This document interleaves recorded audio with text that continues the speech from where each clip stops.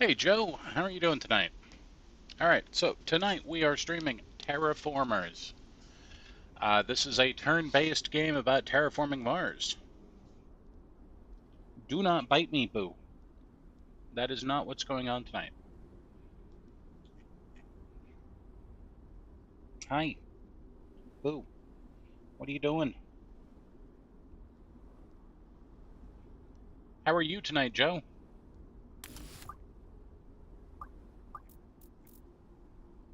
Do not bite me. I know you're thinking about it. Don't do it. Tired, but okay. Good. You know, we are gonna go with... Okay, come on, boo. Come on. Come on. Come on.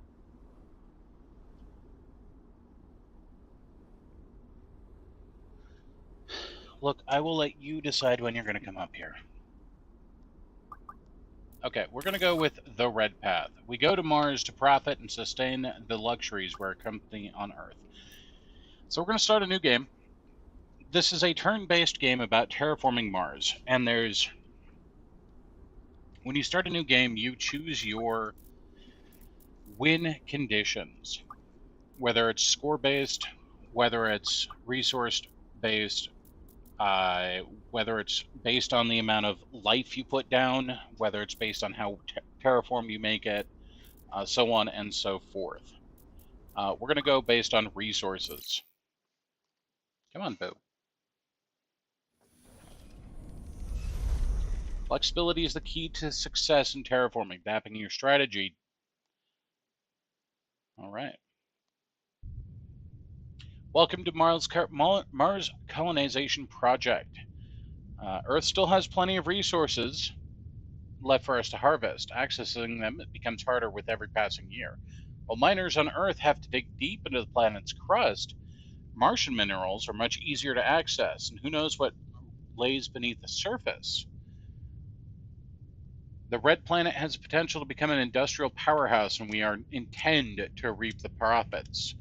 With the Martian resources at our disposal, we can sustain the luxuries our race has become accustomed to. Earth has sent resources to get us started.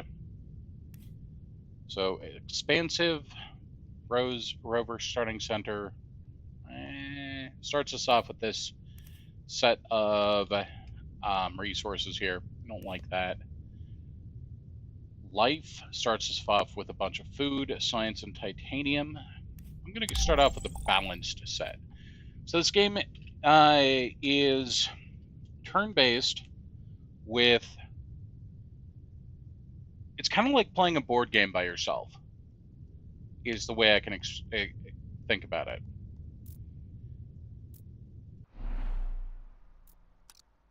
The first thing we need to do is hire our first leader.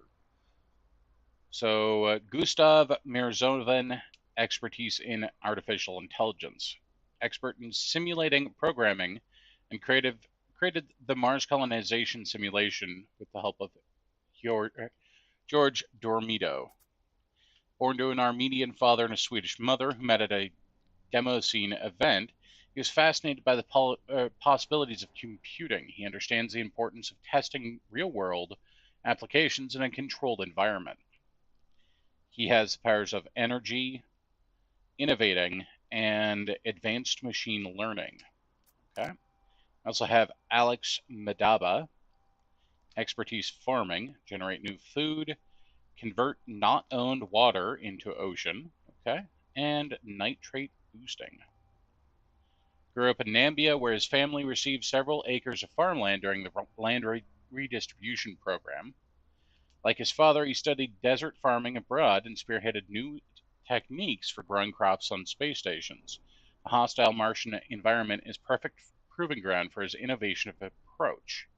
He joined the Mars colonization program with his family in tow to start a new life on the planet.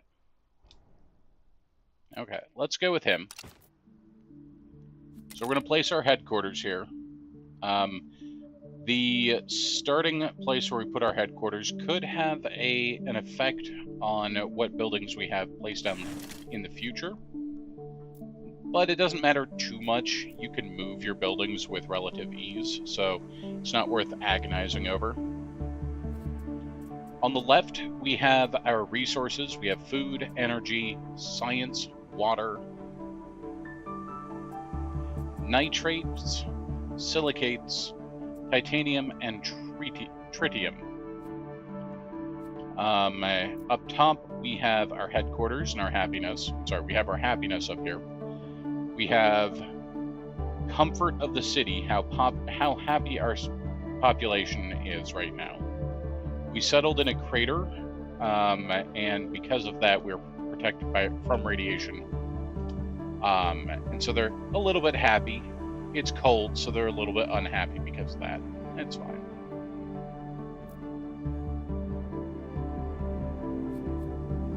With our first turn here, we're going to place down a greenhouse to start generating food. So now we are producing 1 food per turn. On the right here, we have the terraforming statistics. Each time these tick all the way around, the planet is getting a little bit more terraformed. You gonna go up there? There you go.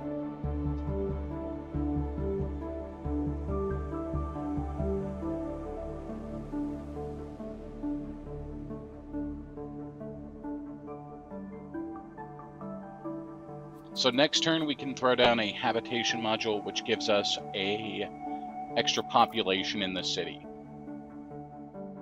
Why you gotta bonk me with your tail, though? Now each turn, our leader can do one thing. He can explore one of these sites. He can use his ability to grow more food, or we could turn an aquifer into ocean tile to get to raise the level of water on the planet. This one is less useful for us right now because we're going to want to get water going on the planet overall as a resource rather than as a abstract terraforming thing. And the first thing I want to do is I want to explore up here. Nothing but red rock covering a flat plain as far as the eye can see. After a bit of cleanup, this will be a perfect location for a large building. Alright, so we just gained some basic resources, some water and some silicates. This is just a barren tile, which is kind of unfortunate, but that's okay. We'll pass the turn. Each turn you get a research, and this lets you draw a new card for a new building. Spending it, resources allows you to decide, allows you to place these. You will sometimes get space buildings, you'll sometimes get buildings to place on the world map, or build in your cities. Tuber farm produces food, Titrium thermogenerator produces power, and laboratory produces science. I'm going to go for tuber farm. And we're going to send you off to explore here.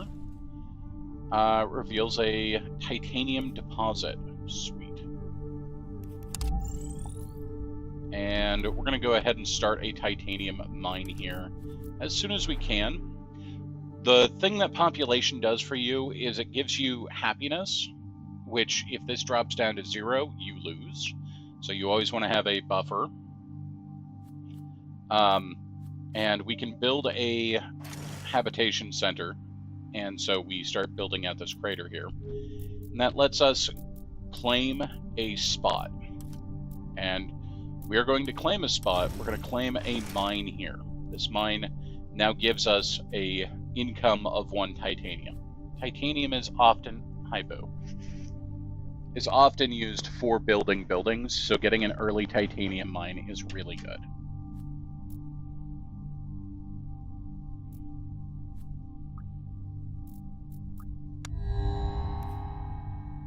The X-Mars Foundation is proposing a large cash prize to push research in a specific field. They're asking us to choose the field according to the most pressing matters of the Martian development. Which technology do we need the most? This gives us a free card.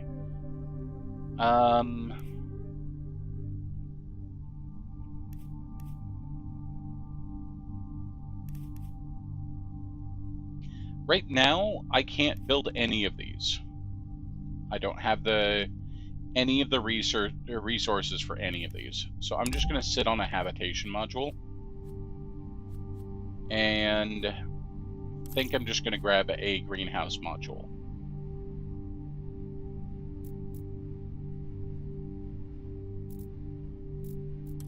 Let's go with explore.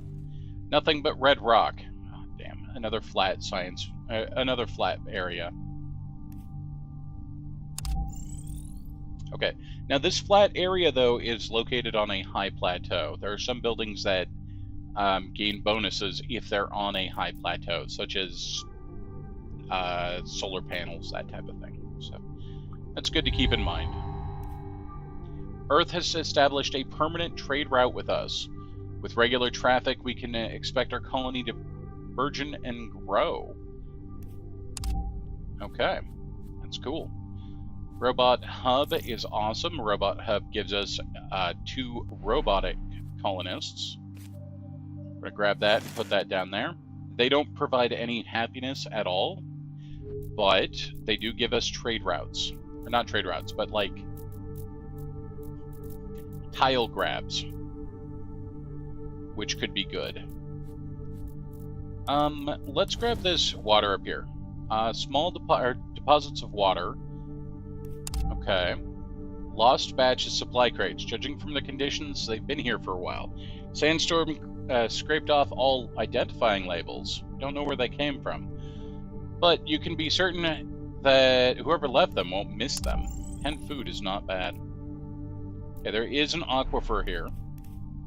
We can put down a mine, or we could extract the water and just add it to the ocean, which would increase the level of terraforming for oceanic levels. I'm not going to do that. What I'm going to do is hold off. Because I want the water, yes. And I will probably set up a mine there at some point. But for now, I'm going to hold off. Hab module to refine. I'll grab the power generator. And let's explore this area right here. Resource has silicates and titanium. 6 silicates, okay. And let's go ahead and get a robot over there, and we'll start mining the silicates so that we get a steady supply of silicates.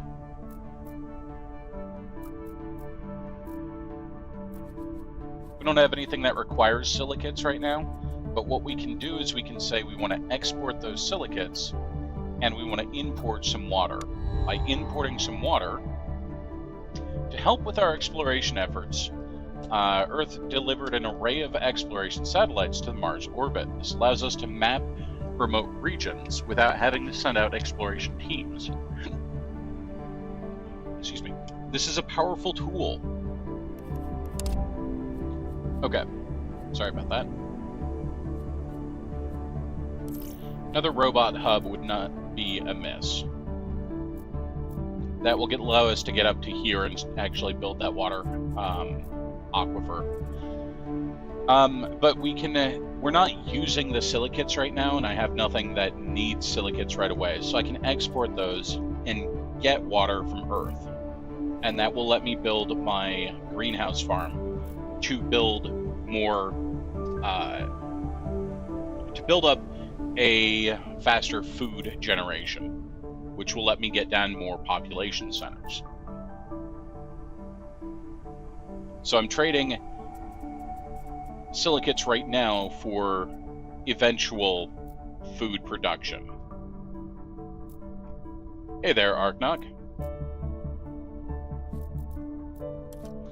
Now we can use this satellite. It doesn't cost anything for us to use. It's just got a 3-turn cooldown. And let's go ahead and use it up here. Our explorers have discovered an ancient volcanic lava tube. It's large enough that we could seal the holes and build a city inside. It would offer high protection from radiation, but there's a lot of debris to remove. We also get some water, and it made people happy to find. Okay, cool. However, if we raise the oceans twice, this area would be submerged. So we need to fix that before that happens. Terraforming. Not in this game, but you never know.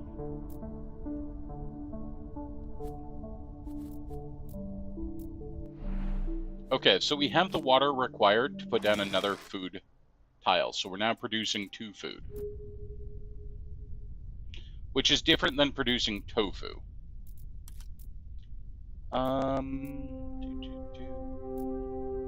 Let's go over here. Discovered a breathtaking geological formation. The winds blowing for hundreds of thousands of years have carved the rocks into rock formations into beautiful shapes. People enjoy coming here. And 10 tritium. Sweet. So this area has sandstones. Your party has discovered breathtaking geological formations. If we take over this area and then set up guided tours, we get 5 happiness per turn. That's not too bad.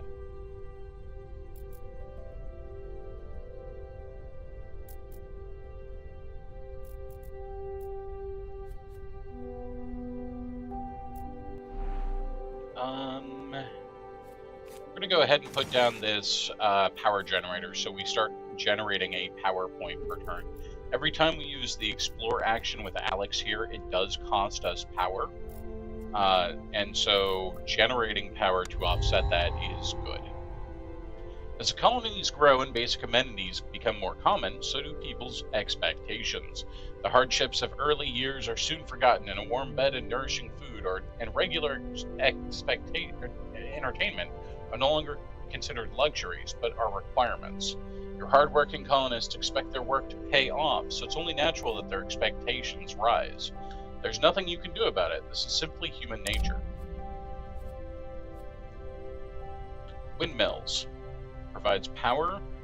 Soil factory provides adjacent food buildings provide additional food. Or Marsha essentially builds houses inside a giant dome. Gives those people protection from radiation. I'm gonna go with Marsha. Marsha. So every once in a while, the expectations will rise, and so we've got to make sure that we exceed the rising expectations.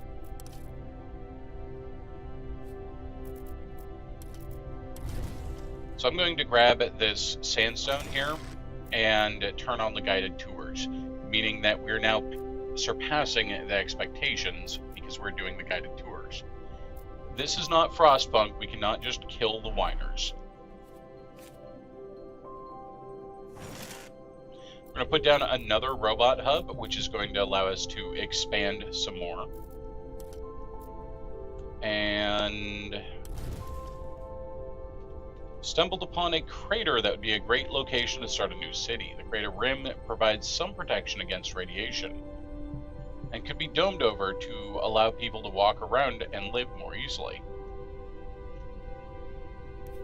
Awesome. And we found more food. Cool. So we've got a crater city here that has a couple of tiles that are naturally obscured, but these give you great natural sites, which give massive population support boosts. So this would be a great city to have just population centers in. All right, fair enough.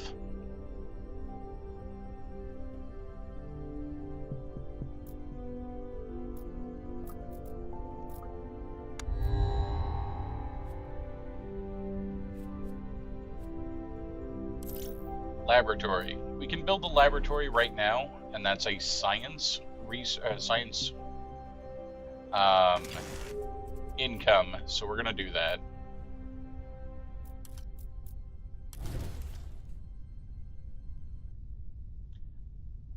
Deposit of tritium and some power and some titanium. Okay.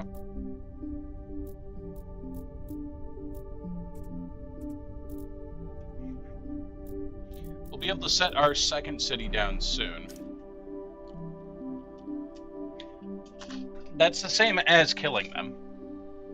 So our first city is going to be the city of Joe.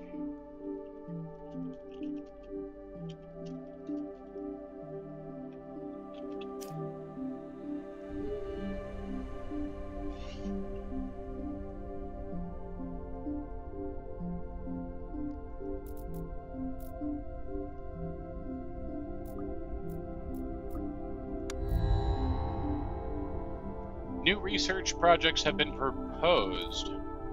Self-learning AI, +1 science for every 4 science you start producing. Okay.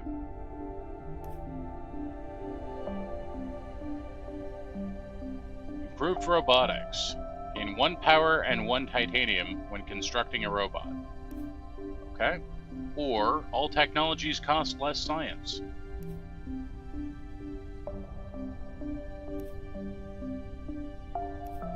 I'm gonna go with robot power.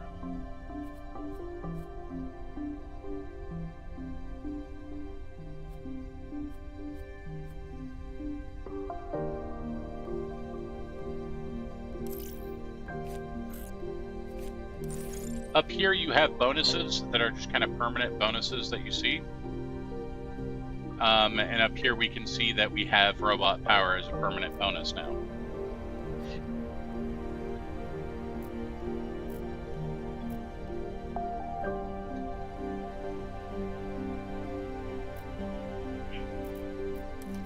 Okay, let's explore this one. Very common on Earth, but less on Mars. A geothermal heat source can be useful on a cold planet, from generating power to heating cities. Okay, so geothermal spot. For 13 titanium, we could get 2 power per turn, or for 8 water, we could just make people happier. I think for the titanium sounds like a much better option. More power, more resources.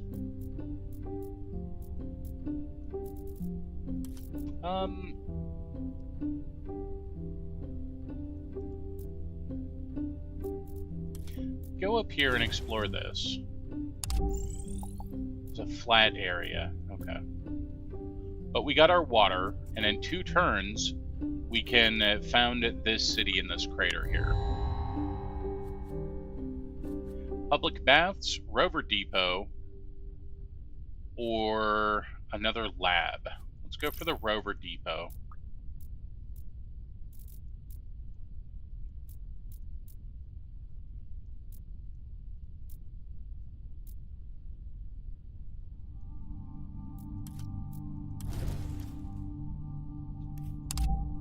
Titanium and more food.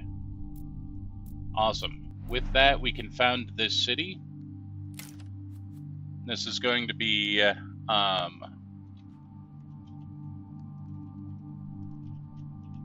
the city of Archnakis.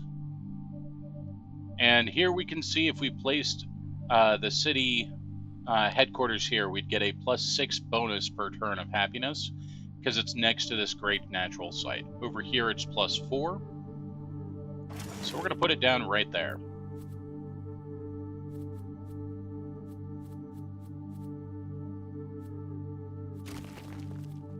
And then we'll put down the road paver depot for paved roads to give us 3 tiles to claim for absolutely free.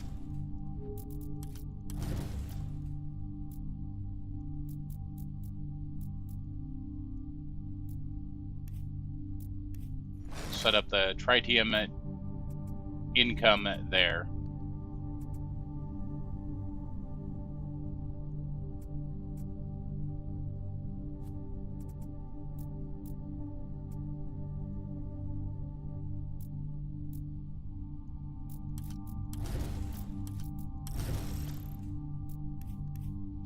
And we're going to want to get a water mine. So it's a water mine. We're going to want to get a well set up here as soon as we can. Okay, marks the beginning of a new term. So our leader is retiring. Alex is retiring. So we've got Tyreek, grew up in war-torn Syria and is well aware of the fragility of peace. Following an illustrious military career, he became a private security contractor concerned with providing protection for civilian population in war zones. In time, he grew tired of violence around him and decided to join the Mars colonization project as a security expert to help create a new society that can prevent conflicts before they break out. He believes that an ordered society with strictly enforced laws and a strong judicial apparatus can never give rise to violent outbreaks as long as the system itself is kept free of corruption. Having spent his life at war, Mars offers him a chance at peace. So he has a water boost for every 3 water you start producing, you get an extra free water. He has police station. It's a free building, and it gives +1 comfort of living and overwork. Select a city, it produces all of its resources a second time. Or we have George Demetrio. Extensive use of 3D printed models revolutionized architecture on Earth. His method of building high-density apartment complexes and arcology from fiber-reinforced polymer modules offered the perfect balance between flexible and easy maintenance. He came into the field of architecture through his passion of designing complex 3D structures on his computer, and he's never seen without his PC or tablet. His expertise in designing housing modules for regions with harsh weather will be of great use on Mars. So regional buildings cost less. Modular apartments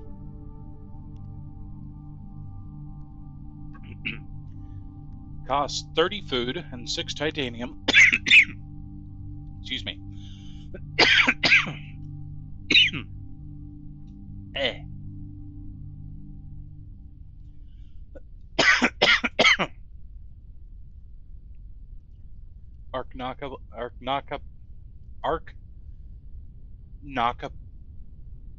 I can't even say that. Arachnocalypse.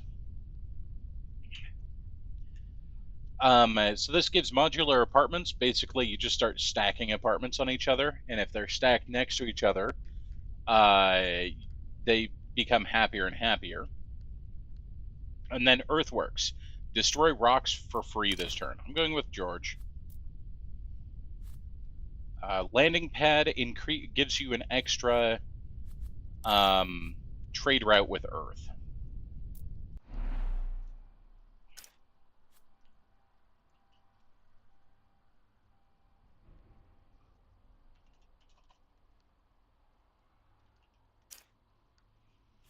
And we're going to use the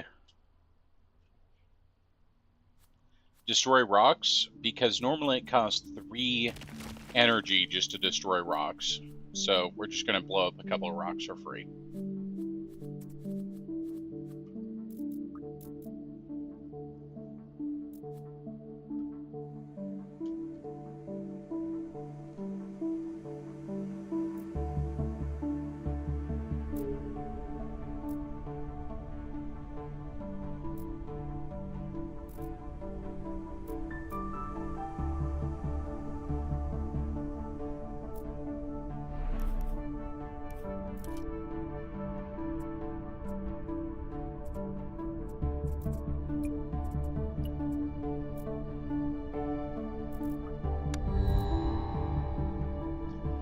Okay, resource support. To increase their prestige, 3 corporations are offering a gift. Each corporation resource package has different contexts, but due to logistical consideration, you can only accept 1.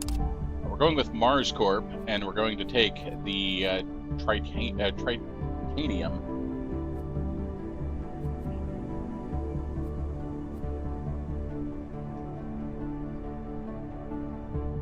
Rover Exploration Center gives an exploration action. Alright. Cool. Let's go ahead and plop that down. Put that down right there. That's an exploration action.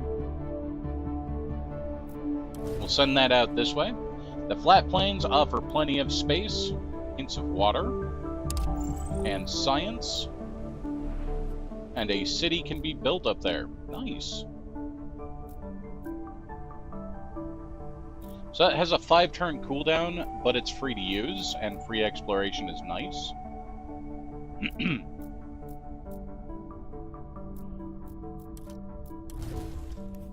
5 nitrates, also nice.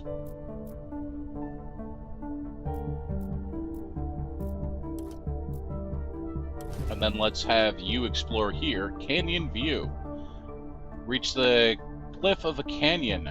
The view from up top is breathtaking, and this would certainly be a landmark tourist destination for any city with access to it. Okay.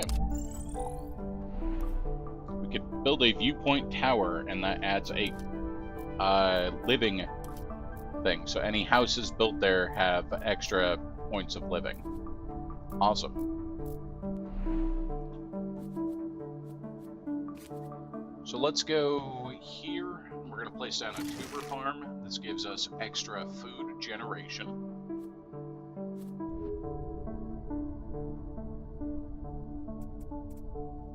And we're going to trade the food for the tritanium now.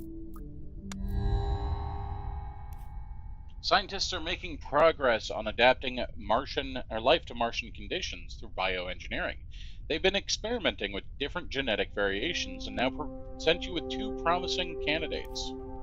We have Cyanpitha, requires -2 temperature, and provides 1 atmosphere per turn and 1 oxygen per turn. And Dinococcus, which provides 2 atmosphere per turn, but requires a minimum temperature of just 0. I prefer this one because this one gives us oxygen and atmosphere. Let's go with that. It also gives us the bacteria spreader, which is the building that lets you make the terraforming. Also going to grab the robot hub.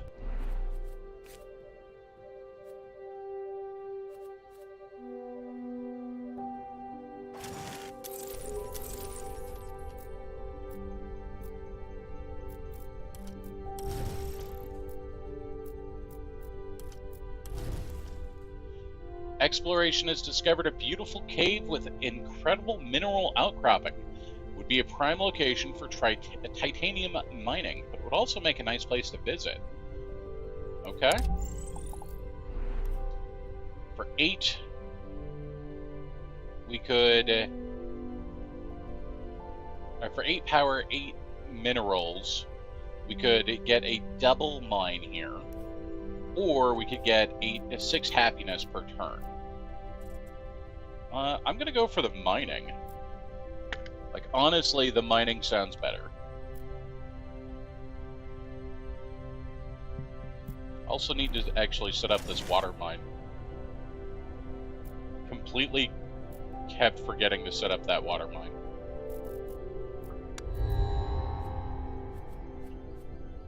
Cultured meat labs.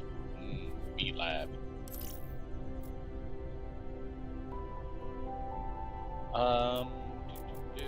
Go up here.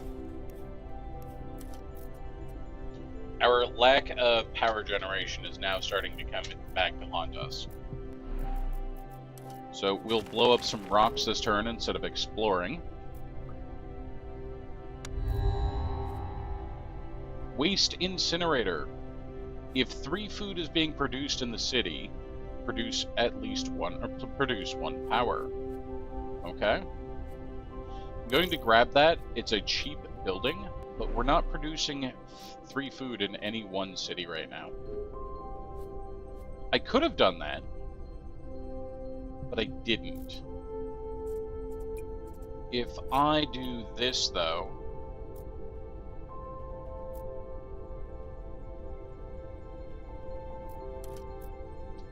give me here. Plenty of space for a large city, but lacks protective geological features. Okay, fair. We have some nitrates. If we get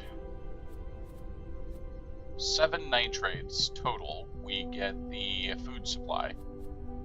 And we can plop that down in Joe City. And then we can put down the waste incinerator, which would get us more power overall as well.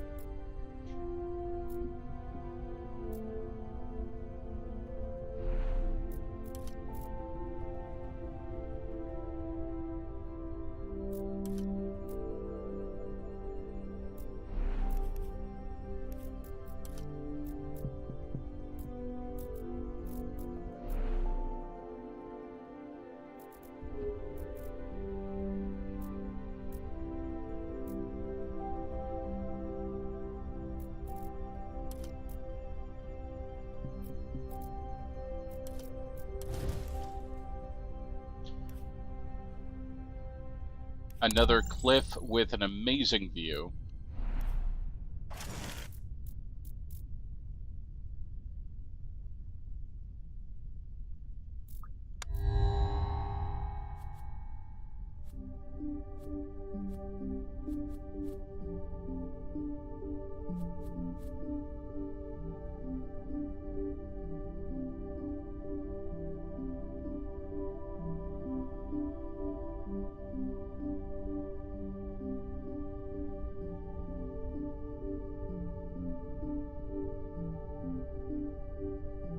Expansion Hub expands the city to all explored adjacent land tiles within 1 distance. Alright. The school is nice because it gives you a science, and any houses nearby give you an additional 2 happiness. So if we go here, and we were to put the school here, it would give the headquarters an additional 2 happiness. We just move the robot hub to somewhere else.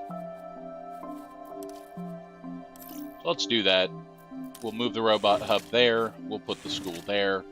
We're now getting an extra science per turn, and the robot hub will just be down here. And that's fine.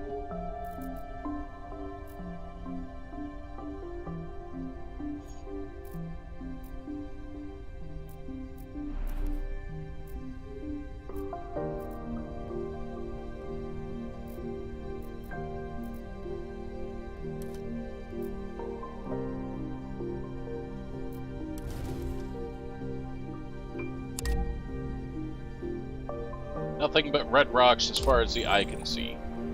We did get another flat area. Unfortunately, this is very far away from any of our current cities. But we did get enough nitrates that next turn we can build that food. Okay, 2 turns from now we can build that food lab that I wanted. So that's good.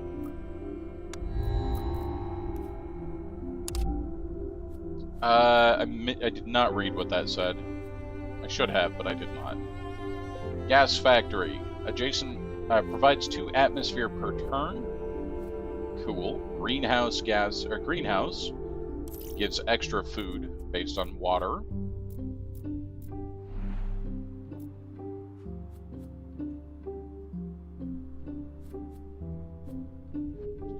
Definitely gonna need to sort out our power problems here. Let's go here. Source of nitrates. Awesome.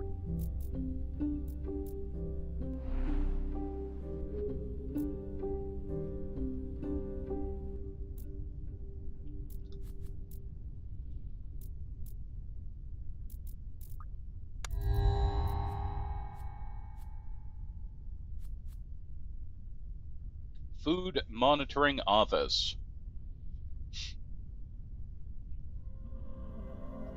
1 comfort of living for every 4 food produced inside the city.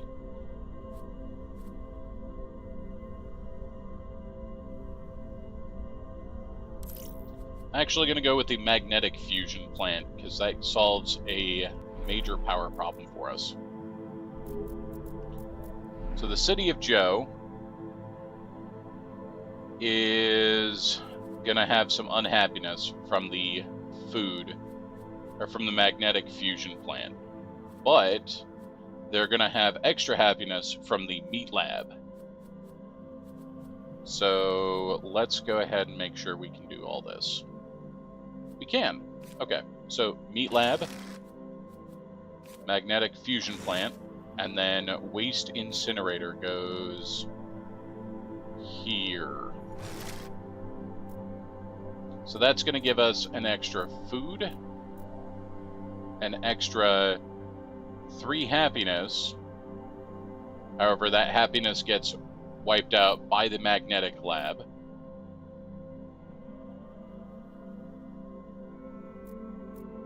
And then we get 3 power. That's a 3 power swing and 1 power. 3 power swing and 1 food, sorry.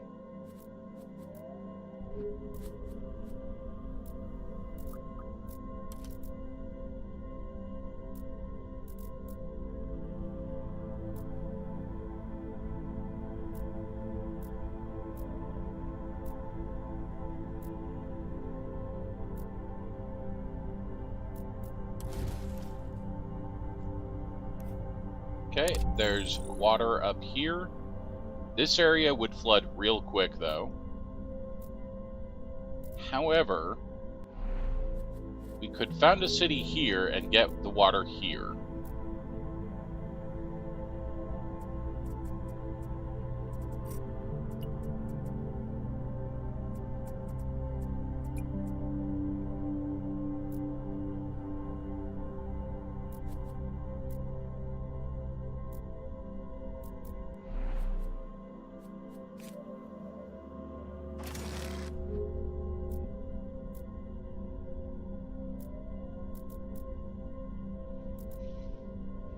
With 1 more food, we can found a city. Oh, no, never mind.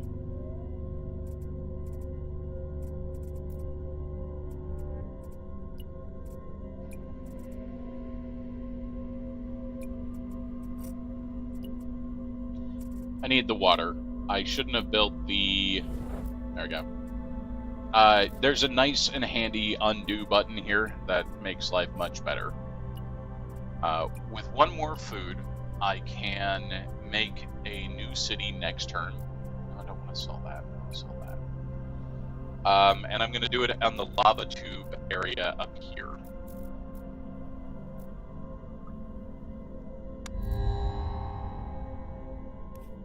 The storm has ripped through the city of Joe. Uh-oh. Let's grab the robot center.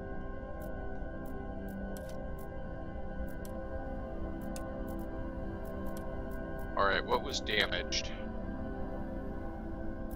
Oh, the guided tours were damaged. Alright, repair that. Going to... Oh, no.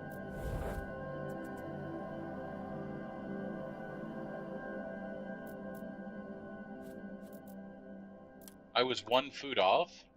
Damn it. Alright, yeah, repair that. Heck.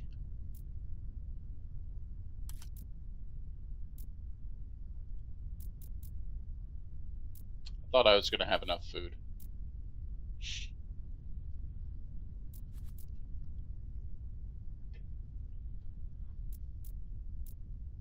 I would have had enough food with the greenhouse being built, but I wouldn't have had enough water.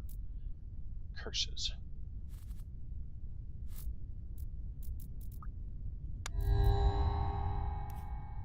Making progress on the bioengineering. Methanogen or radiums.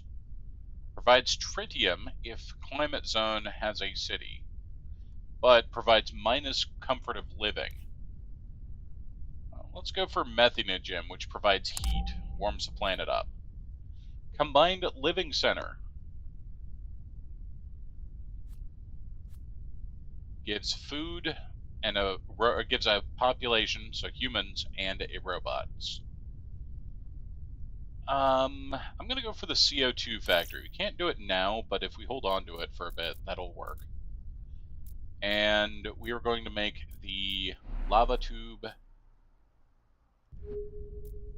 Heck.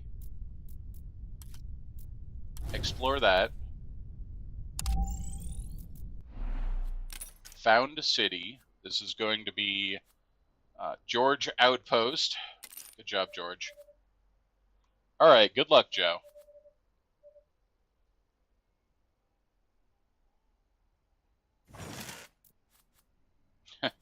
And can't really do anything else here. Not this turn, anyway. But that's George Outpost.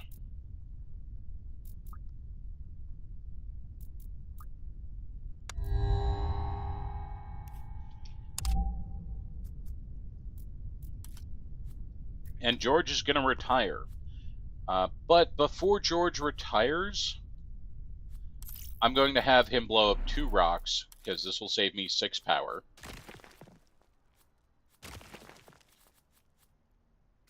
And that way I can throw down a robot hub.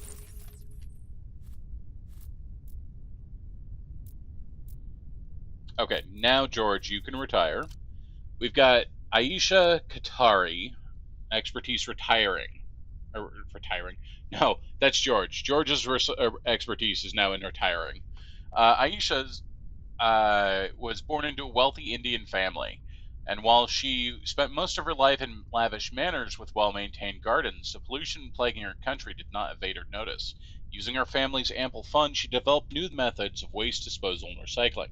Her first recycling plant was a great success, and the raw materials extracted from garbage heaps came into high demand on the market, as they were much cheaper to procure than those deep within the Earth's crust. She fully embraced the title of Trash Princess, adorning her body with pieces of jewelry made of recycled gold. Her advanced recycling procedures would be a great help in making the Martian industry more self-sufficient. She has recycling. Removing a rock produces 1 titanium. Convert resources. Convert 3 silicates into 10 titanium. And sewage treatment center for free. If a city has 4 population, gain 1 water. Okay. Or Miriam Fade. If you produce 4 new power, gain 1 extra power. We get Drone Hub. It's a free building. And she can build 1 per turn.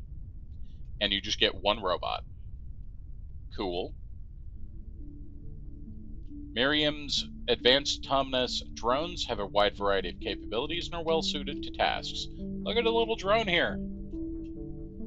While she enjoyed Grandpa's Tyreek's war stories and listened intently to her father's recitation of the Quran, her favorite tales were of Arabian tales her mother read to her before bed. The ancient stories of brass automatons and strange machines kindled her imagination and ignited her passion for robotics. Her innovative designs earned her reputation as the Red Planet's leading roboticist. Her colleagues are somewhat bemused by her eccentricity. Still enamored with the ancient proto-sci-fi of her youth, her robots' designs feature elaborate arabesque decoration and humanoid or animal life forms.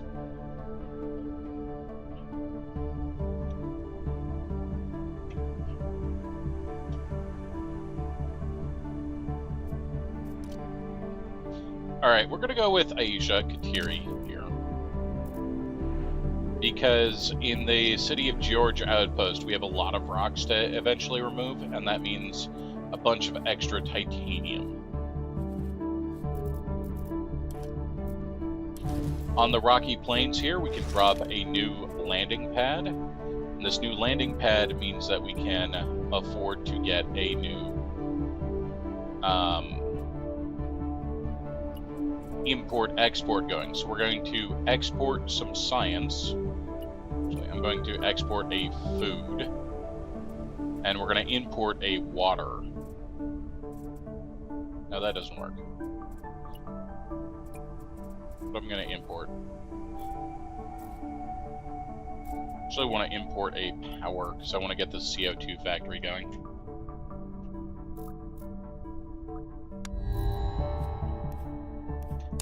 More rising expectations. That's fair. Android hub. Yeah, that's fine. Hey there, Hiro-san.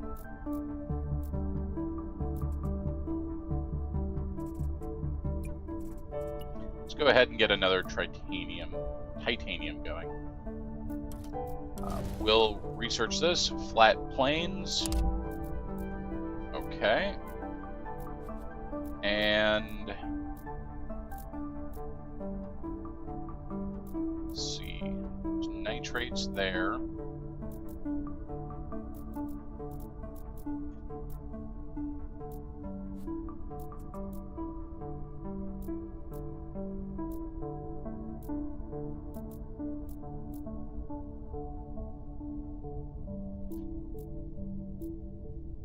Let's go with a exploration there. 4 silicates. And then for her, we're going to convert 3 silicates into 10 titanium. That's a huge boost to titanium for us. That's going to allow us to throw down that titanium, or the android thing at next turn.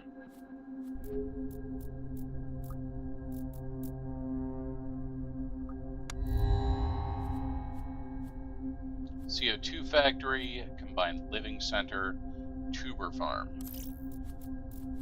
Probably shouldn't go with the tuber farm.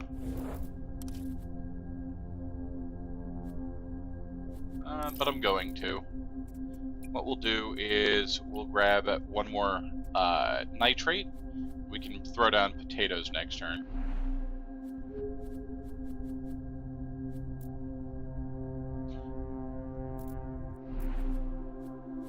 And the Android hub we'll put down here.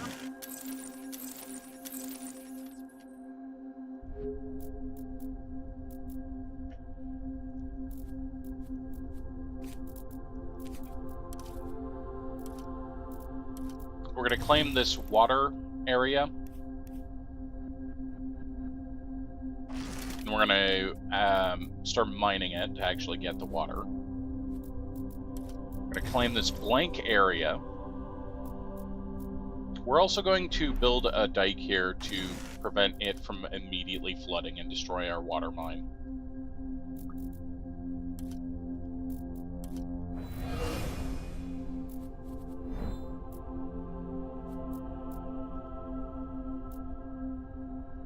And then I'm going to have George Outpost take over this water mine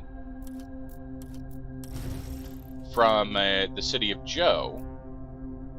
And the reason I did that is the city of Joe was taking a penalty to happiness because it was further away. And when I did that, Joe can get their expansion back, which means I could have them go out to here, or I could have them go up to here for this blank tile.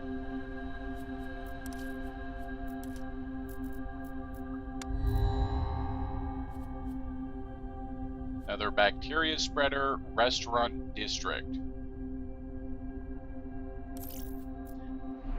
Okay, so the restaurant district is super interesting for us.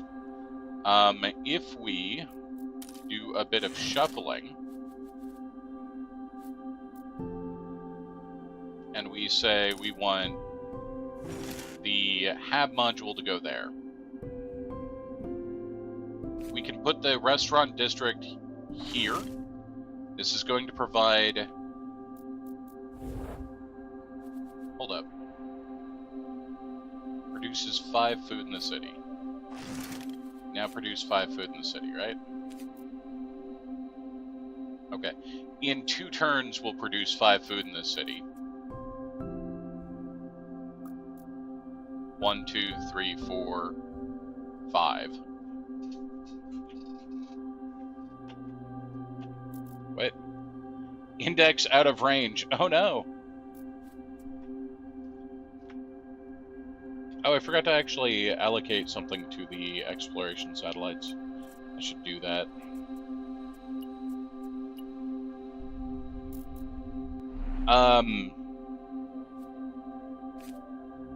I'm going to start, I'm just going to eat the extra food cost here, and we're going to put down the restaurant district. But anyway, this restaurant district provides 3 additional happiness for the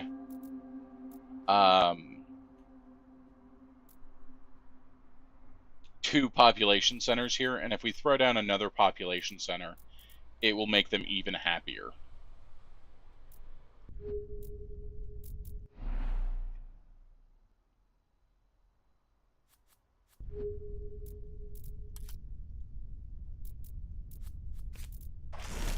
We're going to put down the bacteria spreader, and let's see. Let's start by spreading Cyanthopia.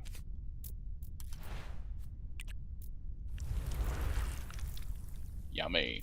That's going to start giving us a atmosphere per turn and oxygen per turn.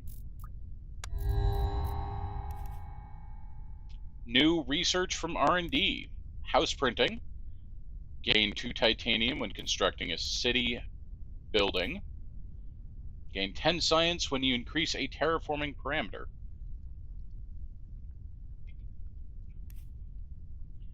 Every unit of titanium that you export counts as 1 extra.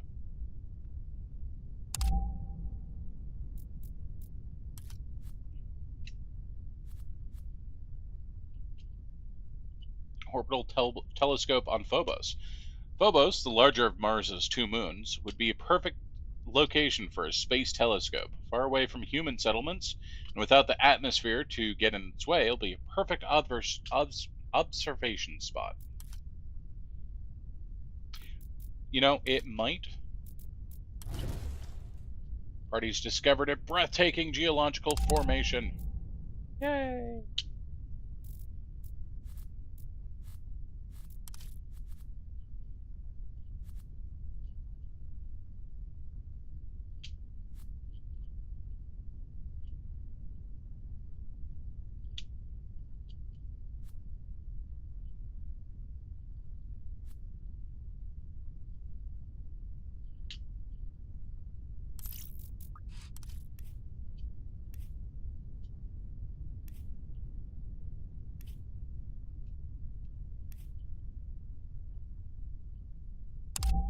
Alright, we'll do terraforming observations.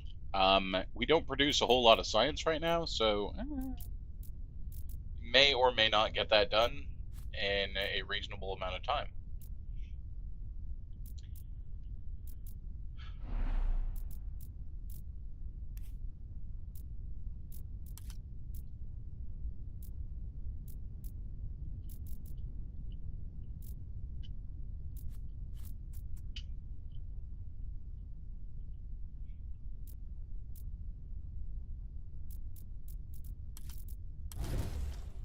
A big chunk of CO2 ice which can be sublimated to densify and warm the atmosphere.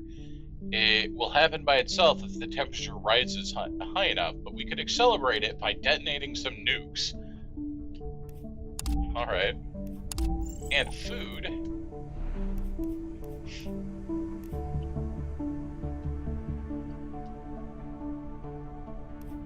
Hey, let's detonate some nukes. It's fine.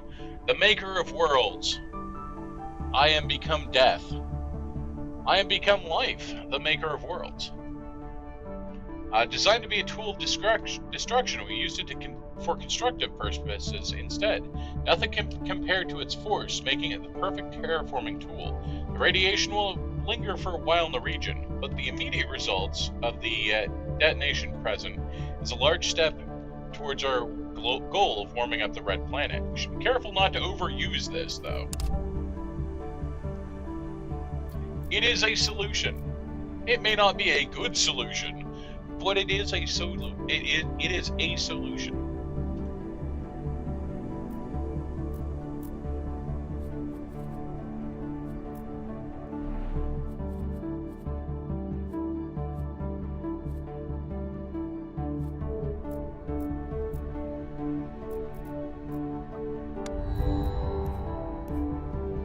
A big media channel is filming a documentary about living on Mars.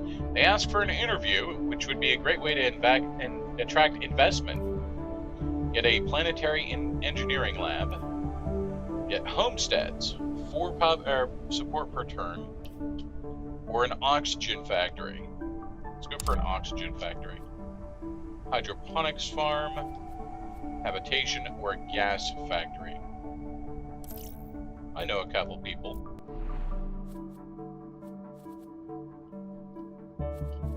Let's put the gas factory underground in George. Next turn.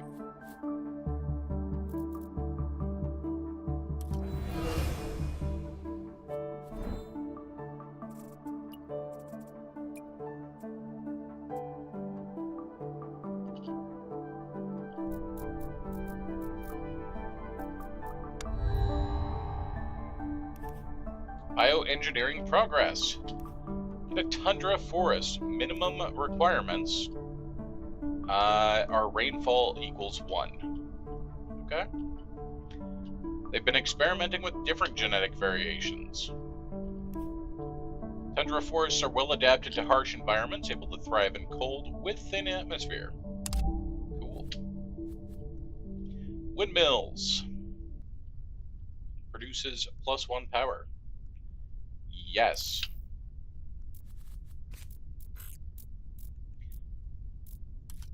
I'm just gonna go ahead and put the windmills up there. I've been saving the spot for solar power, but we never got solar power, so you know what? Screw solar power. Windmills are the way of the future. Damn it. We can also now put down a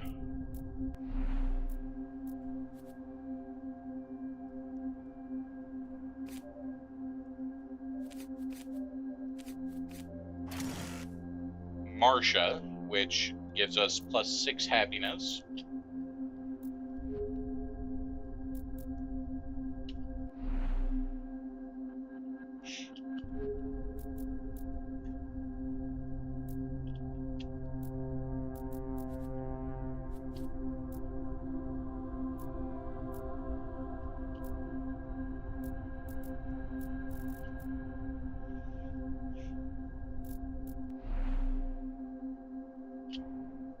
And this city is completely full now, so there we go.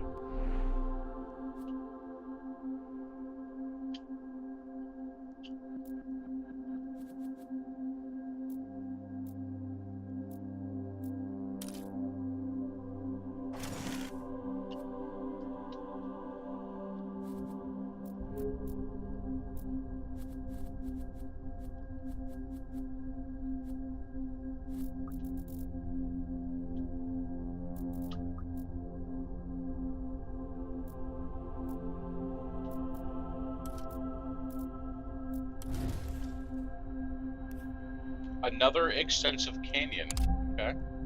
And +10 power just left in some crates. Love it when they leave power in crates.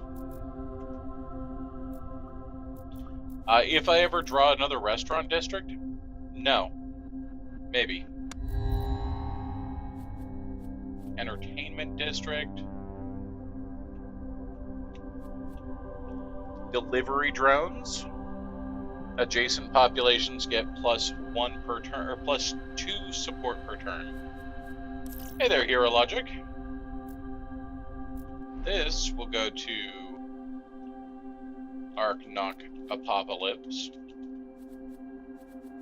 and it will go right there. So I'm planning on putting a house right here, so that will make them double happy.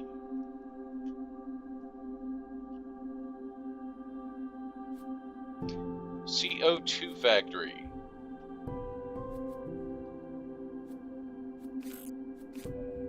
Right there.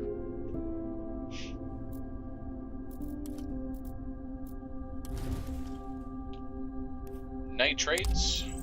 Excellent. And water, nitrates, and titanium. Fantastic. Fertile dirt.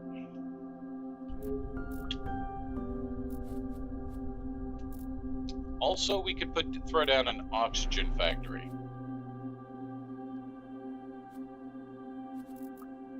Let's do that next turn.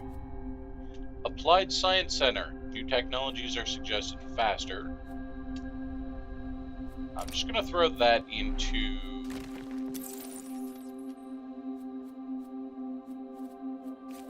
Alright, there we go. So instead of choosing a new card, you can just throw it into Science.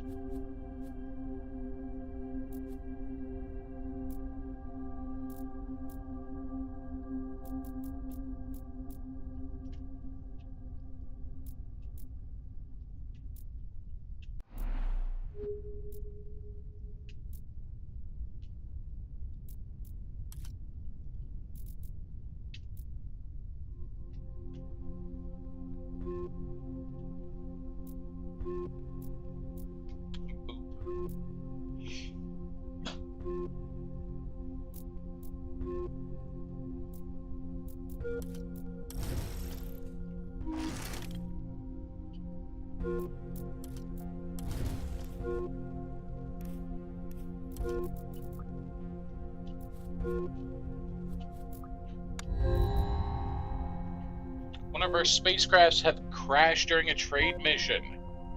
-2 support per trade with Earth. Alright.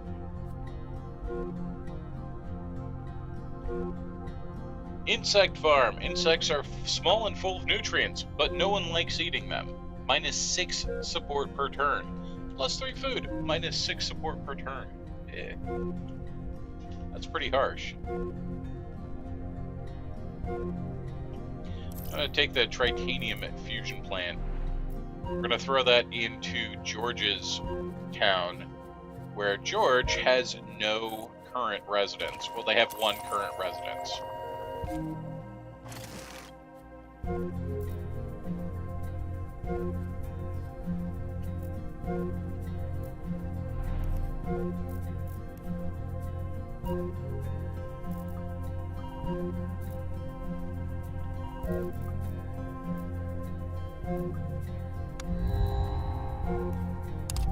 Okay, Aisha is retiring.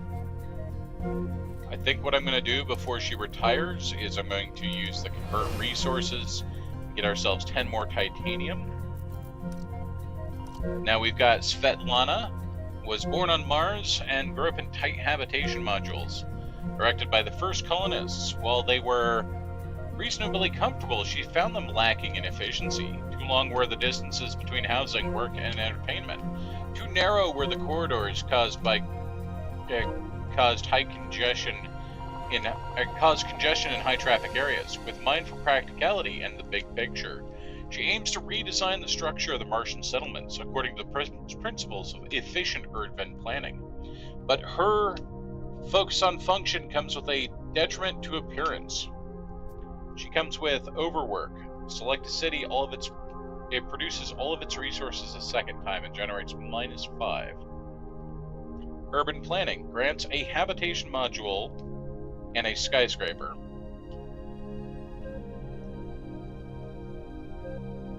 And grants 1 support for every 12th, 13th, 14th, and 15th building you construct in each city. Or Aisha Jaeger spent her youth caring for stray cats and dogs in the streets of Berlin and Istanbul. It's now Constantinople. Istanbul, not Constantinople. It's Istanbul. And is now the chief animal geneticist in charge of adapting Earth's creatures into Martian conditions. Her faithful companion Carter never leaves her side. A hardy breed she designed herself. Her love for animal runs deep, and she prefers to keep the genetic manipulation to a minimum, choosing to let purposeful crossbreeding and natural adaptation to do the rest. With her lovable animal companion, she enjoys quite some popularity among the people. She has genetic modification cold resistance. Reduce the heat requirement of a life form by 1. efficient animal spreaders, and import life form. Propose 2 life forms and choose one. Let's go with Svetlana.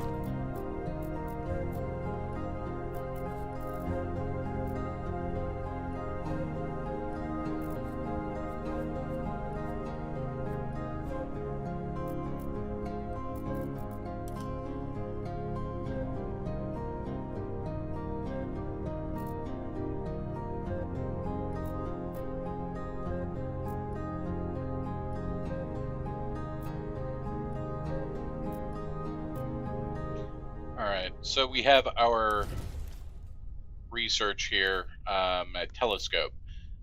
Crater, which could be a great use for a new city. Excellent. Great natural site. Large titanium.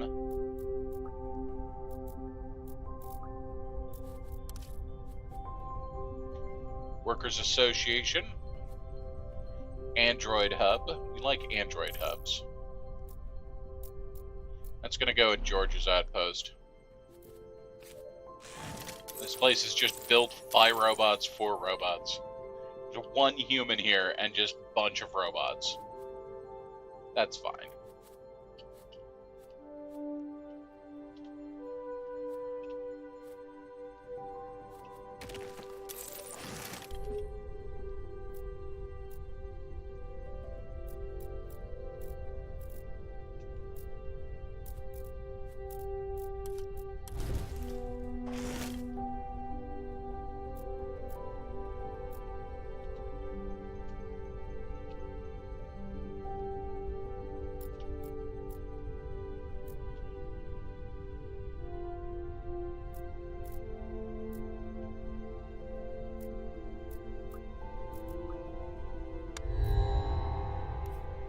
Sandstorm damaged some buildings. Uh-oh. Heck. There goes all of my food. Spaceport. Adjacent cities have extra comfort and +2 trade routes. Okay.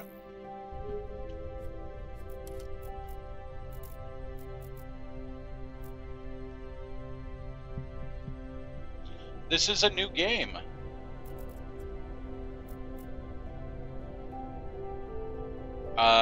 It's coming out of early access, and I was sent a key for it, so I thought I would stream it. And it's definitely got me in that 1 more turn mode.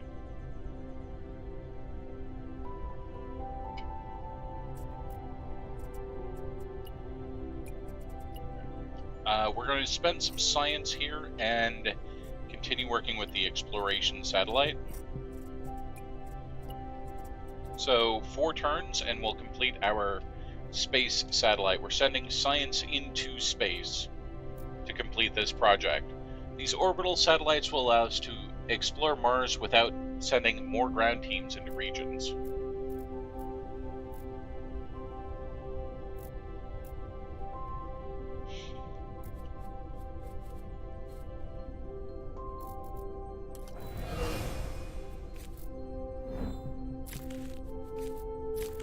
I'm going to use Svetlana's ability and essentially just generate 3 science by generating 3 cards and then immediately trashing them.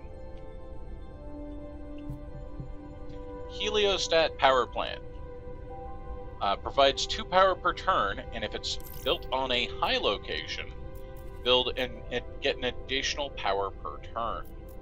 Excellent. Alright, George, we're going to go here. You're going to move this windmill there. We're going to build the heliostat power plant here. And that's going to get us an additional 3 power per turn. Fantastic.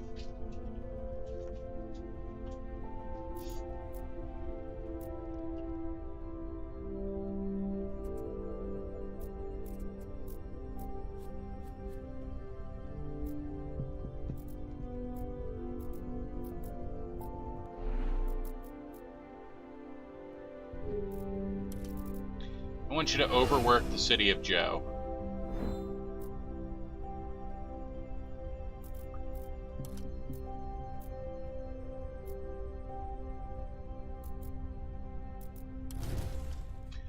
Exploration discovered a beautiful crystal cave. Large silicates. Okay, mine silicates or mine happiness. Reminds me, I never actually exploited this for the titanium. So our win condition here is not to terraform all of Earth. Our win condition is to simply start exporting or have the production of 4 water, 4 nitrates, 4 silicates, and 4 titanium and 4 tritanium.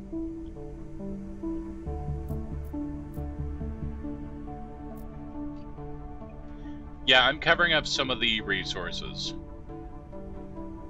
We move down here.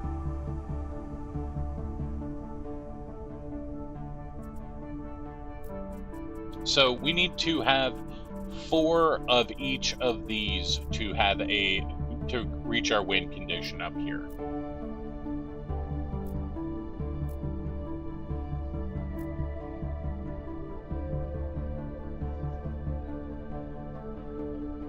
Our fail condition is if our happiness reaches 0. So if we take too long, our people will stack unhappiness, and that would be bad for us.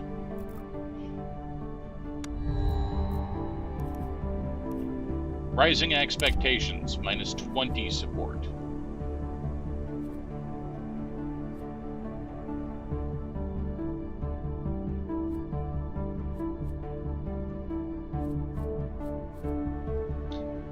Let's grab drones.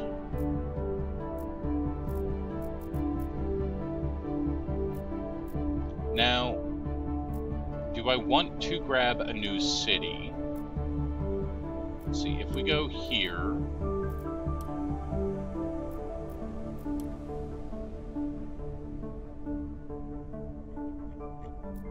Okay, there's not like a city planner. Okay, fair. So I could put a new city down here in this area. This would not be terribly great, as everybody living here would have -4 happiness. 1, because we nuked it. 2, and -3 because it's very, very cold and there's no shelter from that.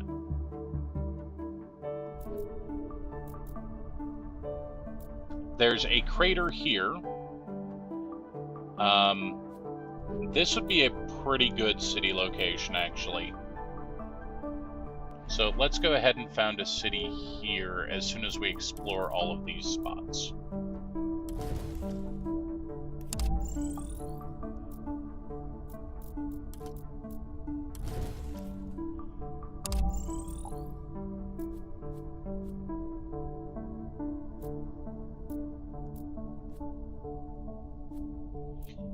This one is in a crater, so it gets radiation protection, which gives you +2 happiness. No, nuking it to warm things up would not make anything better in this case.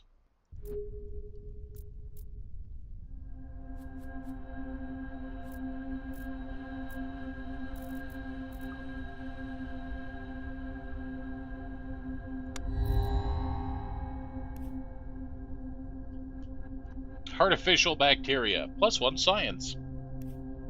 Mediterranean shrubs, that we're never going to get the ability to grab. So let's grab the artificial bacteria. Roboticized laboratory, +1 science per 3 robots in the city. That's great for George's city. Excuse me. George has 7 robots in the city already, or 8 robots in the city. And I can put a 9th robot in the city, which means that this place is providing 3 science right now. There we go.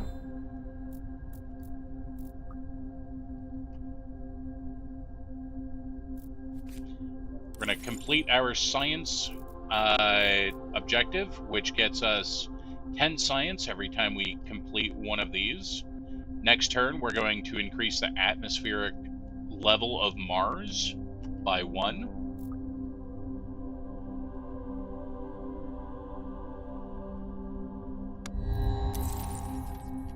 Terraforming efforts are paying off, and the latest scientific analysis shows the atmosphere level has reached a new stage. Mars's atmosphere is becoming ever more comfortable to live in. Plus 100 support. Fantastic.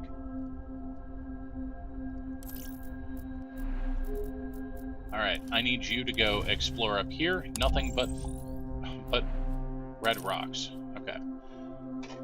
New York.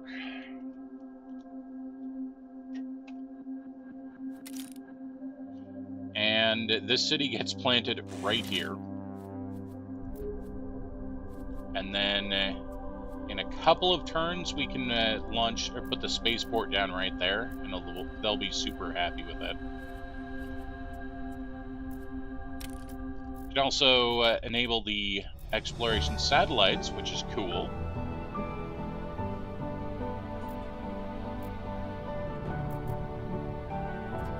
And now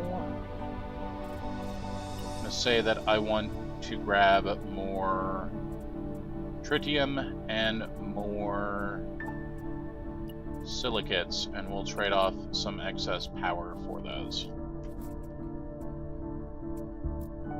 Actually, I want more food. Give me more population centers, please. Geothermal spot. Actually going to build the spa resort to give me more happiness. So in a couple of turns, we're going to build another habitation module and plop that down here, and that will make Arknock City even happier.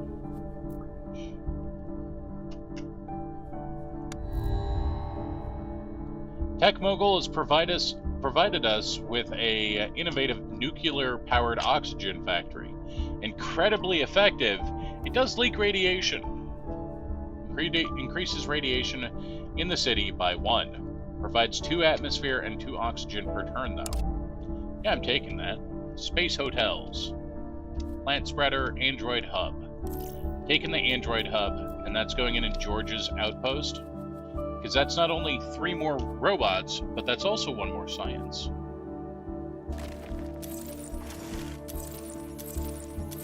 And we can plop this nuclear oxygen factory once we have the tritium into George's outpost.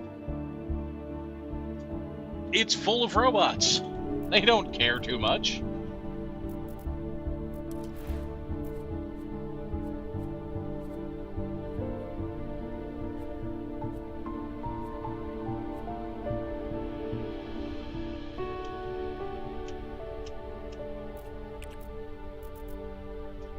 Okay, let's go ahead and drop some bacteria over here in Arabia Occidental. This particular set of bacteria is going to start raising the heat level. So we've got the Borealis Major has cyanophyta,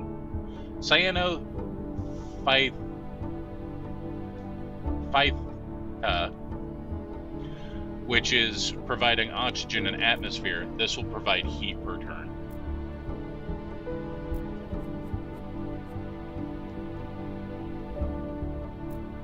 And New York.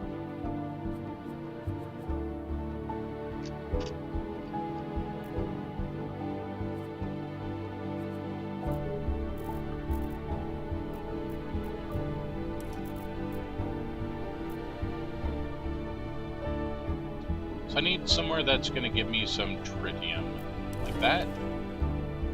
Stumbled across a crater where a meteorite is still visible, normally pulverized on impact and entry, but this one is rare, perfect combination of entry, speed, angle of attack, mass density, and ground composition. We should study it.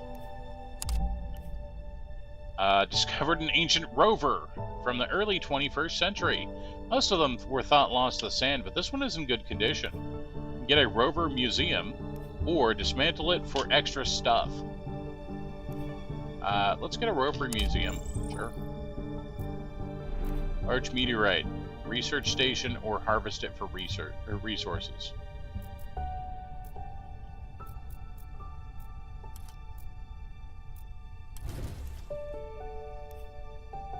Alright, 6 tritium over here. Nice. The 6 tritium is going to give us nothing at the moment, but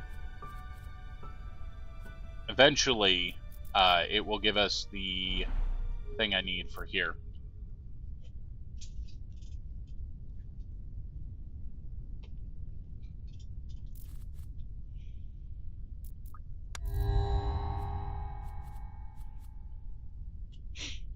Gas factory. More atmosphere per turn. Yep, that sounds good.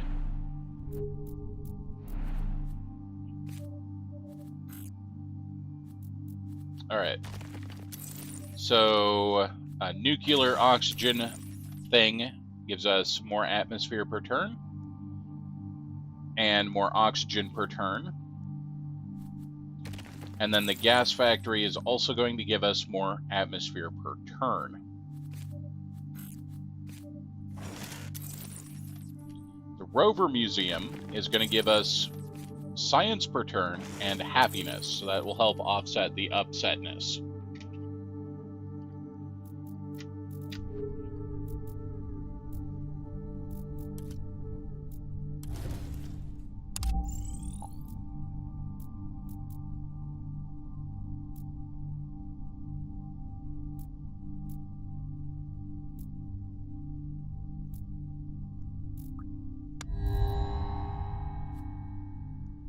Soil factory, heliostat power plant. I'll take the heliostat power plant. Okay, I want to build more habitation modules in Arknog, but I need at least one city center here for New York, so that I can build this spaceport.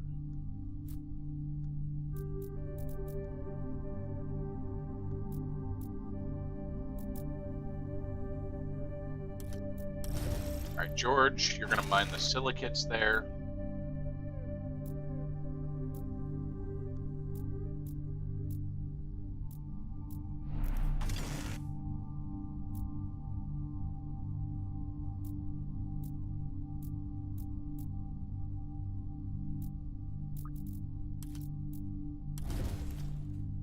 Found another crystal cave. Okay. So we're getting close to having 2 of our achievements fulfilled here. We need 1 more silicate and 1 more titanium. So that's cool.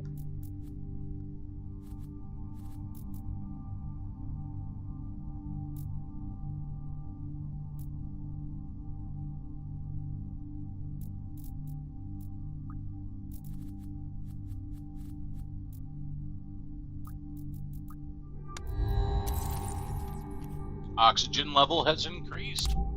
Excellent. Hospital. Exploration satellite or robot hub. I'm taking the robot hub because I need more new York.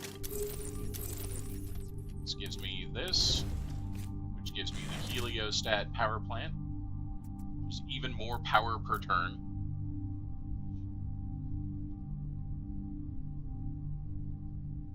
Welcome back, Ash. And let's explore that. Another gigantic crater. Cool. So, show me. Okay. Damn. Hey, look, toe beans.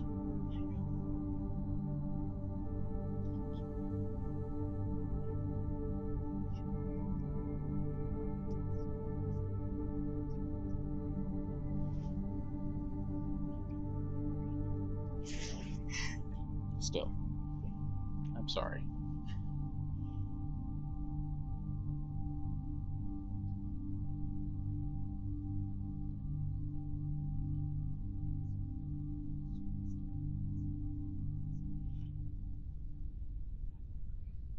That's hard. Yeah.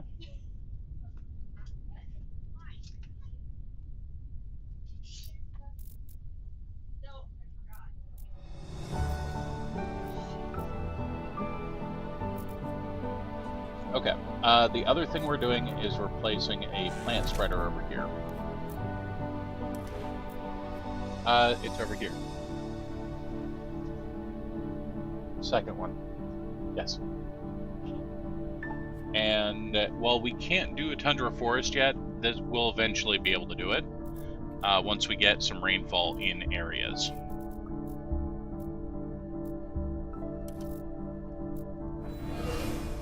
Ark-Nok Apopolis. We just got some extra resources from it. And it's an election year. Svetlana is retiring. So now we've got Hong Tao, expertise in trade. No. Thank you. Owns a major business trading and construction in materials across the globe, steel, wood, polymers, and prefabricated housing modules. All designed by the influential architect George Demetrio. Well, we have George City because we had George as one of our leaders. He realized the economic potential of a Martian colony early on and invested heavily into expanding the infrastructure of the interplanetary trade. Since he is intimately familiar with the workings of the market, his leadership would be highly advantageous. So he provides solar roads, gain 1 power per every new expansion tiles, or ocean tiles. Okay, trade centers. Gain trade for every robot, 3 robots or 3 humans. Cool. Industrial lobbying, gain just 2 of resources. Or Yagrav Varman. The teachings of Yagrav claim mankind's origin lies beyond the solar system. The closer one gets to the edge, the easier it is to attain enlightenment. He has attracted many loyal followers to his cult, the Brotherhood of Stellar Origin, whose adherents are more than willing to settle in the new Martian colonies, for Mars is closer to the stars than Earth. Technically, Mars is further away from the star. Technically, his ability to attract new settlers is invaluable, and he is immensely popular among his followers. But some citizens are worried that electing a leader with such outlandish beliefs might harm their reputation. I roll for Space Preacher. Yay, Space Preacher. What does he get us? Stellar Origins, gain 10 support for every 10 new resources that you transport towards a space project. Astral Temple. Must be built on a planet location. Plus 5 support per turn. Plus 4 if placed on a high location. A temple with a large planetarium and a telescope on the roof. Designed according to the ideas of Yagrav. Only by reaching for the stars can you grasp enlightenment. I mean, that's a really good building. Gain 10 support per population. I mean, his stuff is pretty good. But also, like, Trade Center is really good, too. I'm with Trade Center. Applied Science Center. Artificial Magnet. We're going to go with the magnetic field. And let's go to George's Outpost. We can only build 1 more building. But that building is going to be a trade center. And it gives us 4 additional trade options, which is kind of crazy, given that we only had 2. It's a pretty good turnaround.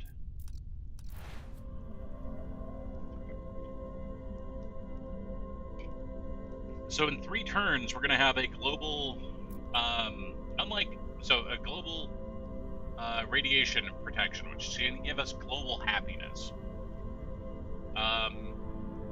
Unlike Earth, Mars does not create a magnetic field of its own to shield itself from cosmic radiation. If we manage to create one, it will provide us with a high level of radiation protection. Nice. Canyon view. Alright. Go here and set up a mine, and that has reached us with the level 4 titanium mine that we needed. Cool.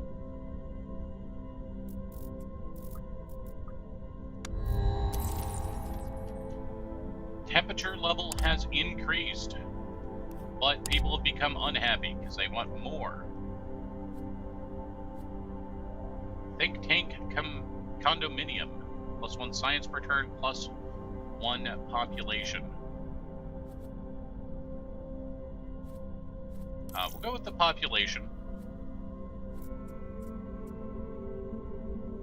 Could be good for Archnopolis. We're going to put down a new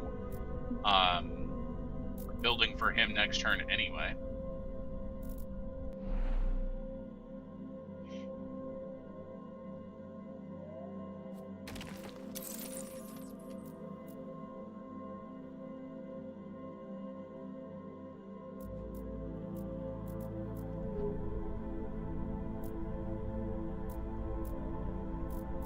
Alright, let's do an explore over here.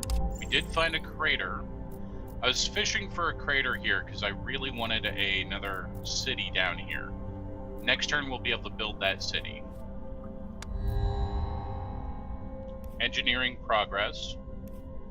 Get penguins requires 2 oxygen in an area. Okay, fair.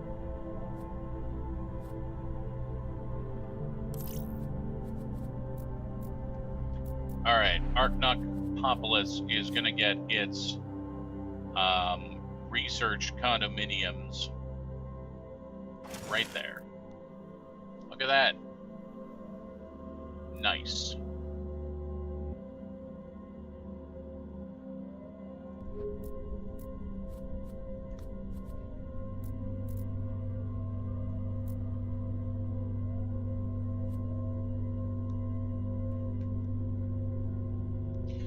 No, I was given a key for this game today.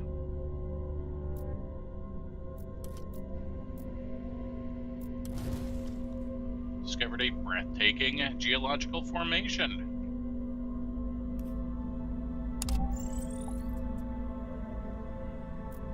So we do want to set up a city here as our next setup.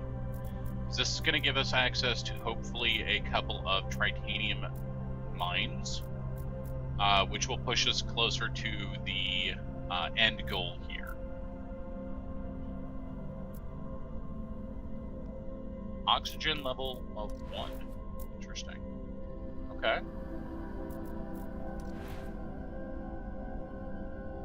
Oxygen level of 1 it means that we're only 1 oxygen level away of putting penguins in Borealis Major.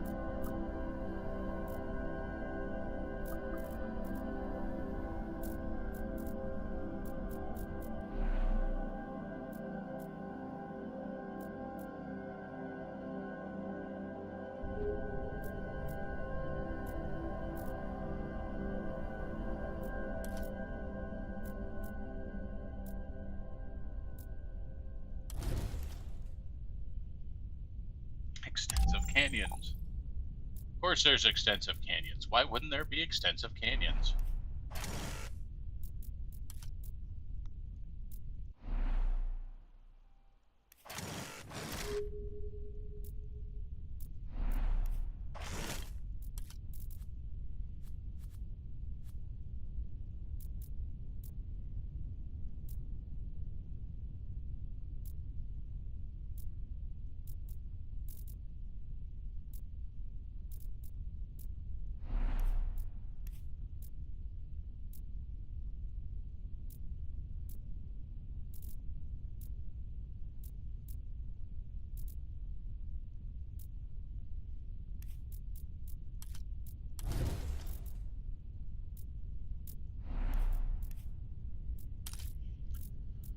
going to move the plant spreader up here.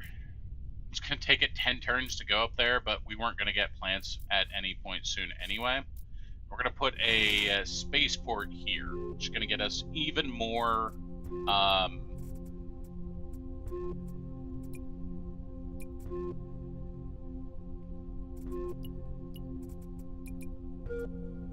trade.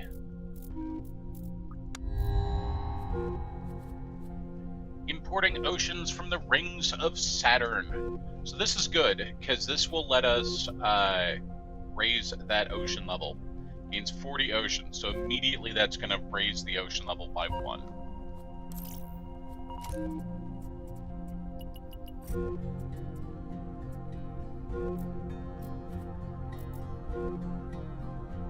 And I'm going to throw 4 trade into that. So every turn we're going to lose 4 titanium. We gain 4 titanium every turn, so it's a wash.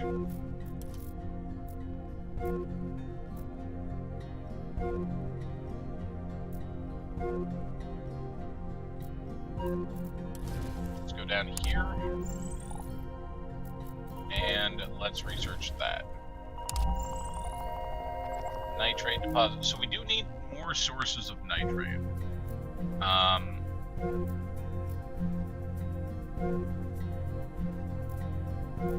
Even if it means that we expand to a city, an area, it's going to generate a little bit of unhappiness to make a mine of nitrate.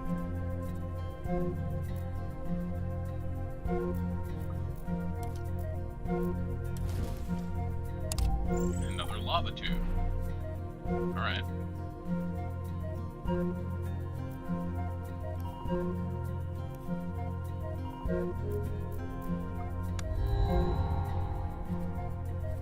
Marcia exhaust processor. Silicate for every 3 mines owned by the city. Hydroponics farm. Food per turn. Okay. Just another housing.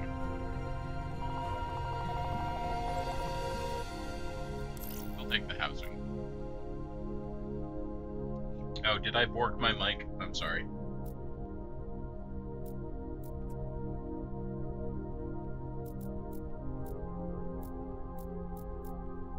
You know, I actually lied. I'm going to take the food per turn.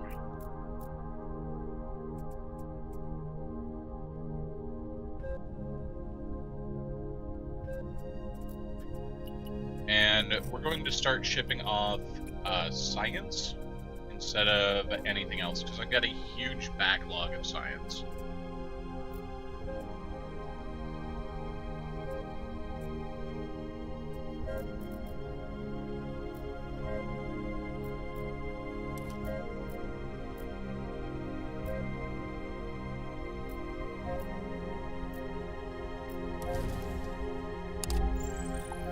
A large aquifer. Okay, large aquifer is actually pretty good. That can get us to water. Rising expectations. Import tritium from Mercury. Naturally occurring tritium is so rare. Procuring it from far off Mercury could be profitable. All right, cue that up.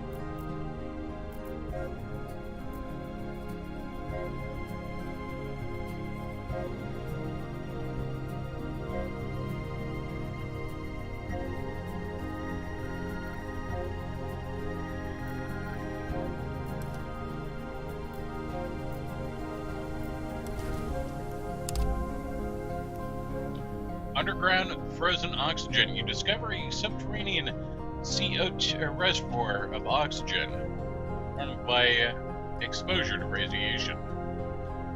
Okay. Cool.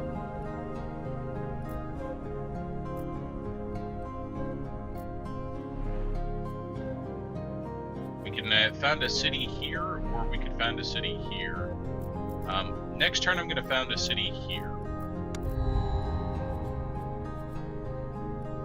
Methane from Titan. Let's go with Development Center. And found city.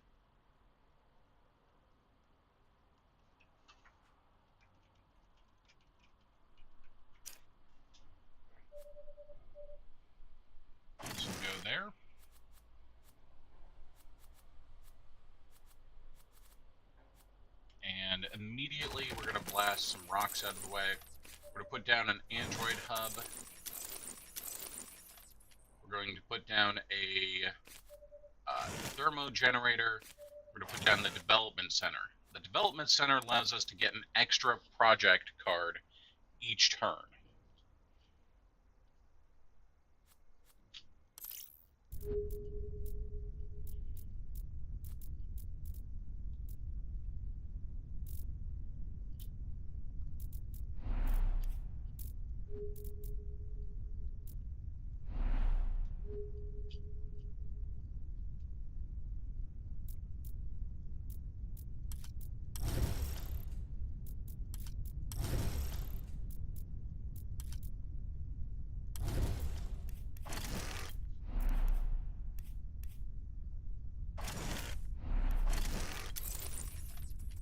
Okay, so we've now reached our goals for nitrates and titanium. We're 1 away from silicate and 2 away from water and tritanium. Cool. Silicates will be reached next when we get this. So that's within our grasp.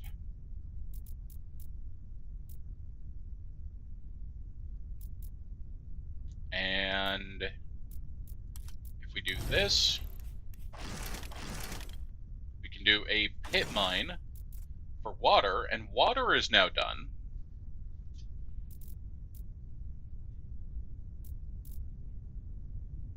So now we just need silicate and the green stuff, and we will have won this scenario. Which, the green stuff's a little bit difficult, but if we do import from tritium from Mercury, we'd have that.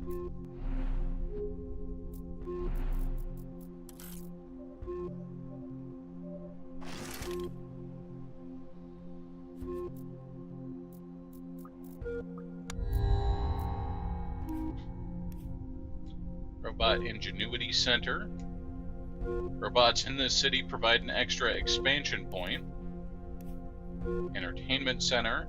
Adjacent population provide 3 support per turn or an animal spreader. Go with the Robot Ingenuity Center.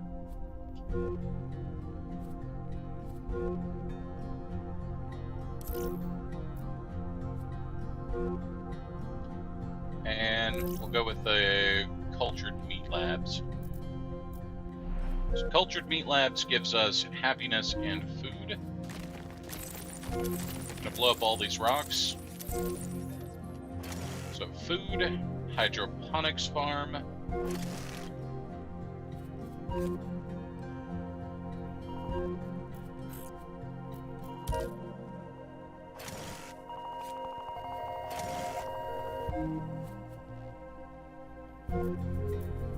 And if I go up here to George's outpost, I can do something kind of dumb. And double the amount of tiles that George's outpost could have within their reach. And the reason I say that would be kind of dumb is George's outpost can already reach 7 more tiles. I'm already not using that, right? So it'd be dumb to do, but it would be kind of funny to have 14 more. No, I'm sorry.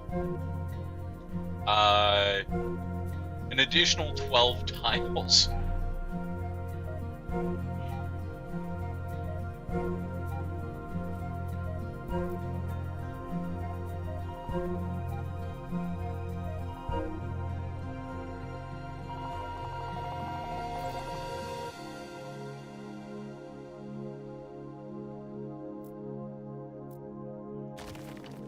I'm gonna do it because I think it's kind of funny.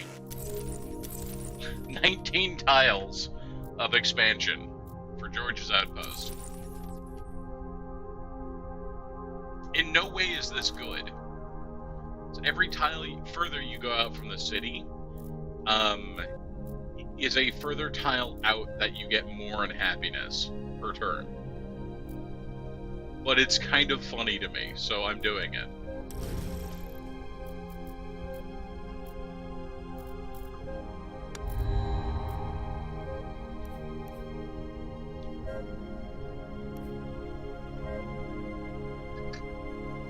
Gain 2 support when you increase your power, titanium, or tritium income. New space projects cost 3 less to achieve. Alright, fair. Import oceans. Now, am I going to immediately flood anything I own? No. Enable oceans. This action will cause global levels to rise. 2 regional buildings will be destroyed. Review situation. What? Where? Oh. Yes, we want to make sure that does not happen.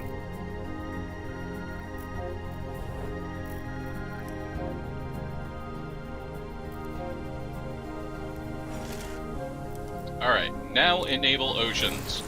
Your terraforming efforts are paying off. Great. Look, ice! 1 ocean!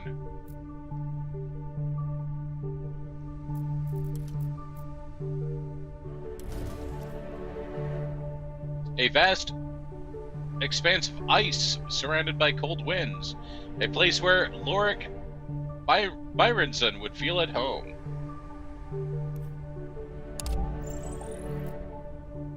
Ocean and ocean location. And we now have rainfall.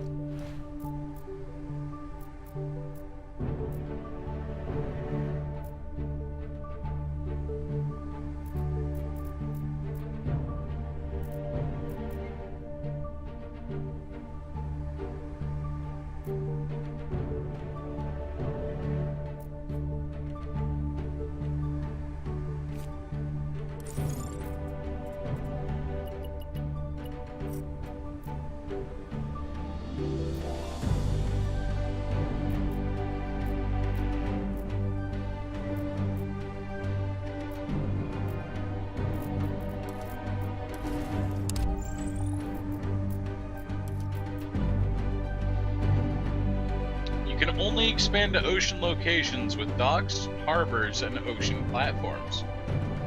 Oh, I don't have any docks, harbors, or ocean platforms. Interesting. Huh, well, I'm not getting those then. Okay. Looks like I'm not getting that silicate mine. Today I learned.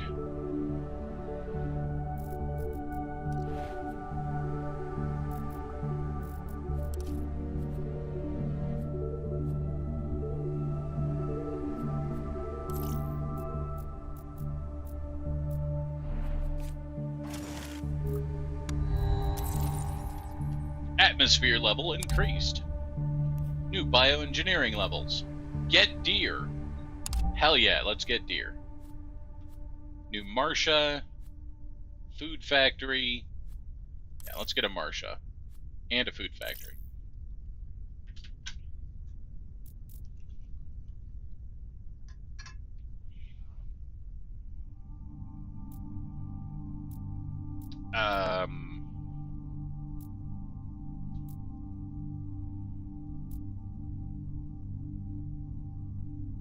So that's a coastal location.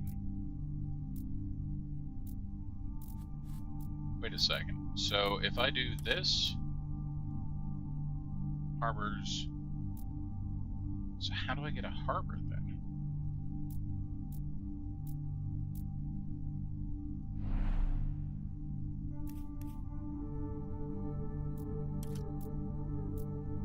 I don't know. Huh. Okay.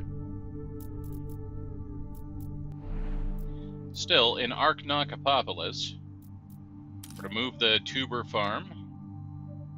Actually, no. We're just going to put down a Marsha.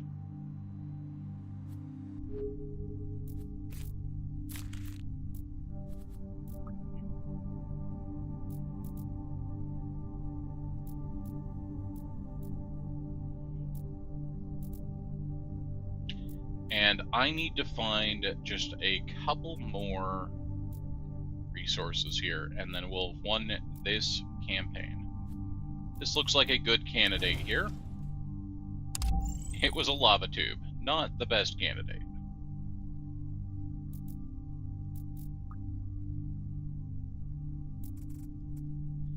So we are going to turn down the amount of things we're importing and exporting here.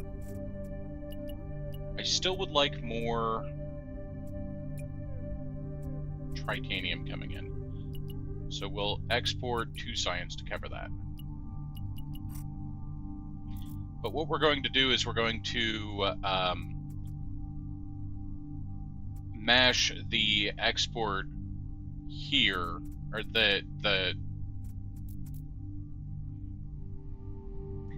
we're going to mash the spend on the import titanium from Mercury to solve that.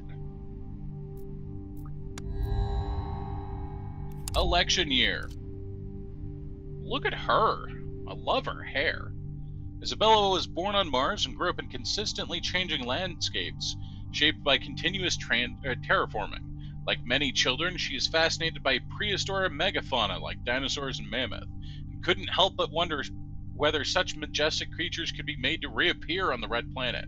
When ambitious terraformer Ekaterini Petropaluro moved to Mars, the 2 women met in a small cafe and developed a friendship around their shared interest. Inspired by Ekaterini's bold project, she performed her own research into terraforming, but with a different goal: increasing the planet's oxygen level to allow for the evolution of megafauna. She wants fucking dinosaurs. Increase oxygen production by 1 for every oxygen production. Reduce rain requirement of a life form by 1 to minimum of 1. Okay. And Flora, oh look at her, she's adorable. Growing up, she saw fields of green spread across the barren landscape of the Red Planet. Not on our Red Planet. Had a fascination for the beauty of nature, she went out sightseeing trip to Earth, the birthplace of life. But the deforestation and pollution of Earth's natural habitats disappointed her, and on her return, she founded the Gardeners of Mars Ecological Association with the goal of spreading life free from human meddling on a still sparsely populated Mars. Due to her naturalist ideology, she prefers to let plants and animals evolve on her own.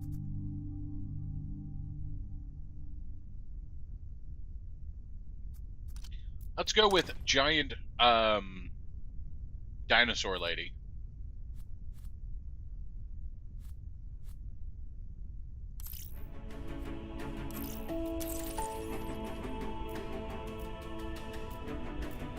Okay, dinosaur lady. Let's see here.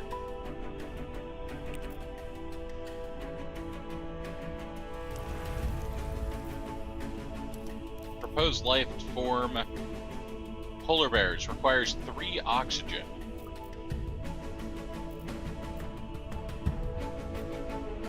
Ah, heck.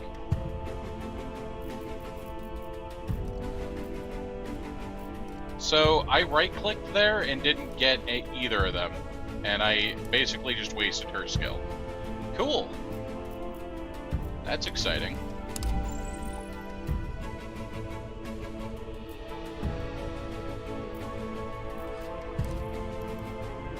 Ah, there we go. Okay, I just minimized it.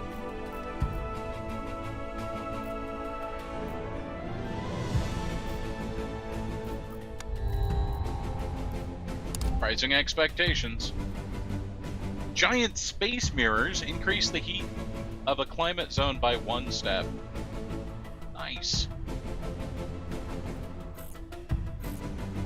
Let's grab giant space mirrors. There are no space projects available. I can't grab giant space mirrors. That is so sad. Let's get rid of space hotels. I would like giant space mirrors. Let's make this as complicated as possible so we can have giant space mirrors.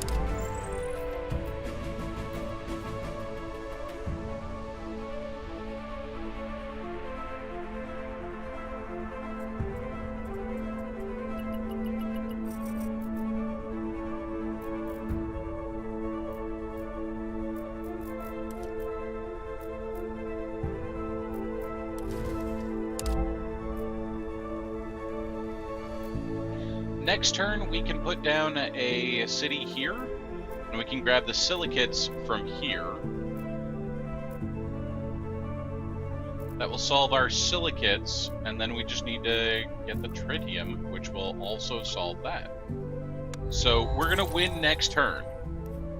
Terraforming oxygen is done. Miner's Cottage. +1 support for every mine done. Photovoltaic field. Awesome.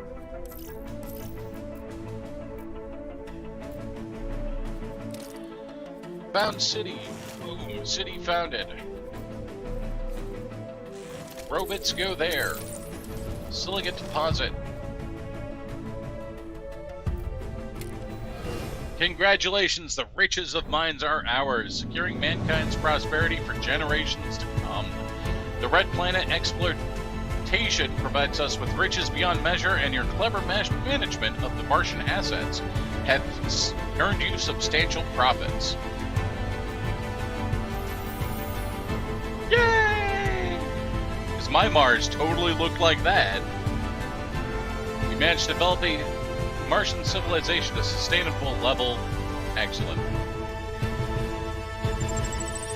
So every time you win a game, you start unlocking more things for the next game. So we unlocked docks, water barrage, a small dam controlling the flow of waterways, produces power, and beach resort.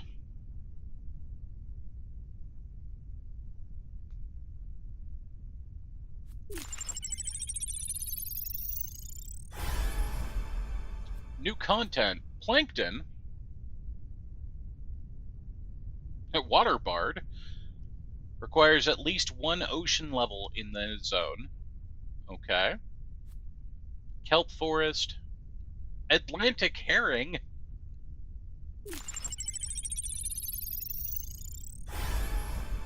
shipwright, seaweed farm, underwater hotel.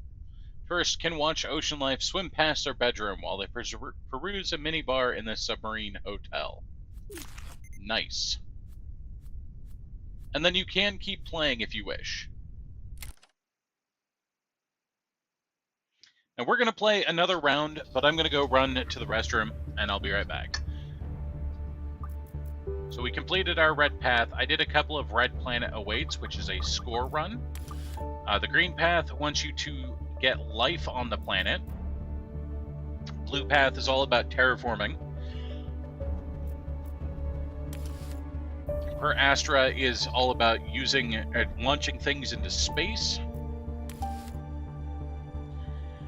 Knowledge is all about using knowledge, and Expansionist is all about grabbing more cities and locations. But we're going to do the green path next.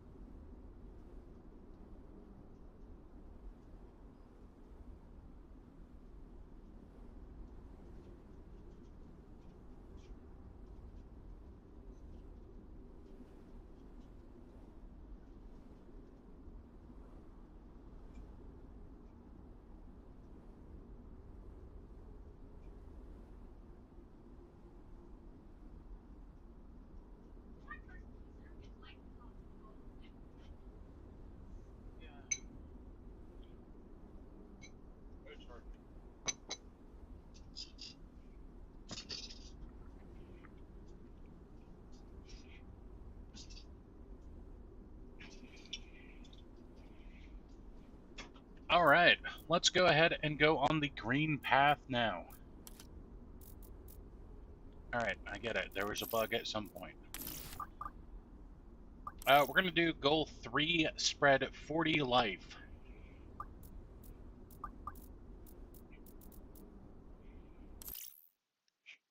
Goal 3.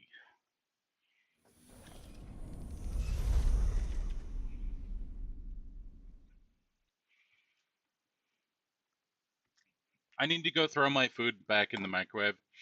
It's at that weird stage where it's both hot and cold. So I'll be right back.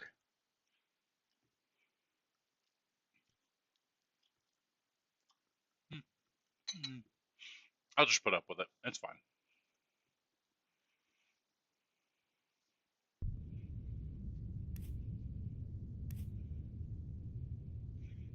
But I am gonna go get a thing.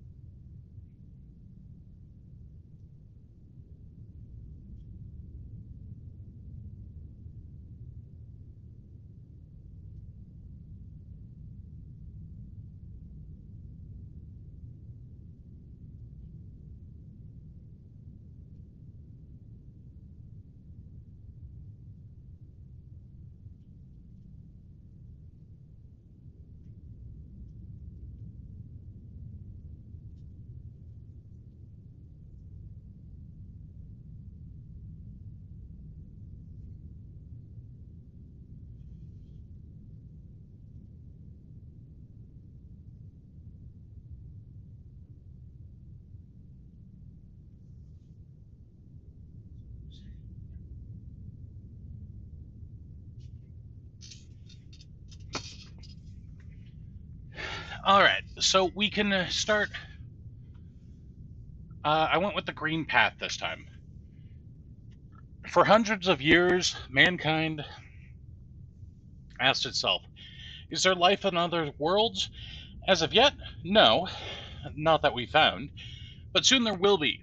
We shall sow the seeds of life, turning the red planet's barren surface into a flourishing garden.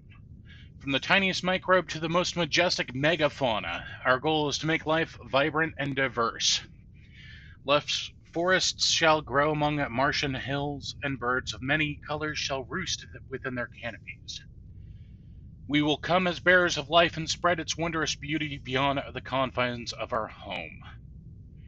All right, so we can choose a start. We can go with growth, which gives us a soil factory, habitation module, and a greenhouse. We can go with scientific, which gives us a university, which gets us a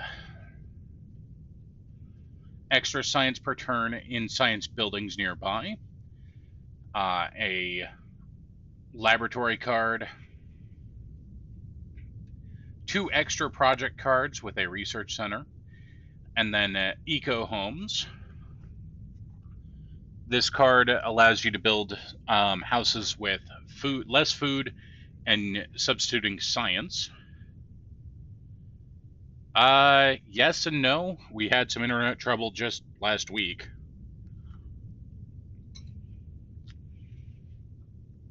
But they've been lessened, so.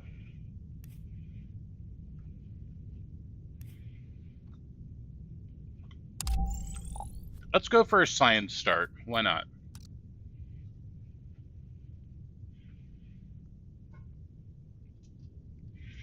Alright, so we get to pick our first leader, Misha Kaima, expert in Arctic biology and genetics. As the daughter of a renowned Japanese scientist couple, she's always had to live up to high expectation. Inspired by the challenge of spreading life in an extremely cold and hostile environment, she signed up to be for the Mars colonization project, hoping to transform the rust-covered planet into an oasis teeming with new life. Or Alex, We read Alex's biography last time, but he came here with his family from a farming colony from Nambia. Well, with Misha this time. Efficient bacteria spreaders. Constructing bacteria spreading buildings cost 40% less science. Reproduction speed reduces the base spread duration of a life form.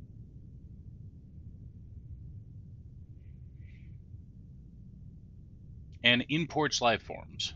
Okay. Cool.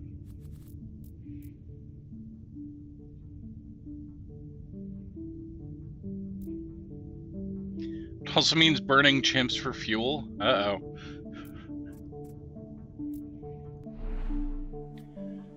Okay. So this starts us off with not enough food to build the eco homes, which is not great. But it does start us off with enough silicates and nitrates to both build a research center. And I placed that in the wrong spot, so we're going to undo that.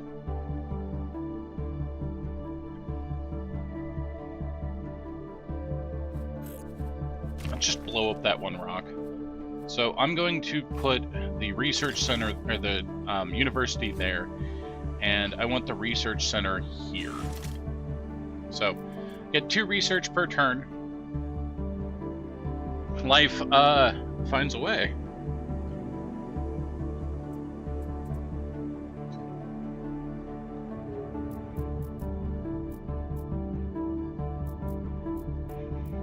And then if we find a crate of food, we'll be able to build the eco house real quick. Aquifer. We found a aquifer real early. Cool.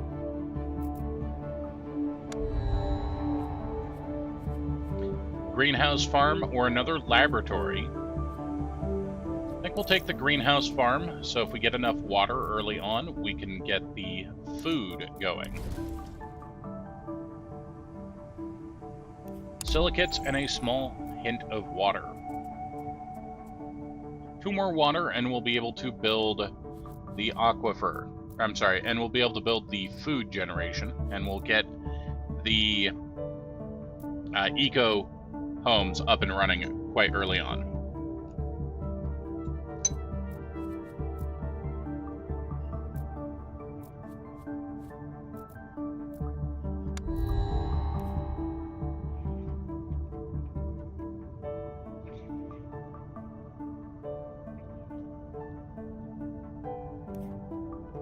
Get a free laboratory, get a habitation module, or get a tuber farm. Let's take the laboratory.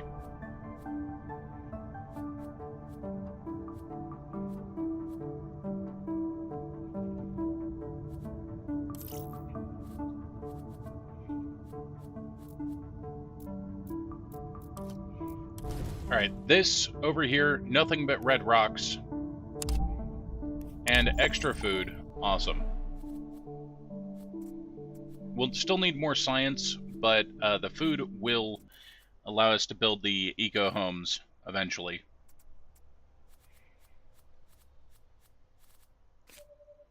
Alright, let's build the food, the greenhouse there.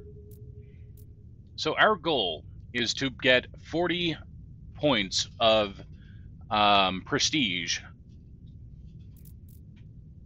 with having life forms on this planet.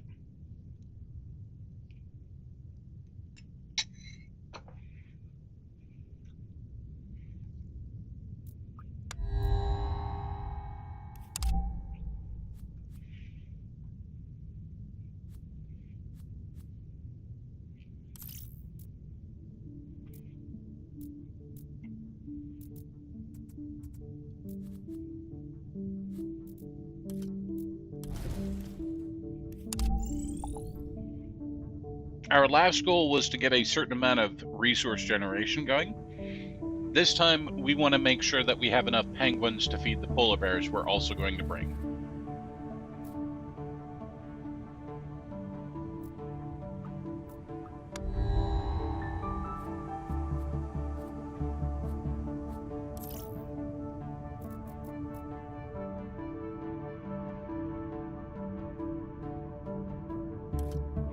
Alright, this will be good. This is going to get us a large amount of titanium.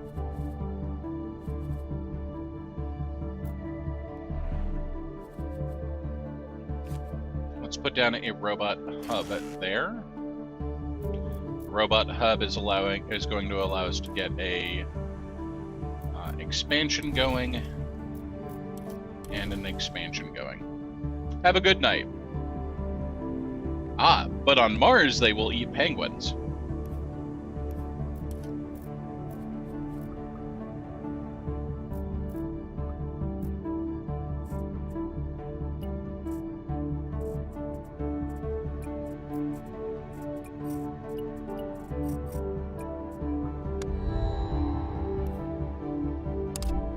There's our exploration satellites. And let's go for even more laboratories. We got this university, so we might as well get this university going with the science.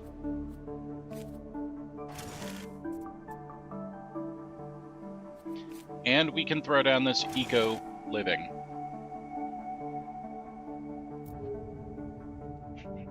Just to sheer spite of the area. Okay, bioengineering process, bacteria spreader or bacteria spreader. Let's go for the Cyanthopia again. And when we get 10 science, she'll be able to, we'll be able to put down that science spreader. Cool. And we've got a spot for it right there. Already with the rising expectations. Soil factory. Alright. Let's go ahead and get that card and we'll hold on to it for a bit.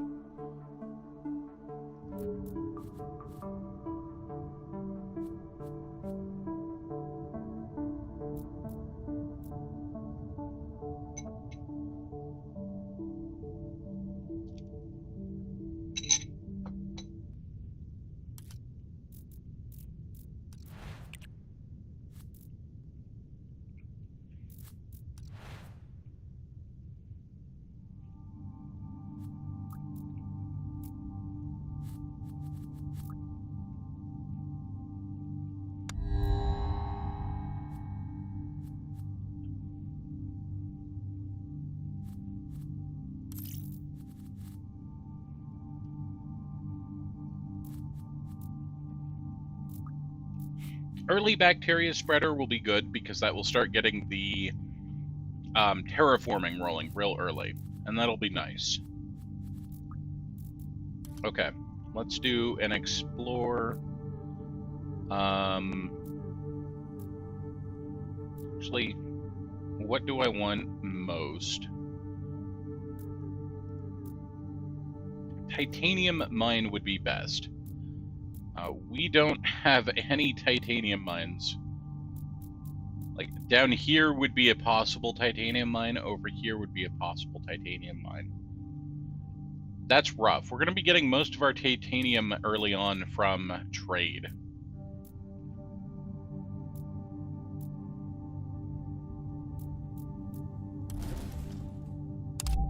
It's a crater, so we did get some titanium there.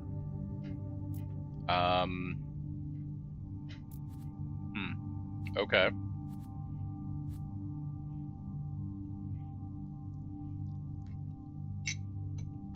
It's still tough.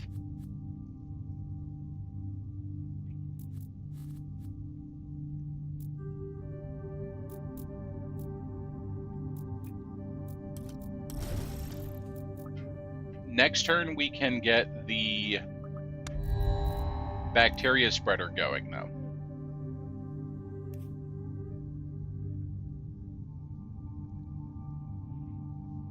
Nanotube water filters.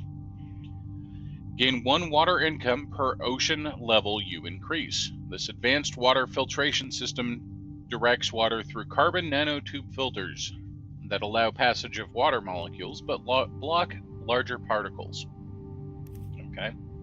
Advanced land clearing techniques. Destroying rocks costs 2 power less. Through efficient use of explosives and heavy machinery, we can clear rocks and rubble quite effectively. That one's very good. I'm going to grab that.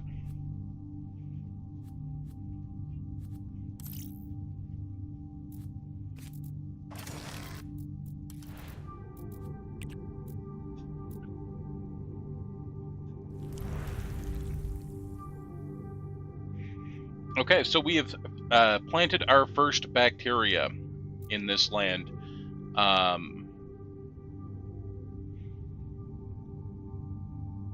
Sirenium.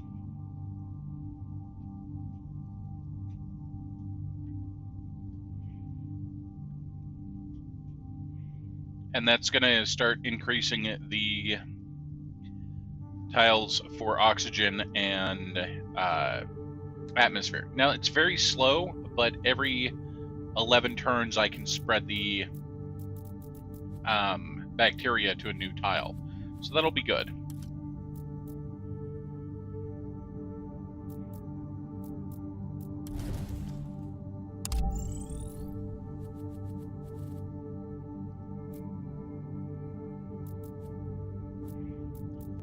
Okay, we're going to place our third laboratory, and this is going to mean that I can export science, because we're generating 6 science, and import other materials.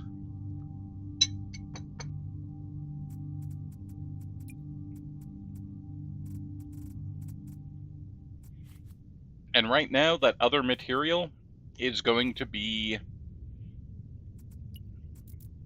titanium.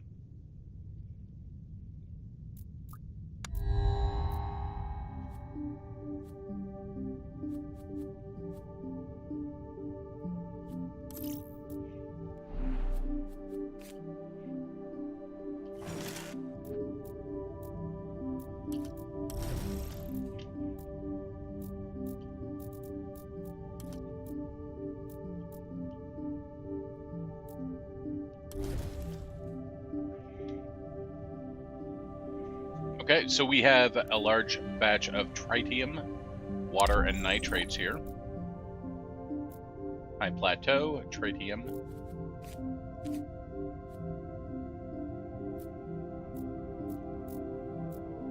And next turn, I'm going to get the aquifer up. But our leader has decided that it's time for them to retire.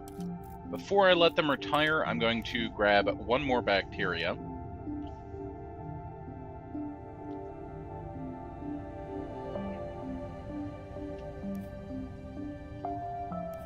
We're going to grab dark bacteria. When covering a large surface with their biomass, these little black life forms cause the area around them to heat up as they absorb sunlight. If we want to, we can say to one zone, I just want this one zone to be warmer. It won't affect the overall terraforming progress, but it can just warm up one zone.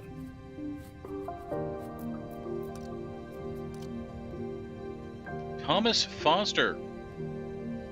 Thomas made headlines for his daring expeditions to Earth's most remote location and joined Mars colonization to unveil the red planet's terra incognita. He climbed Mount Everest in his early 20s, explored the harsh landscapes of Antarctica and the Sahara deserts, and mapped out previously undiscovered underwater caves. Mountainous landscapes and harsh conditions of Mars offer the perfect challenge for this seasoned explorer. Increase silicates for every 3 silicates you start producing. Supply station. Exploration missions by your leader can be undertaken from here. Okay? And mine resources. Select a resource. Mine 5 of that resource with a +1 for deposits. I don't know.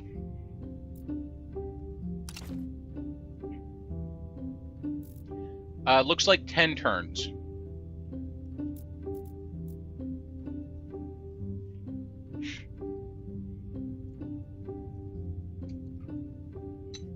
So they have a 10-year term.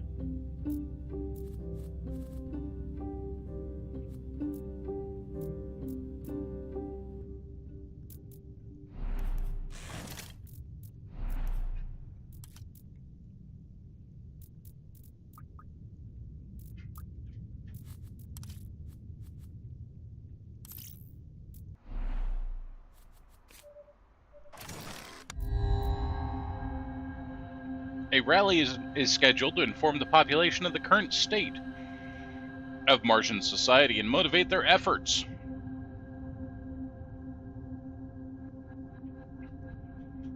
To ensure the speech achieves its desired effect, it must be well thought out and focus on a singular theme.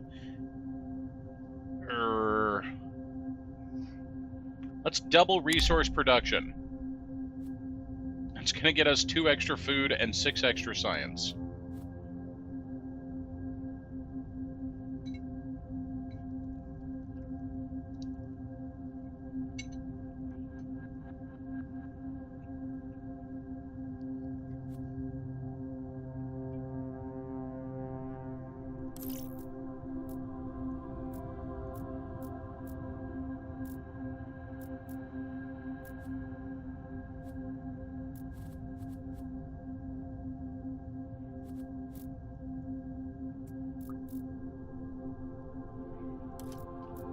I'm going to go ahead and mine this titanium deposit, which is just going to give us 5 extra titanium. That seems pretty good to me. Deposit of nitrates and 10 extra food. Fantastic.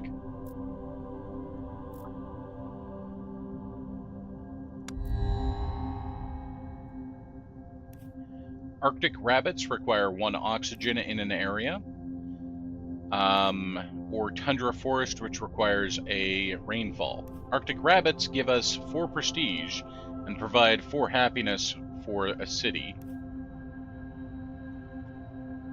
Forest provides 4 prestige, 4 happiness, and atmosphere stuff, but it requires rainfall. I'm going to pick it up. I'm not going to be placing it anytime soon, but I am going to pick it up. And we're going to have to ditch something. We can only hold 8 cards in our hand at any one time. So I'm going to get rid of the plant spreader.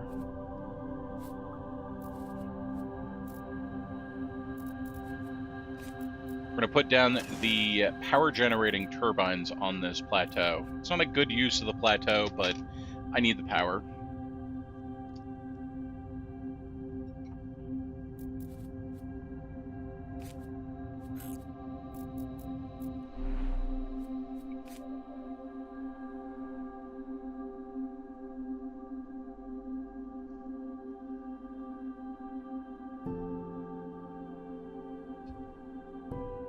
I thought I got the hospital. Did I not get the hospital?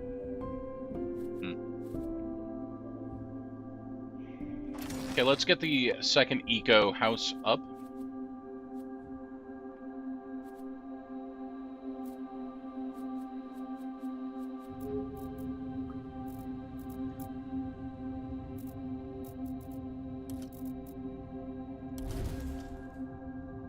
Flat plains lets you build and place here.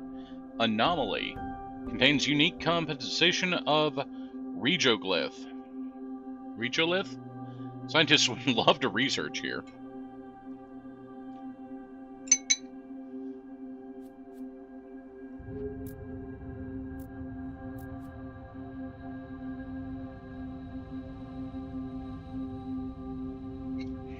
I'll get birds eventually. They're probably going to be penguins, but I'll get birds eventually.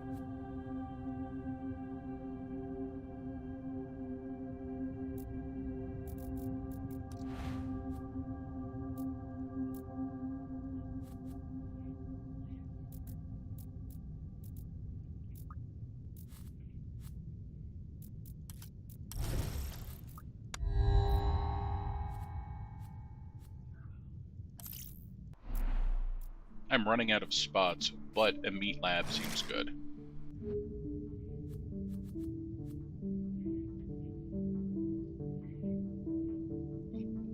They still count.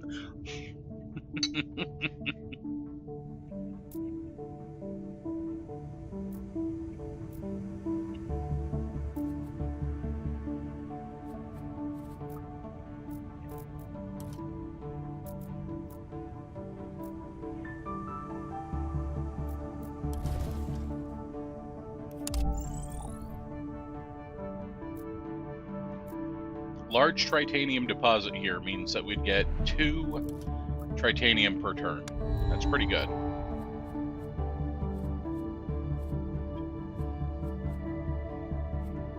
Just going to take the science on that one.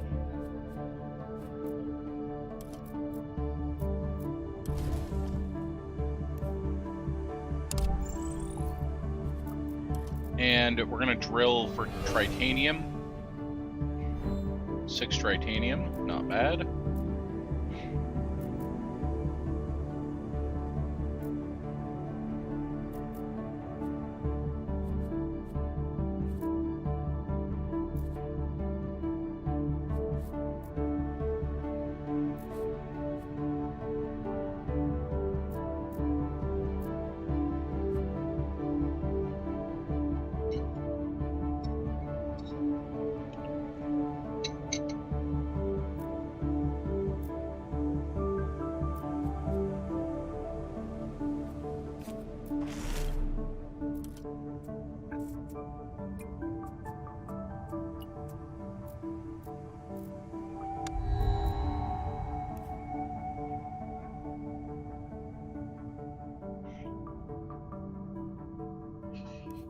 All right, we're going to go sector investment. Economic growth has been steady, and we expect have more budget than expected. Additional funds are enough to provide us substantial subsidies to one of our industries. Given that I only produce 1 water, but I produce 3 food, 1 science, 6 science, and 1 power. And this lets us double the output for 1 turn. I'm going to go for manufacturing and just get double output for 1 turn.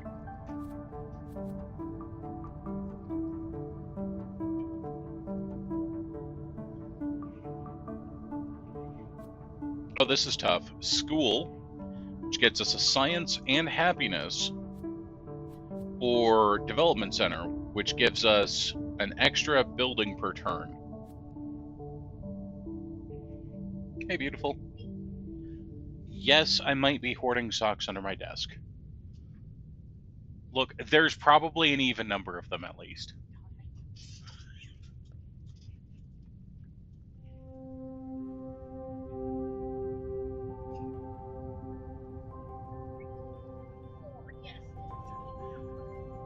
Thank you.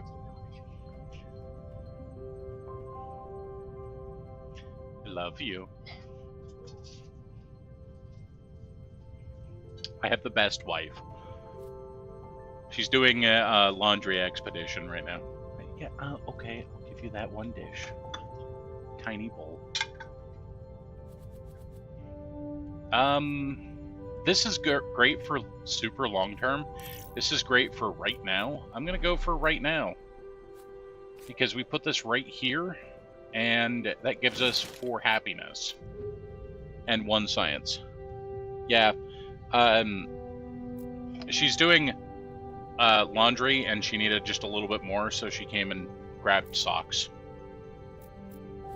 And I was teasing her about an odd number of socks.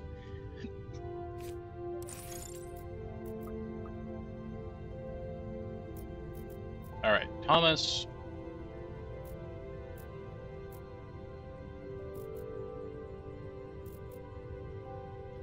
It would be helpful if we just drilled into here for more tritanium.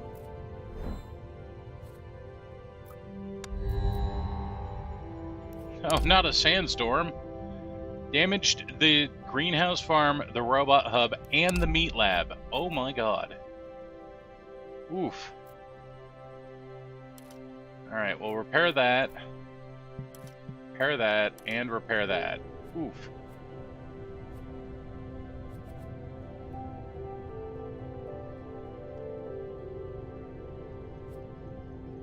It is true.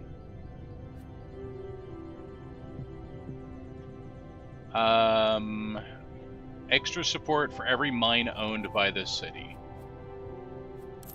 We'll grab that. I don't know if we're going to actually play it. I mean, we're going to play it, but I don't know when.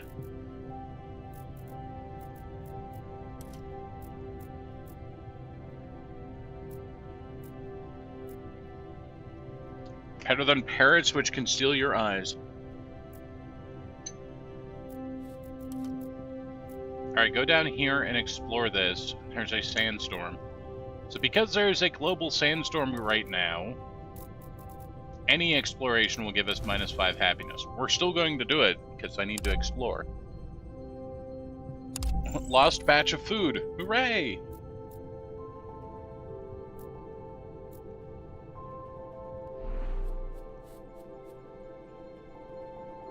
This is where we're going to be settling next, in this crater. Rather than in the flat plains up here.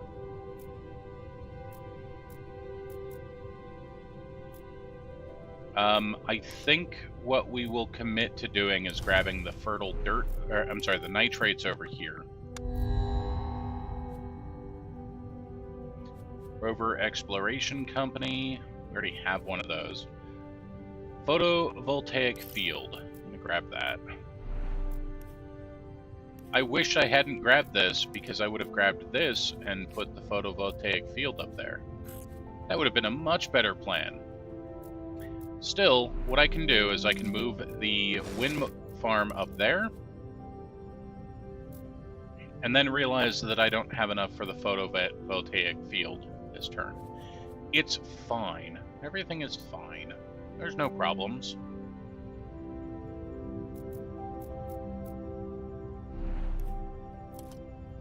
I think there might be some physicists who would disagree with you. Probably. Large meteorite, hints of water, and tritium. Excellent. Uh-oh, there's a wild boo on the loose. Do not bite my shin.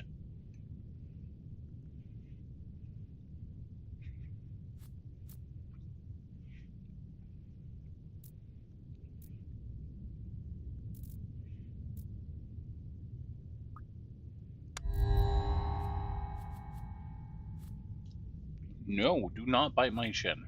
That is not a game we play in this house.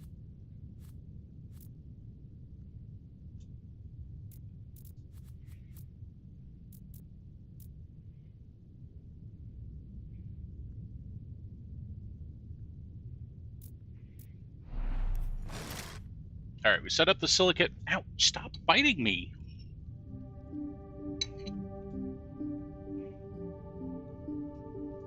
You are a little monster.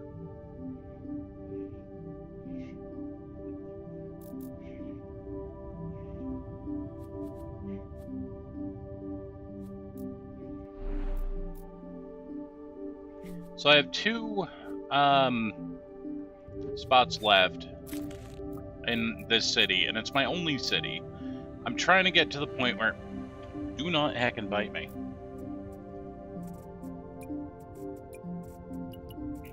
Alright. I'm gonna end turn. We're gonna grab the Boo! Calm the heck down. I'm gonna grab the Marcia. We're going to grab the city here in the crater.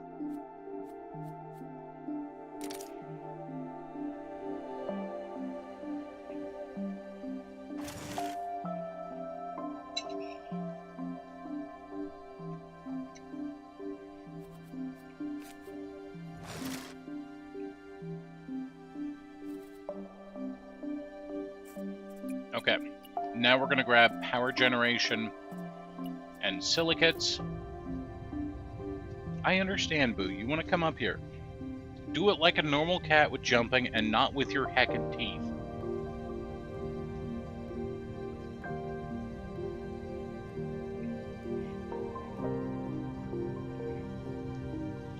Like a normal cat. I understand your legs are like a quarter the size of a normal cat leg, but you can do this.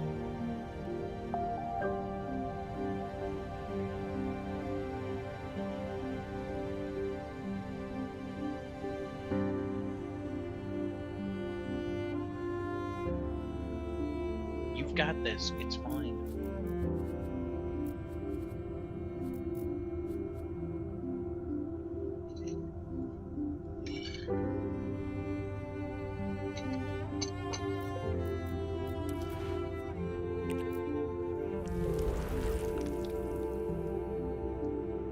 All right, we're spreading more bacteria, which now means that we've got oxygen and atmosphere spreading at a rate of 2 per turn.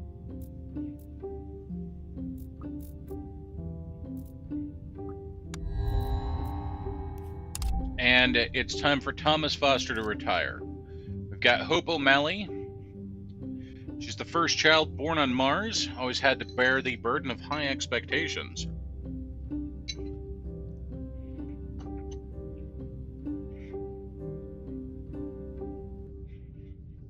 Her birth was seen as a symbol of Martian prosperity by the colonists. She appeared in public broadcasts for as long as she can remember.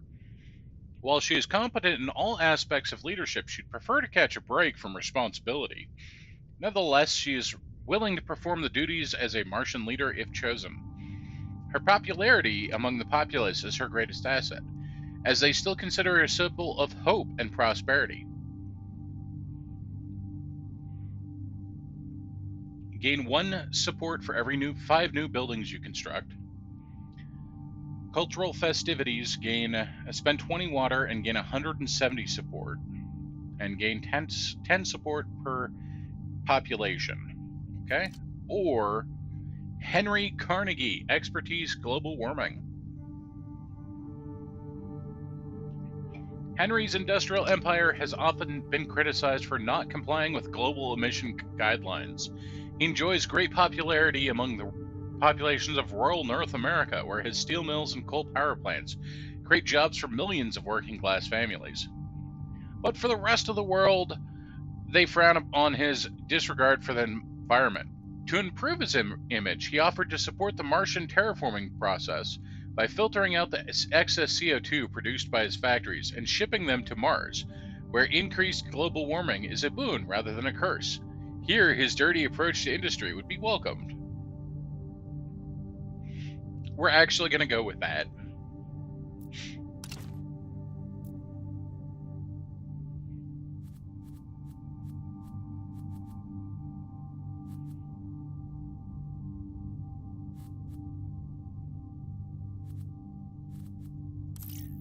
I'm going to go with the laboratory just because I can actually build the laboratory. And if I can build it, that means I can export it. It being science.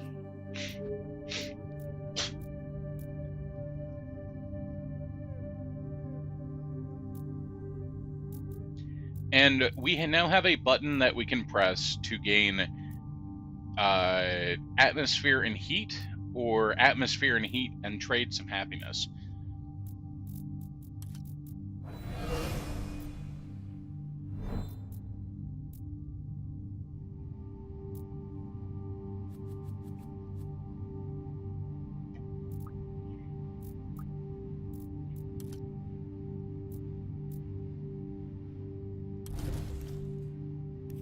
Another canyon view.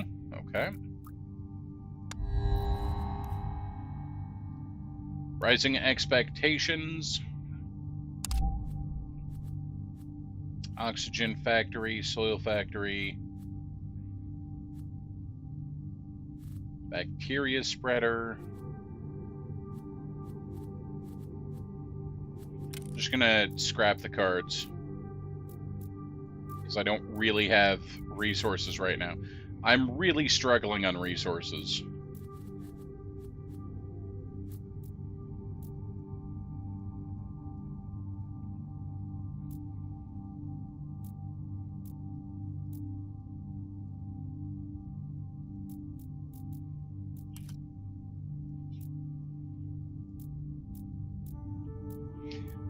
This Martian hellscape has been great for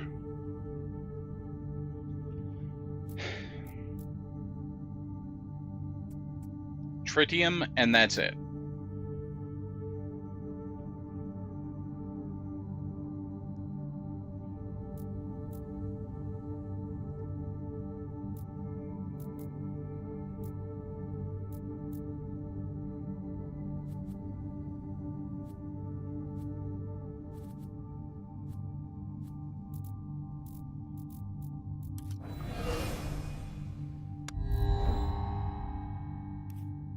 A kelp forest. Requires at least one ocean. Or radrodems. Gives tritium. Yeah, I don't need either of those. But I've got to grab one of them, so I'll grab kelp forest for later. Import oceans. You know what? That's great. I can do something with the tritium. Cool.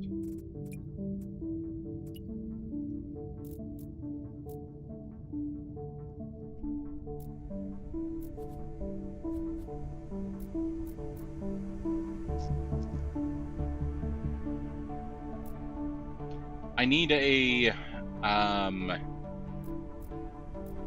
lot here, though.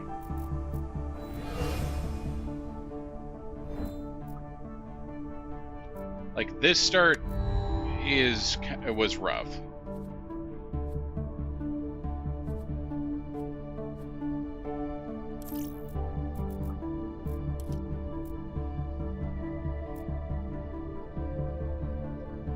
Let's go with this. Silicates. One more silicate, and then we'll get a bunch of power from the photovoltaic field.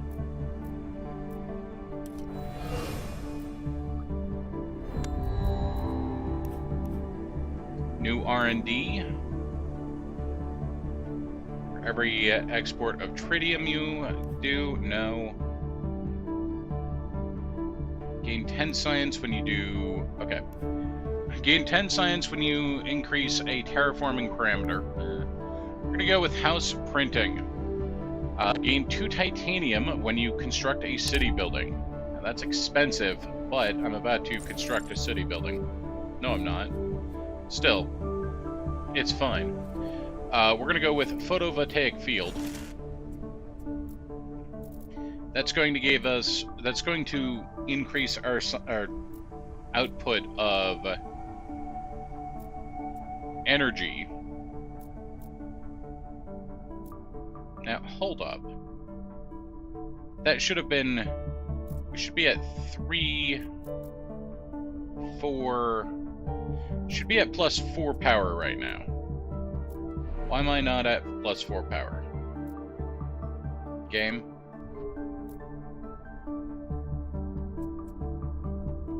Hi there, Essie.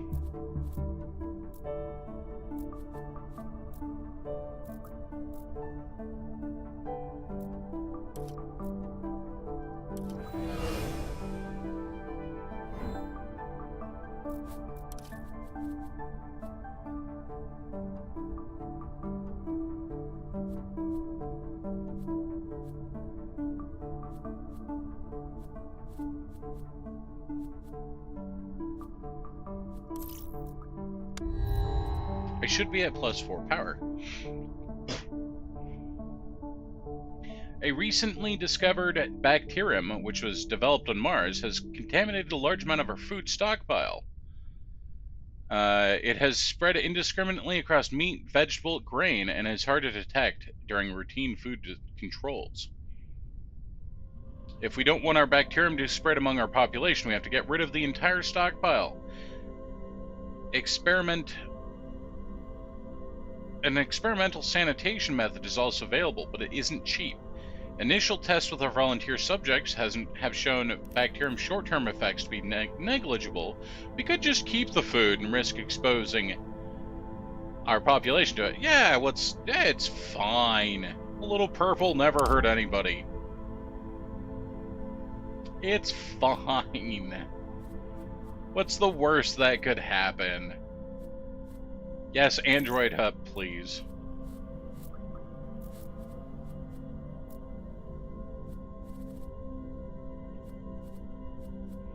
A little purple never hurt anybody.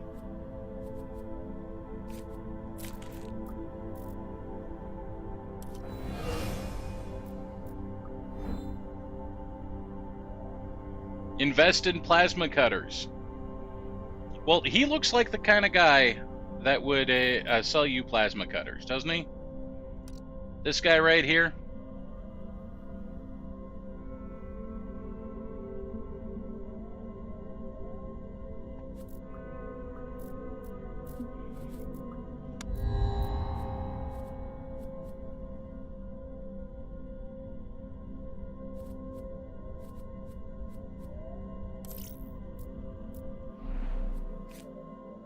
Mr. Boo. Yeah, you're doing okay.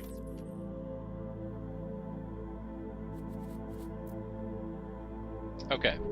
We've now got a robot on the ground, which means that we can expand to here. And next turn... Still don't know why we don't have... This should be producing power. High plateau. But that's a bug. That's all I can say is this is a bug. Oh well. This should be producing 3 power. It's not. And I'm disappointed.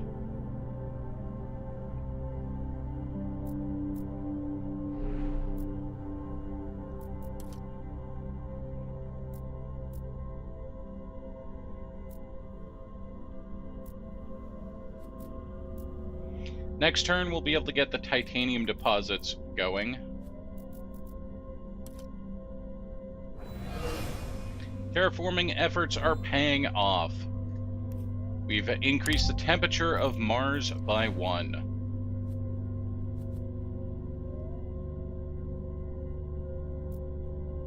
We're also going to flood Mars by 1 in 4 turns.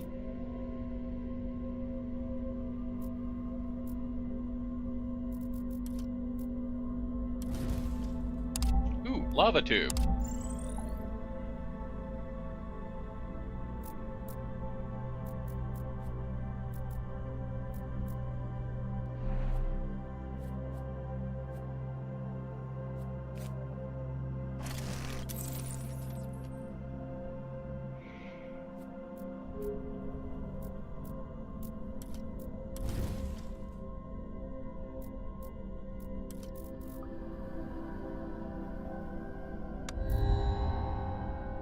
Terraforming efforts are paying off. Mars's atmosphere level has gone up by 1. Excellent. And let's grab hospital.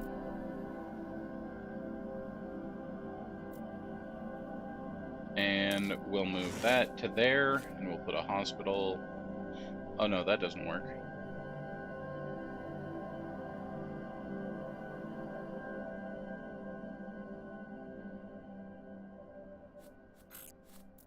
Undo. So move that over there. We'll put the hospital here. And then we can put one more habitat here. And then that will make this place even happier. That'll work. This guy's going to retire in 2 more turns. But let's get as much heat out of him as we can.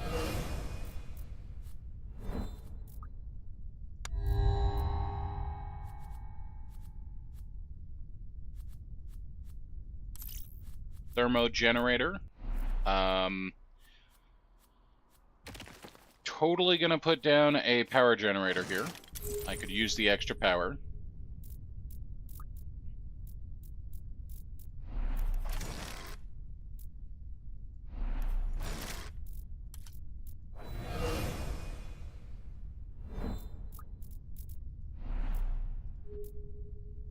And I'm going to do one more thing.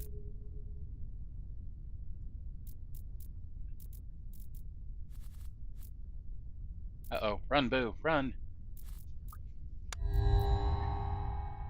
Oxygen level has increased. Fantastic. And people immediately are like, well, if they've increased the oxygen level, then obviously...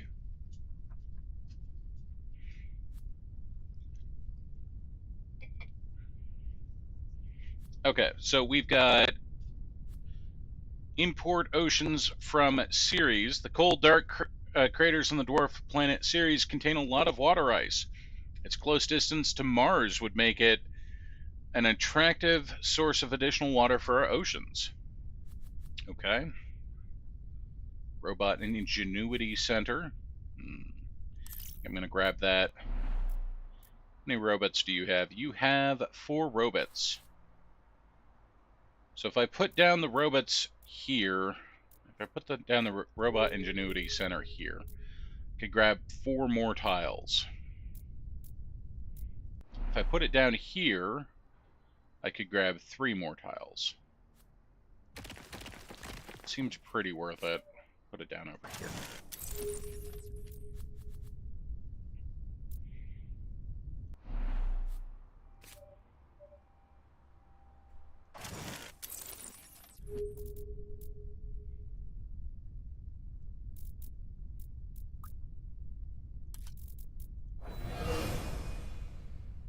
Okay, mine venting going off. Lava tube on a high plateau. Excellent.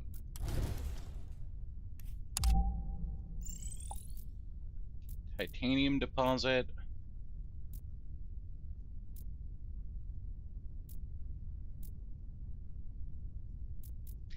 So I'm going to grab this mine away from the White Calder base and have White Calder base grab the large titanium deposit.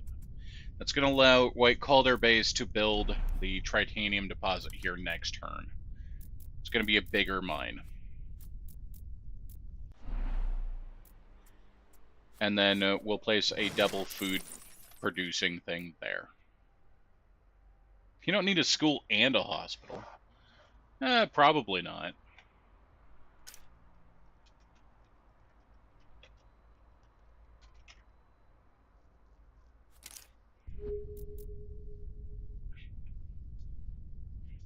We have no water.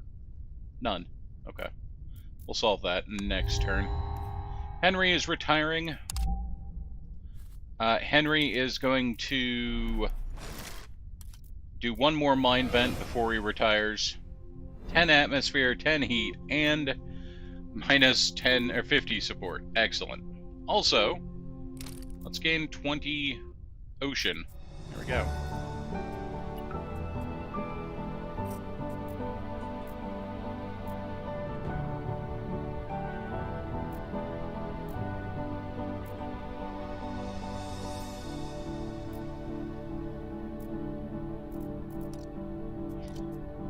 So we've got the gal that does life form stuff.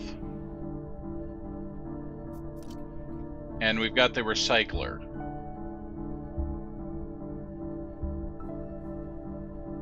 Well, the recycler is really good. The gal that does life form stuff plays right into our win condition. But the recycler is really good.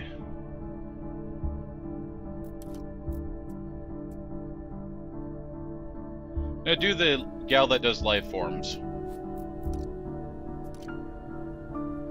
This is the gal that does, she can propose new life forms, and she can modify one to have more cold resistance.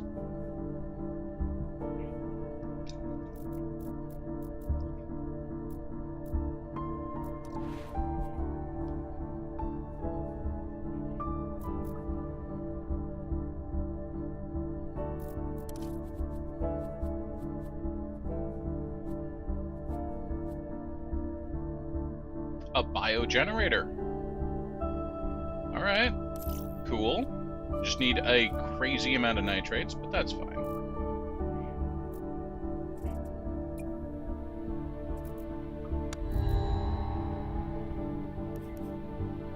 It depends on what you think demons are.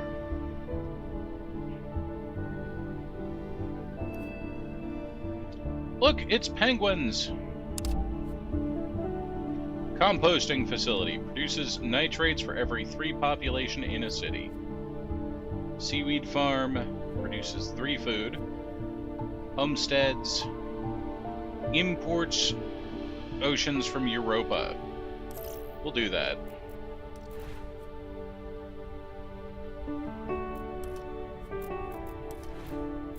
It is time for more bacteria. Yes.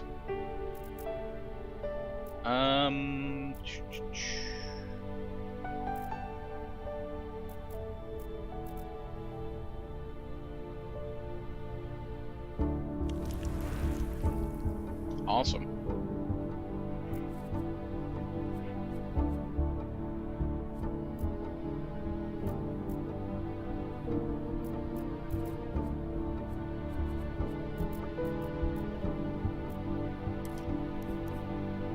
Temperate life form. Alpine life form. Alright.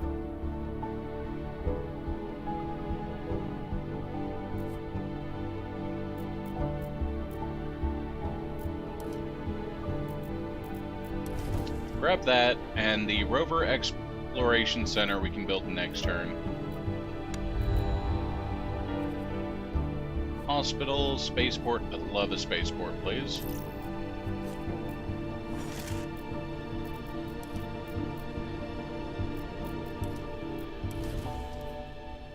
Nothing here but empty plains. Okay.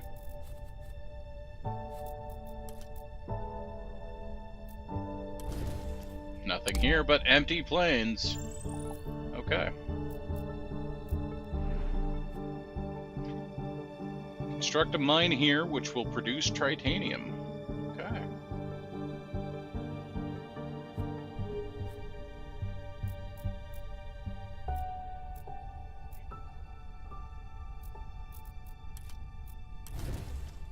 Big chunk of CO2.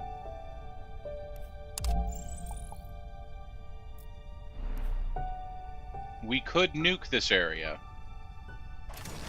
Oops, we nuked it. I am become death, maker of worlds.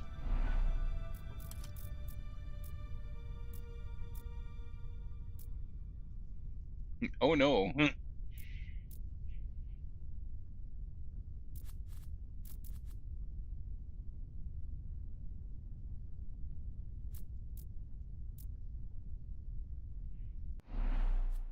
It's good for it. It's fine.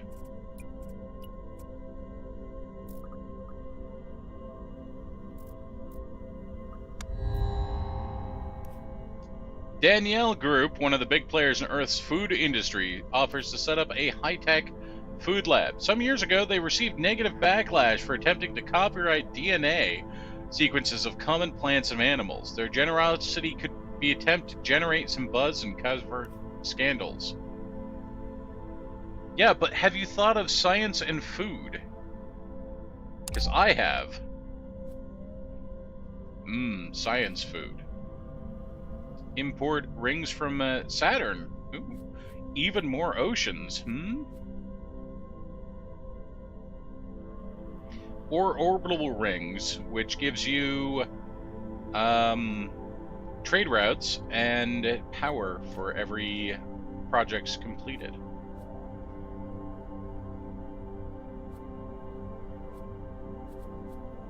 Let's go for orbital trade rings.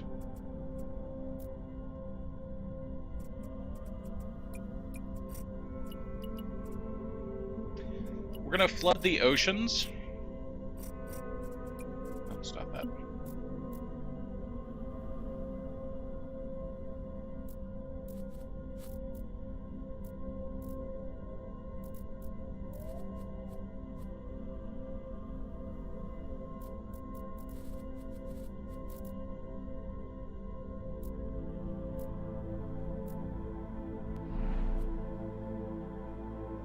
I wonder where we're gonna put our our city here. I think it's probably gonna be right here. Wow, look at that. It was right there.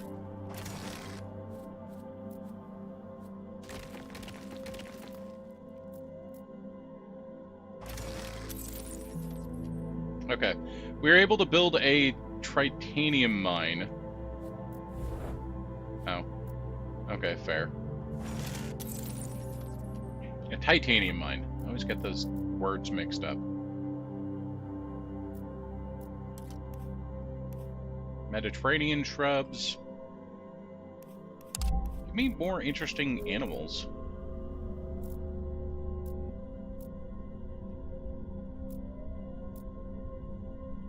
O2 is minus. Temperature is eh.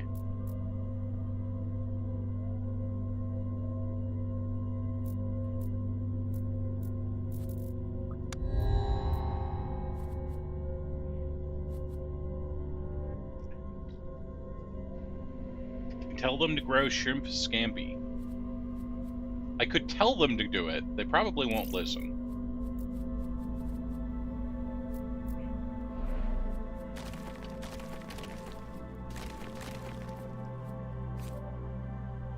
Okay, so the Danielle lab is going to go here.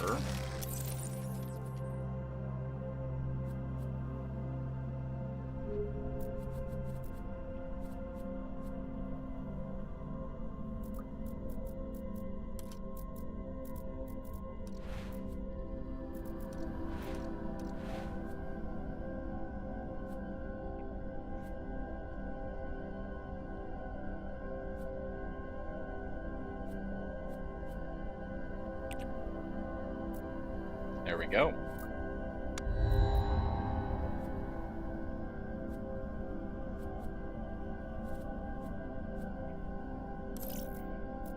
Photovoltaic field will plop right there. Oh. Uh-oh.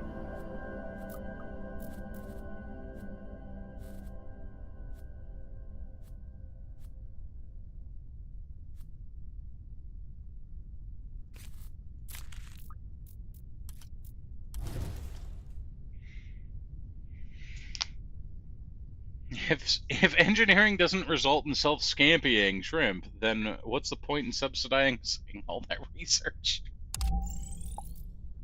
I don't know. You're just gonna have to sort that out for yourself.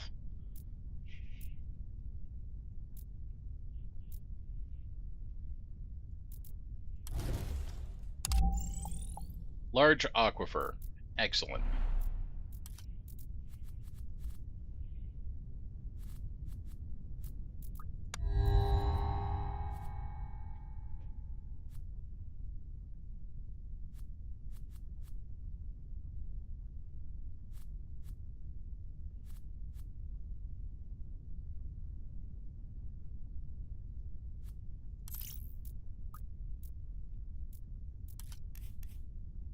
Horses or polar bears? Yeah, let's go for polar bears. Everywhere needs more polar bears. Raising expectations. That's getting troubling. We'll grab another Android hub. We're going to place our first Android hub down now. Move this away to... Ah, damn it. Oh. Go here.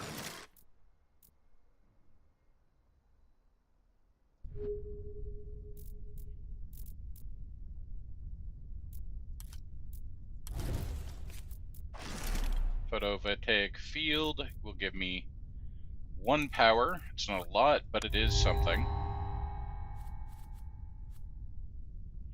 Food factory, no. Research, no. Just go ahead and scrap that.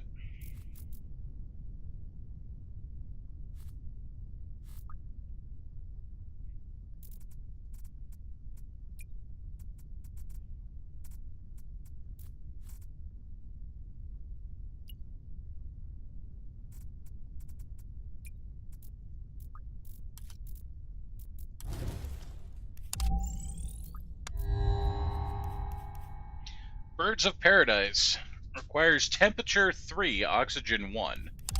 Alright, there's Skeletor's birds. And just for that, we will go ahead and pick up a extra order of windmills. Also going to grab a spaceport.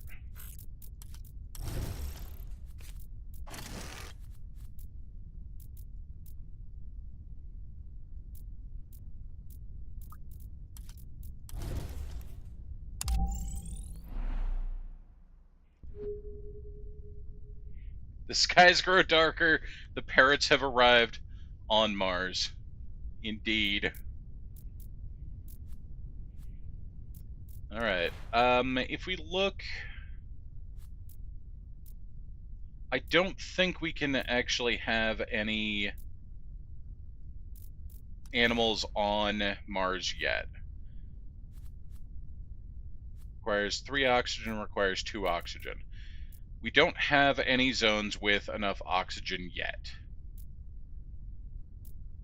Currently, our amount of oxygen on Mars is still at -1. However, we're getting close to the point where we're going to have enough to put down trees soon. So animal spreader right now is not a proper use of our resources. But soon, it's going to be.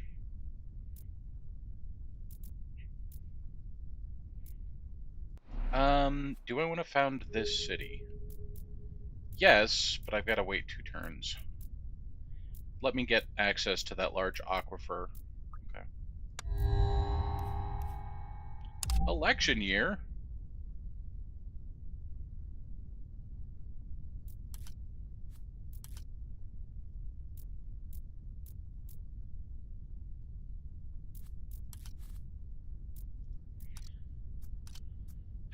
Okay, so we have plant spreader,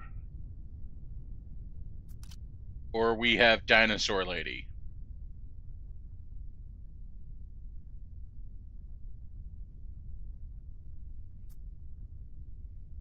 We're gonna go with dinosaur lady because I love her hair.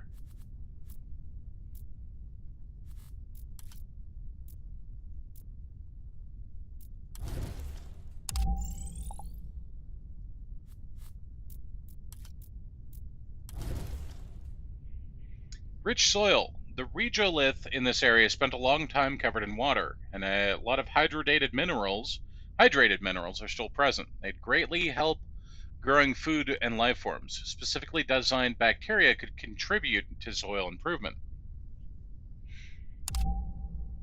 Also, extra food. Cool. So we could gain extra nitrates, or we could gain extra food. Fair.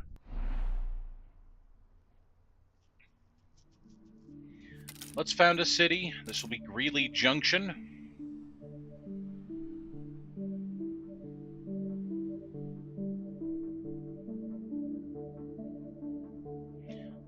This place has the opportunity to grow extra food, and it's exciting.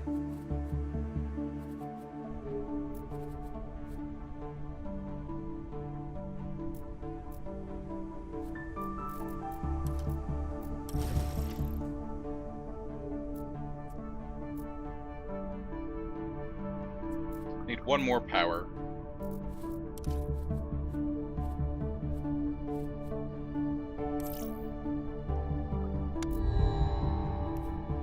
Migratory cycles. Our scientists are discovering the benefits of letting life migrate and spread in groups. Do you want to support this work? Or should he work on one of our scientists? Got it. No, we'll totally support this work. All life forms spread an additional 20% faster. Yeah, cool, have fun. I have so much extra science right now.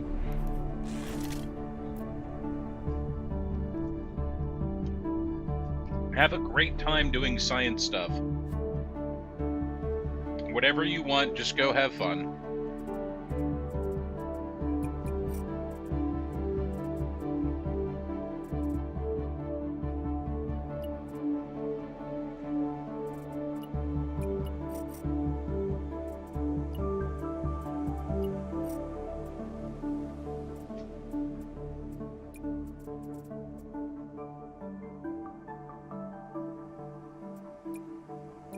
We have a trade route that can only export nitrates.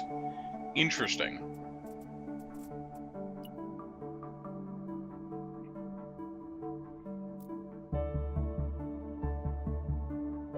Okay.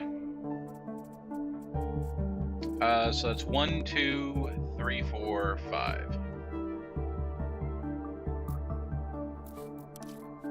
Research project, spaceport, seed vault.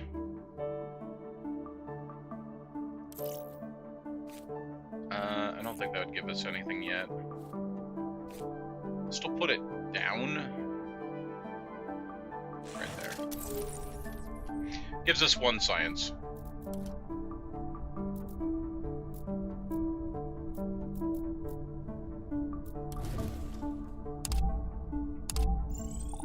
Power? Fantastic.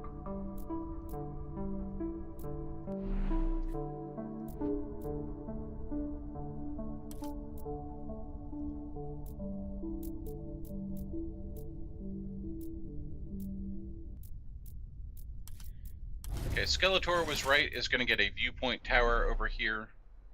Make their people a little bit happier.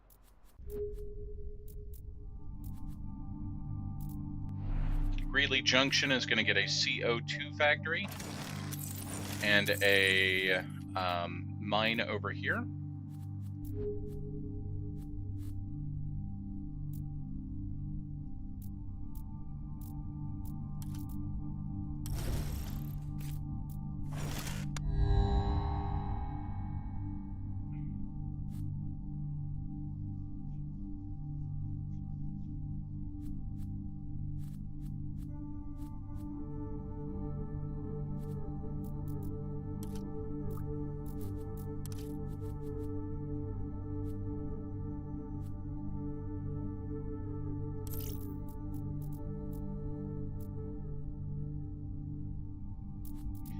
Reduce rain requirement. Rainfall requires... So this lets you reduce rainfall requirements to a minimum of 1, so it doesn't really help me.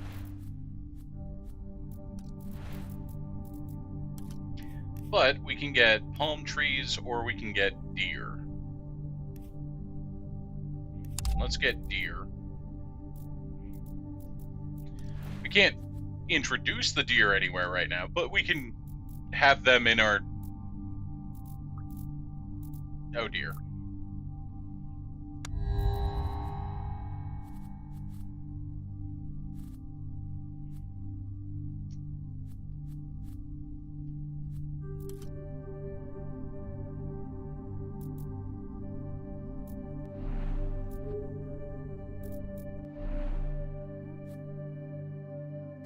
Hydroponics farm can go here and produce 3 food per turn. Not too shabby.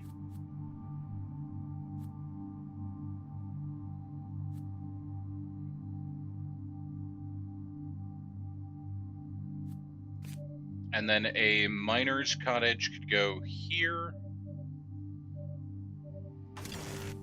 There we go.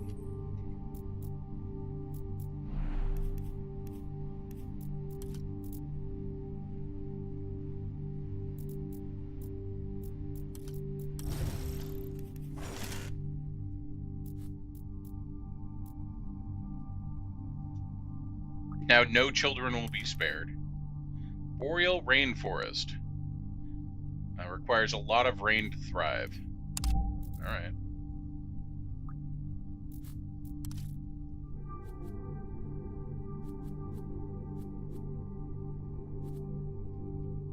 Let's grab another CO2 factory.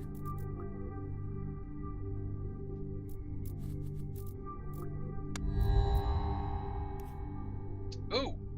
Elephants! Or lions. We'll go for elephants. If we put down elephants, that would be enough on their own to win us the game. Because we need 40 points, and elephants provide 45 points of prestige. It's kind of funny. Plant spreader. I need a plant spreader.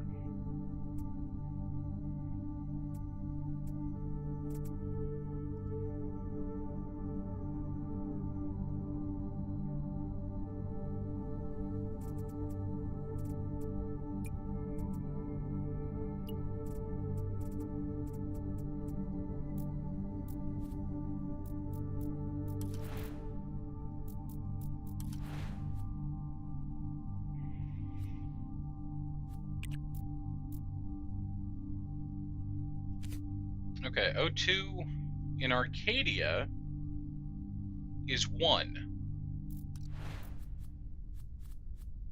If I had bunnies, I could actually put down bunnies in Arcadia.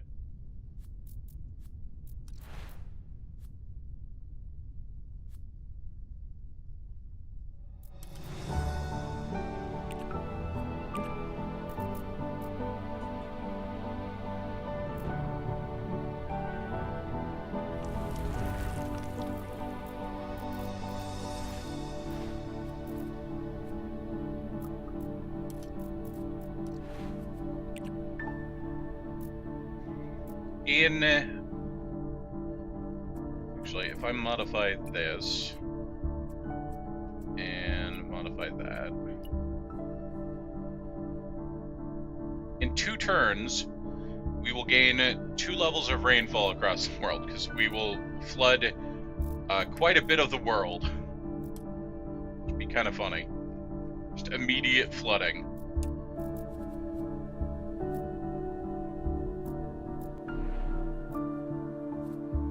Skeletor was right as gaining another power generator. And Greeley Junction, I think, is gaining a android farm.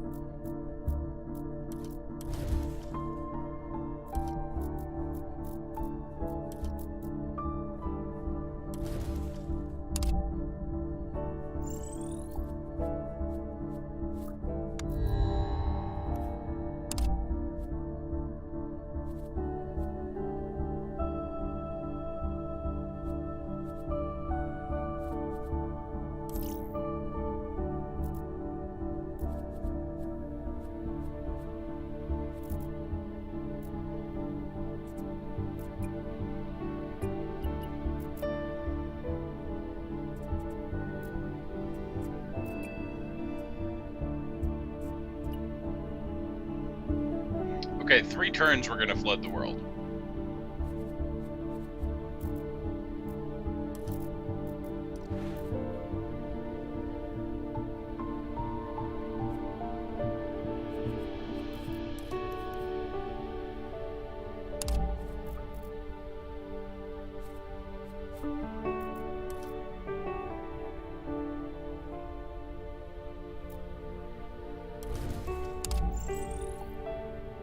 Sweet, never mind. We can flood the world this time.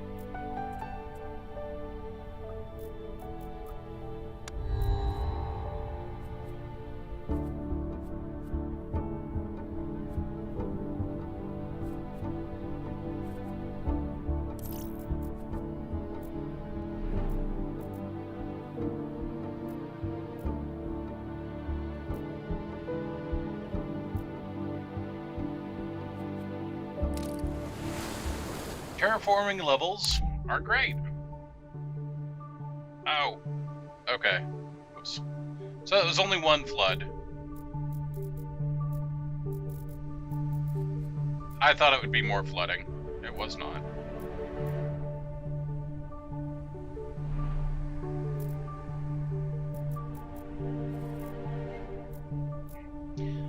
I need to do something about the expectations, because we are losing a lot of expectations.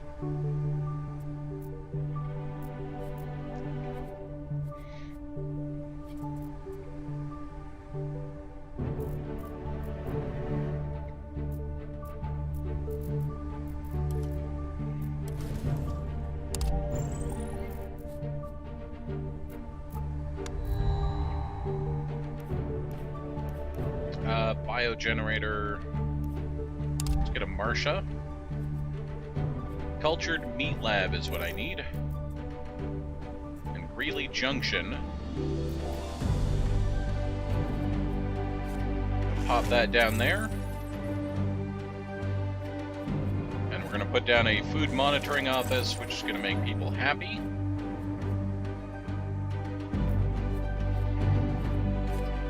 And then we are going to put this down there next to the Happy Stones, the great natural site, and that'll make people happier. There we go.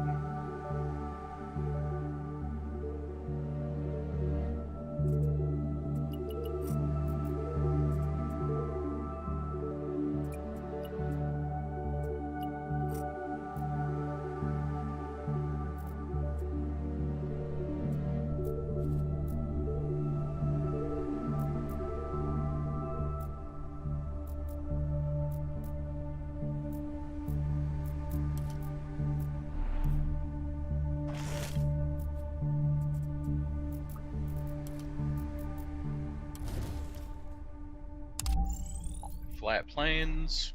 Okay. Elect a toddler. That'll lower expectations. I don't know, man. I don't even know anymore. Get horses. Alright, we'll get horses. Horses make people happy. Okay, in 3 turns we can adjust the magnetic field and make people have less radiation.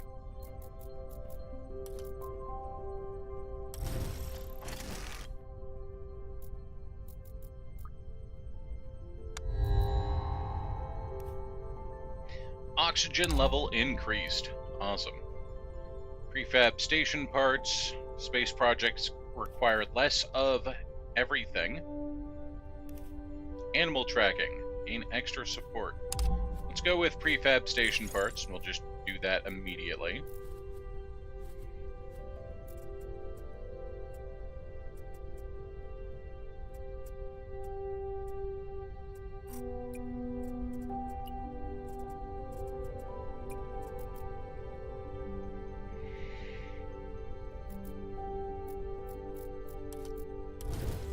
Next turn, we can get a plant spreader.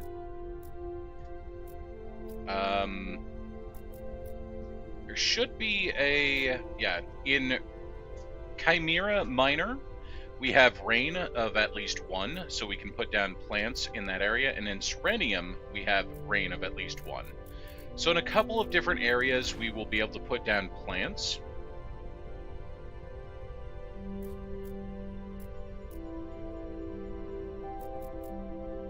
And actually, in a couple of different areas, we could already put down penguins.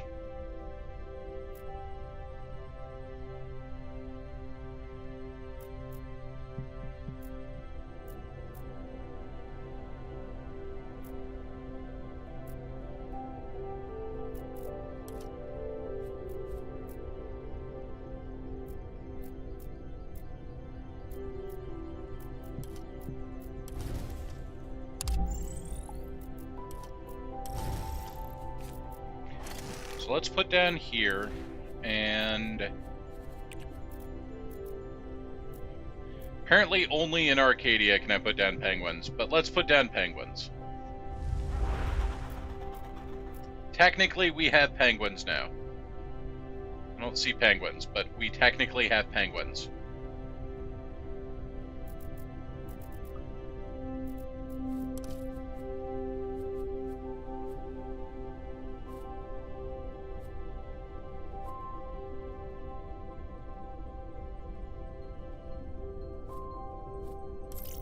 We have technical penguins, yes.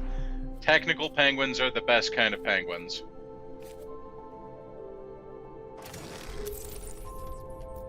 Most people can probably agree on technical penguins being the best kind of penguins.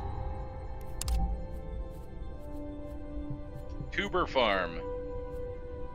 Let's go for tuber farm. Kelp forest. No. Can I do kelp forest? I could do kelp forest. I could do a lot of different plants.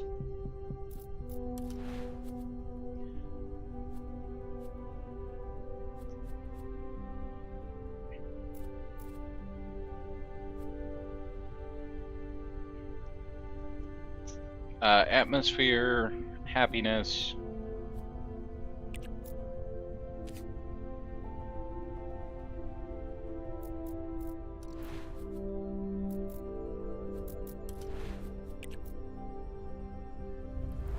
Oh, look at that! It's all greeny!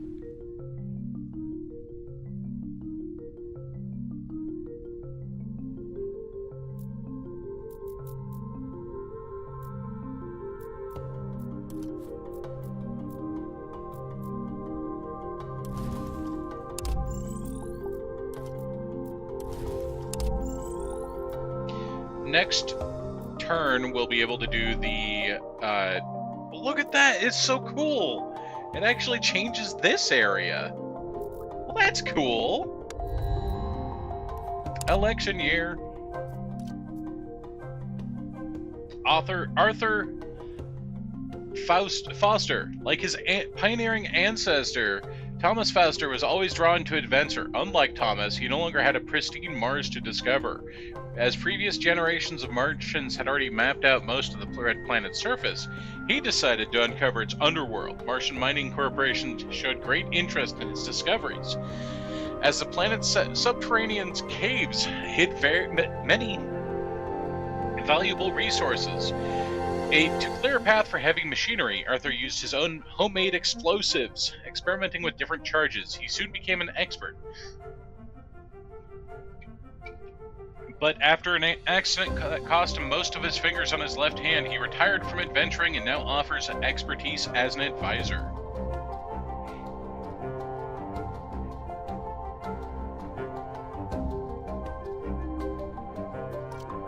Hong Tao owns a major business trading in construction materials, steel, wood, polymer, prefabricated housing. Economic potential of Mars colony early on invested into expanding the infrastructure. Trade center, industrial lobbying. Let's go for Arthur. He's got a robot hand.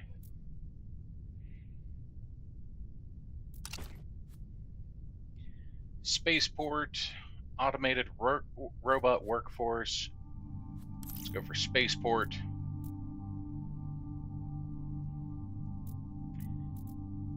First, research here. Cool. Let's found a city here.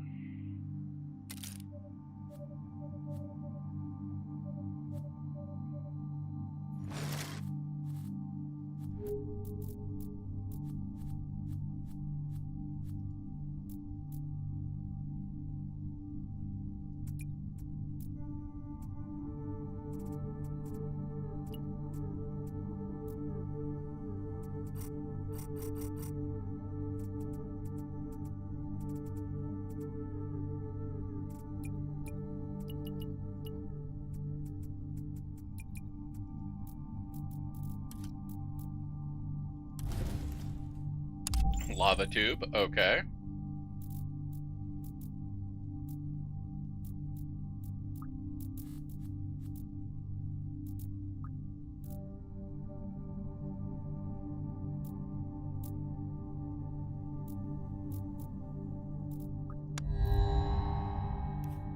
Atmosphere level increased.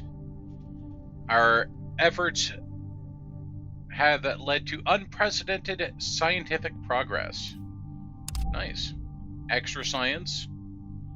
Cool. Exploration satellites. Greenhouse farm. Waste incinerator.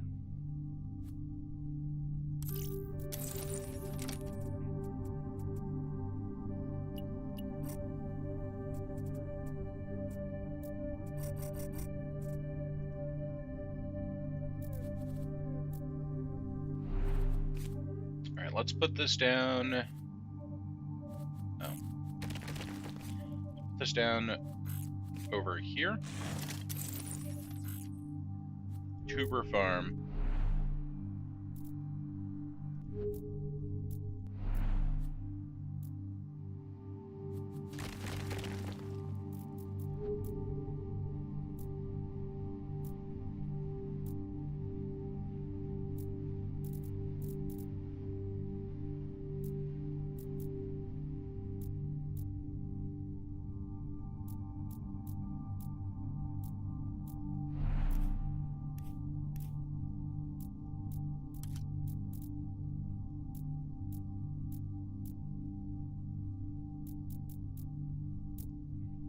So Greeley Junction has a lot of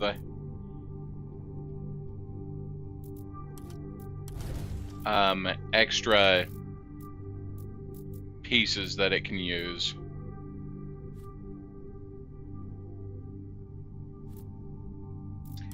Do we have any unused nitrate deposits that I could mine? No, I do not know of any nitrate deposits right now. That is unfortunate. Okay, how about any that I could explore?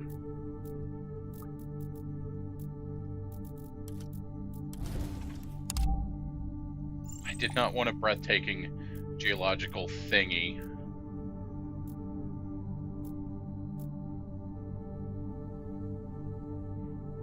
Alright, that's fine.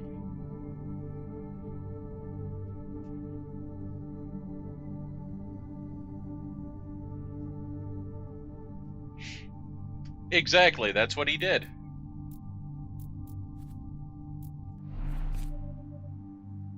Boom! Alright, well, I'm done.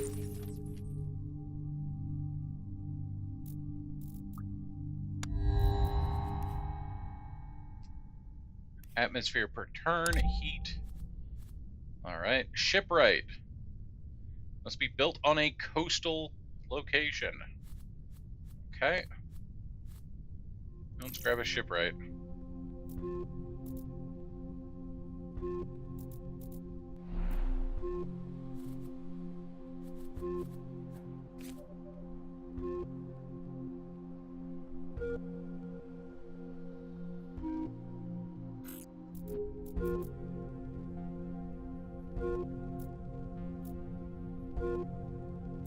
You have a coastal location. Is it just not a... that just is not a specific coastal location? Okay.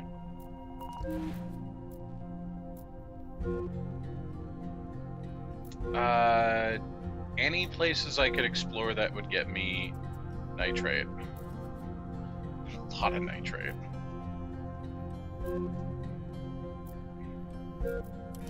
Well, we'll explore this. Gigantic source of tritanium? No? Okay.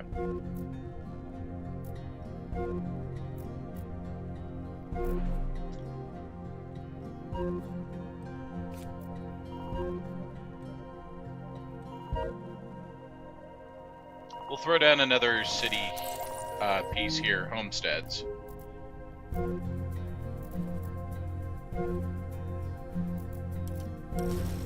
And I'll be able to grab spaceports next turn.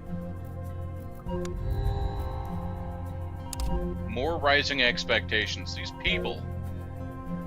Alright, let's grab a luxury workshop then.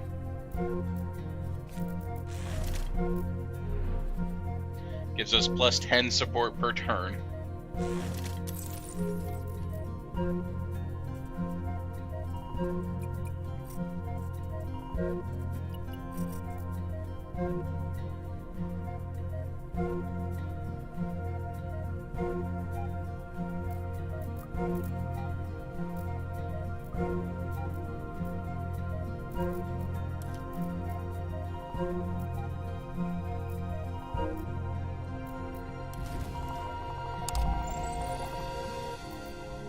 A gigantic deposit of silicate. Okay.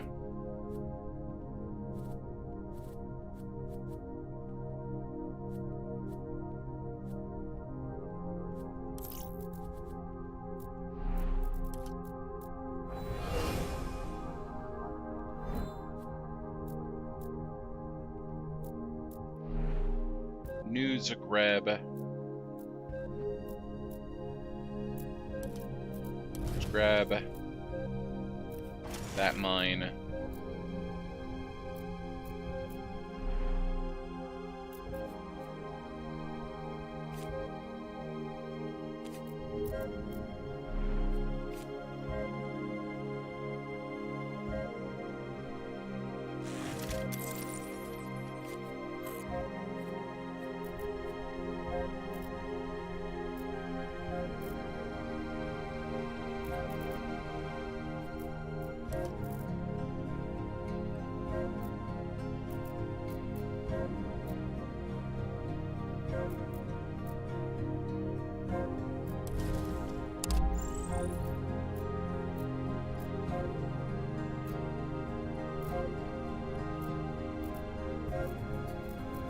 Then we're going to spread up here.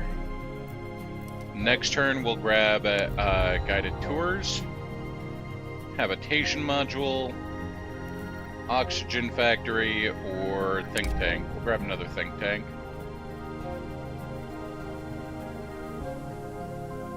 We'll grab the hospital as well. The hospital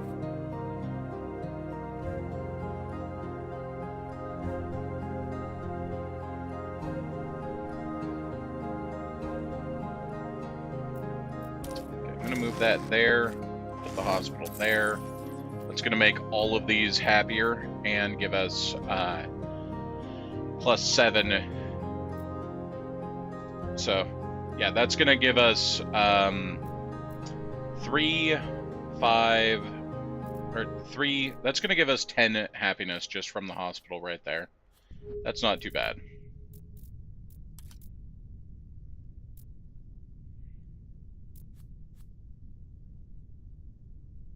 And nitrates are really hard for me to come by here. Good grief.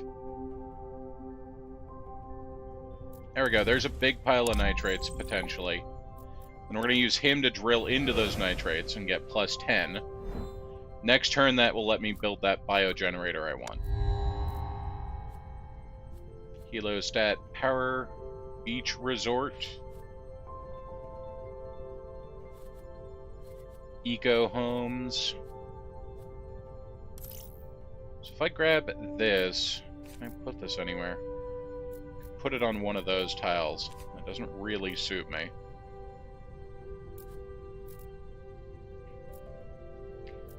Zone is... So that would give me +10. I'd lose... Yeah, we'll put it there. Oh, because it's minus... Got it. Okay. That gives me +5.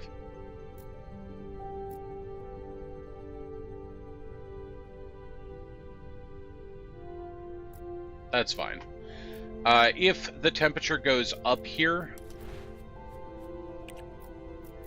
by 1, that will help.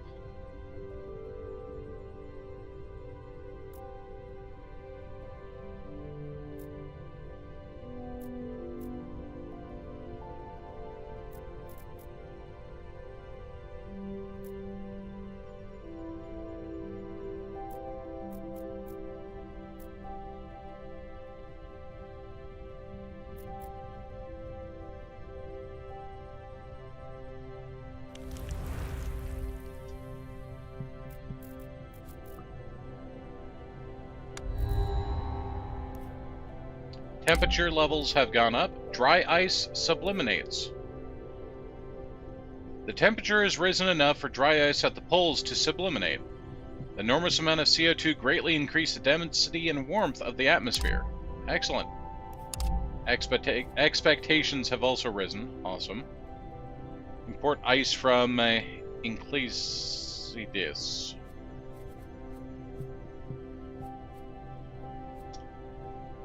We'll do that, because that's only going to cost me 5 overall.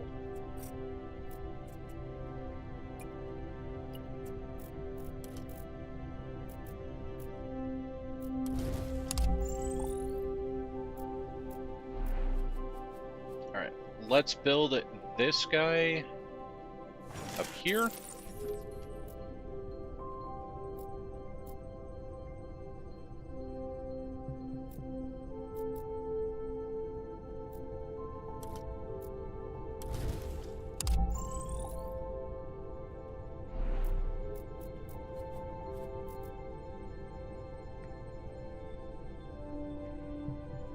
He's going to retire in a couple turns, and that's okay. Now we're going to stop the imports there.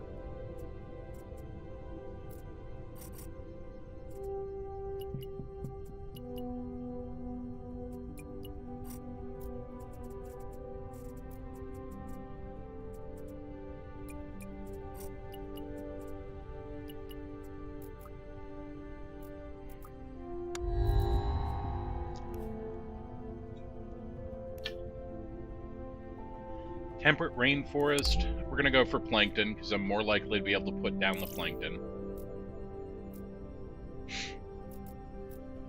Greeley Junction can spread here, and we can put down an animal spreader. And I can put down deer somewhere? Hell yeah. Oh. I could put down deer where the penguins already are. Damn it.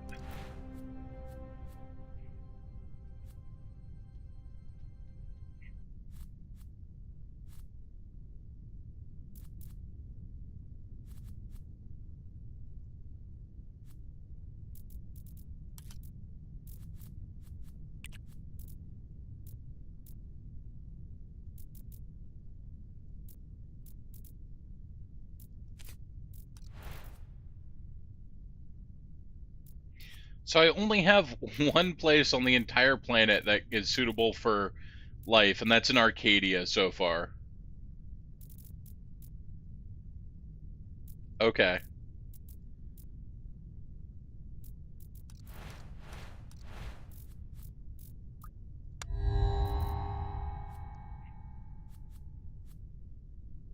Igloos.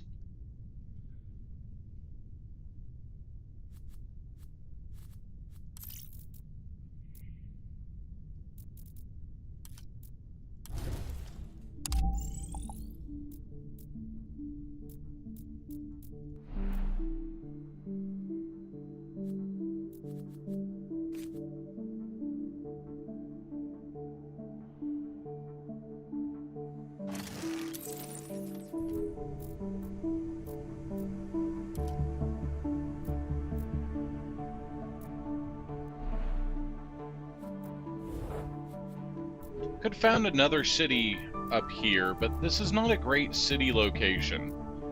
It's would just cut off expansion of Great Holy Town.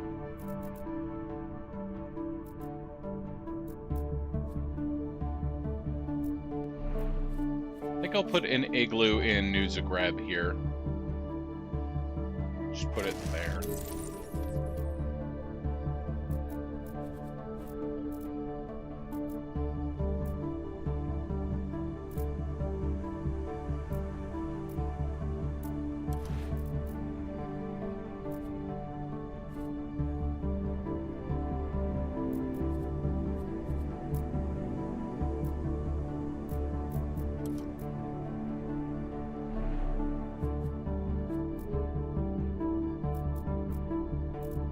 Do we have any other towns we could found?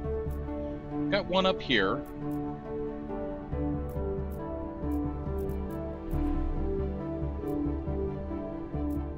Okay.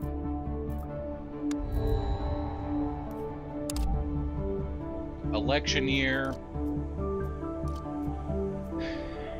Space tourism. Space hotels. New location that provides support or comfort of living, provide extra support. Alternate materials. Yeah, so Deja Robinson, named after a Martian princess from an old science fiction classic. Deja grew up with the idea that Mars is a fantastic place filled with mystery and wonder. A holiday trip to Earth in her youth only strengthened that image. One visit was enough to realize the stark contrast between the two planets and how much adventure Mars offered. When she returned, she decided to found a tourism agency and heavily advertised her services to Earthlings, offering adventurous safari trips across the dunes of the Red Planet. Unlike other interplanetary tourism agencies, she aimed for a broad middle-class clientele. Cheap flights, affordable accommodation, family-focused activities. Her business saw great success and massive growth. I'm gonna go for her.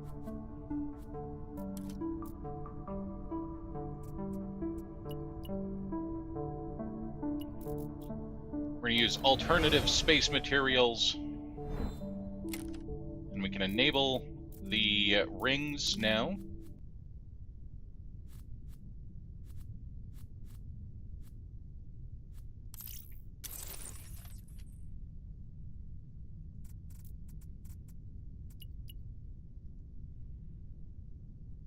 And next turn, our exploration satellites will be done, and importing ice from Enclandus.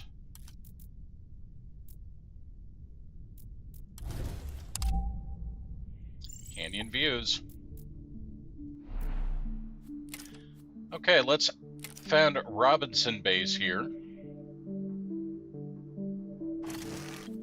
Right there.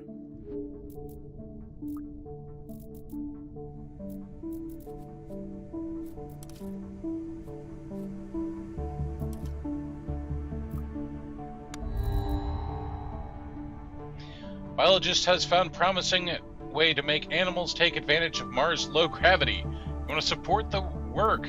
Leap deer. Yes. Get leaf deer. Okay, new plants. Tundra forest. Mediterranean shrubs.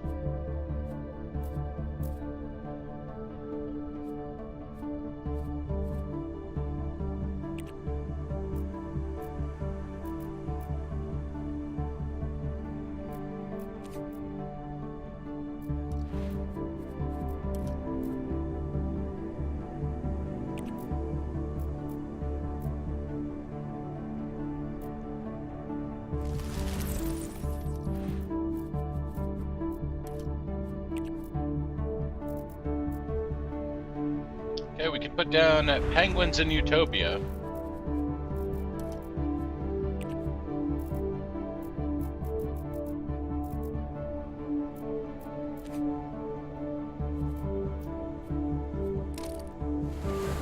And ocean levels have increased. Again.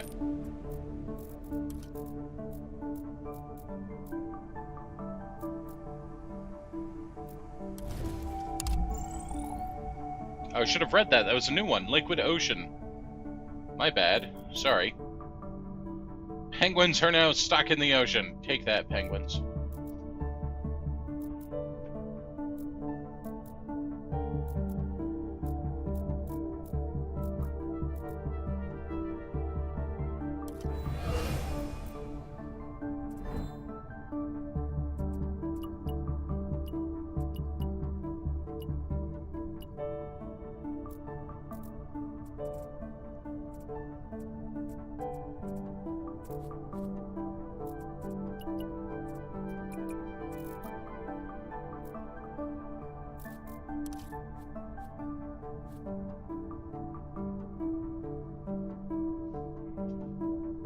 Brine electrolyzer.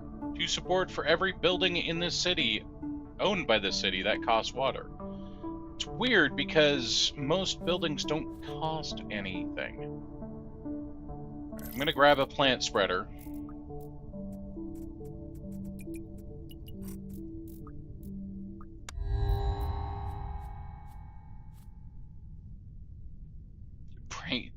Every brain in the city. Giant space mirrors, large orbital installations that can increase the heat zone within a zone by focusing sunlight. Excellent. Let's do that.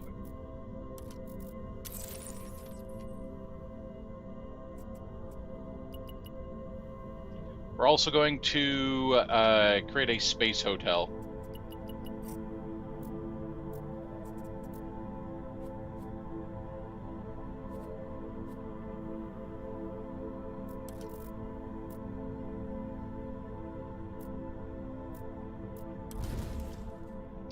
The Deep Blue. As Herman Melville said in Moby Dick, I'm tormented with an everlasting itch for things remote.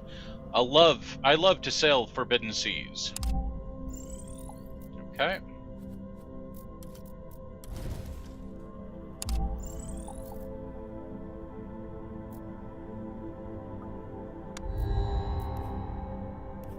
Raising expectations. Uh-oh.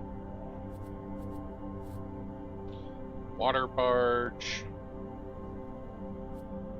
Animal spreader. Domed park.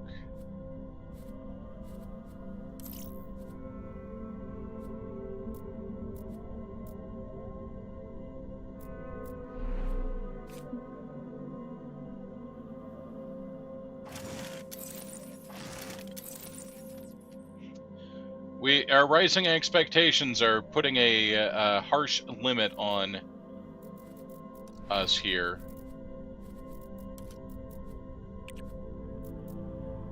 Like, I have to get this sorted.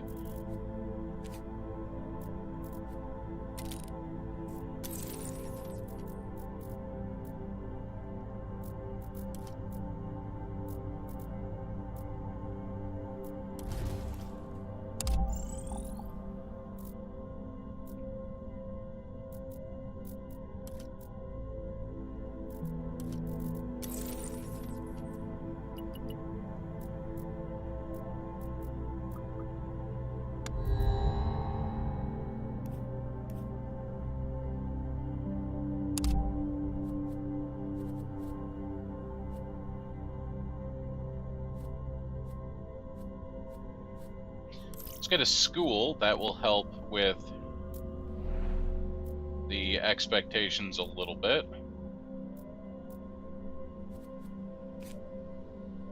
Not a whole lot, but a little bit.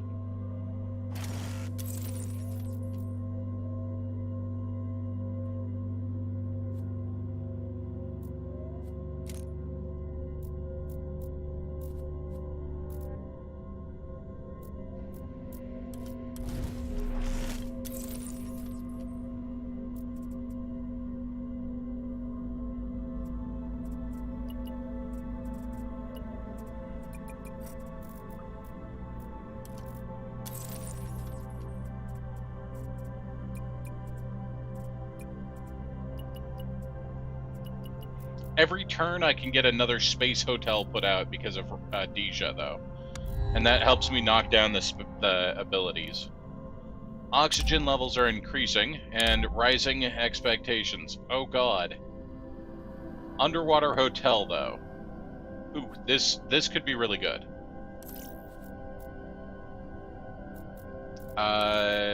So... Liquid ocean, yep.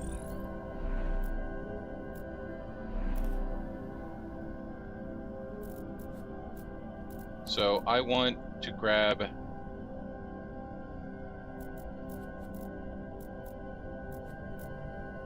I can't grab that because I don't have an area with a dock or something.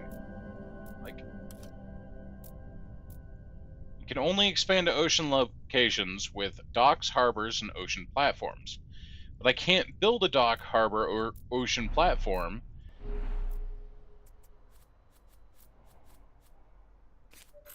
because my city is not next to the ocean. Ah. Hey, beautiful.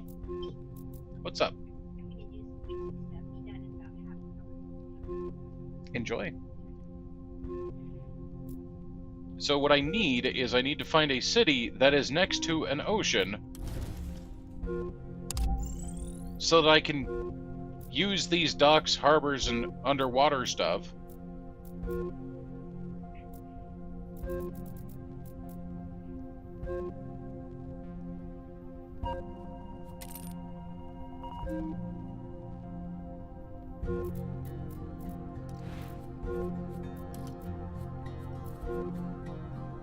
Oh my god, can I put a polar bear somewhere? No. Can I put ponies somewhere? I can. Yes, we beat the game again! Heckin' ponies saved the day.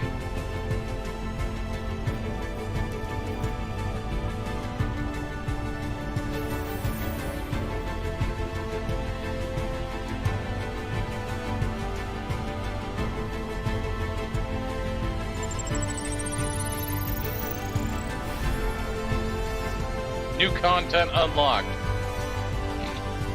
Sharks provide some comfort of living -1. A true apex predator, the shark is the king of the seas. Seagrass. Clownfish.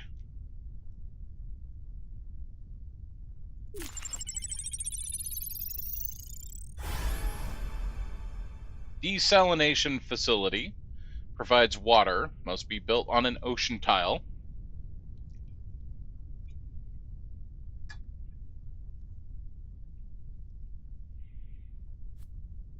Oceanic laboratory. And scuba diving school.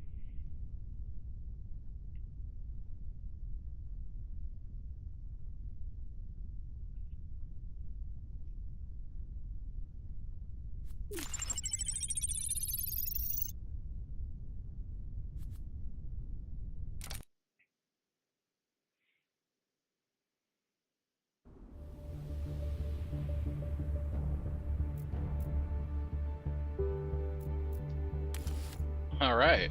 Goal, terraform Mars.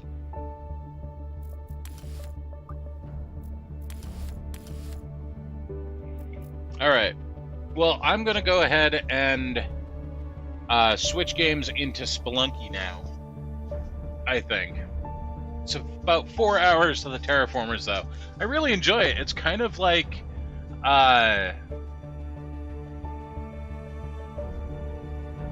It's really got that one more turn feel, but you can finish a game within a couple of hours, and I really like that. Comes out of early access in a couple of days. I'm really enjoying it. I did get a key for free, and I wanted to take a look at it on stream, and this was my look at it, and I'll probably be playing it again, because I've really enjoyed it. But at this point, we're going to switch over to Spelunky, so we are going to make that switch. However, I've got to go run to the restroom, so I'll be right back.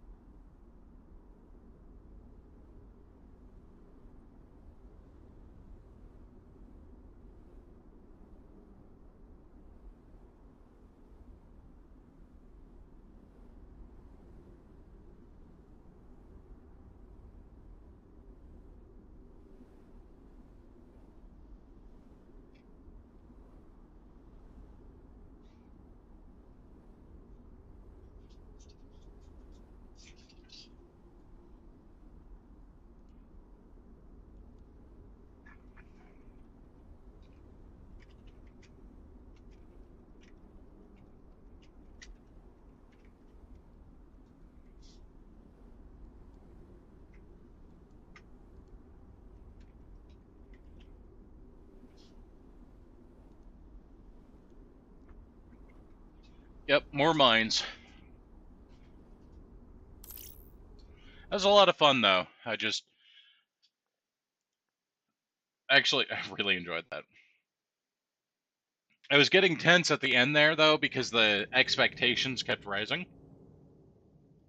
And I wasn't sure if I was going to be able to get hit that prestige level in time.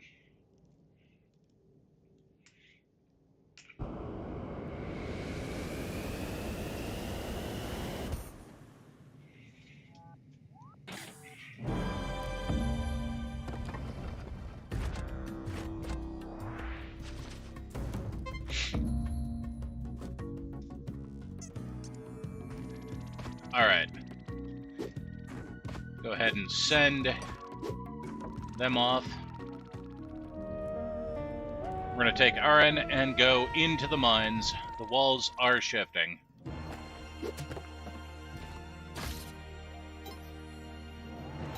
So I've been making it to Neo-Babylon with more frequency lately, outside of the stream. I've made it to Neo-Babylon a couple times inside of the stream.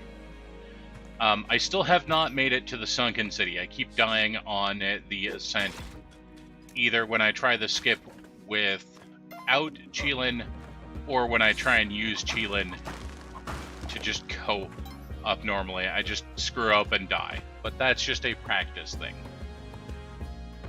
I just need more practice.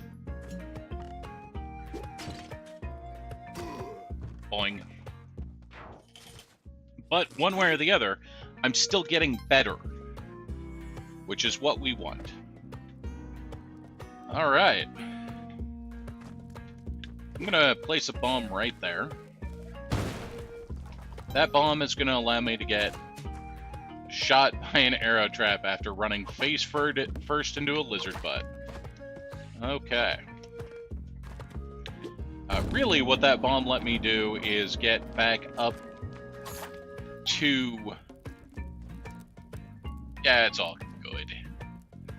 Get back up to the sacrifice spot with minimal fuss.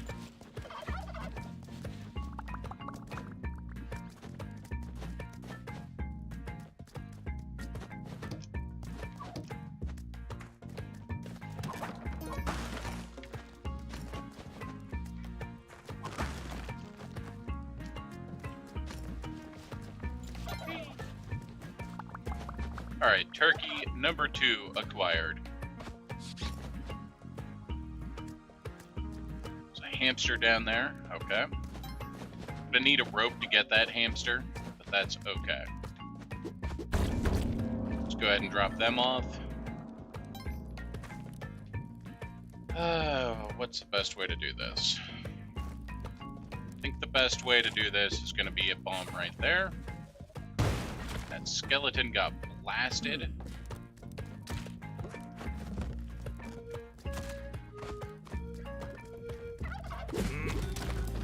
Oh, sorry, Yang. Not my intention. Like, this is the one time I wasn't actually intending to harm you. Heck.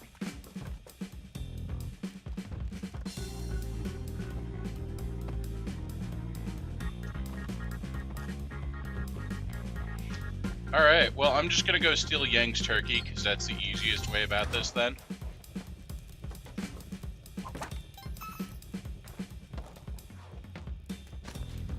I was gonna take the lizard and drop the lizard off, but I couldn't quite get the lizard up there in time. So, turkey, instead, is gonna get sacrificed. Got glasses, cool. Yang is hanging out over there. Get a web gun.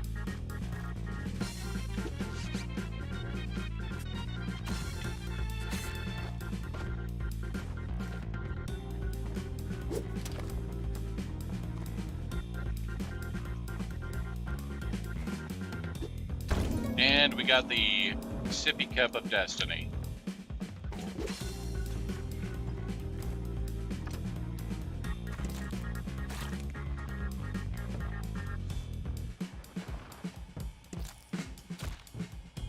Alright. Have a fun time there, Mr. Mole.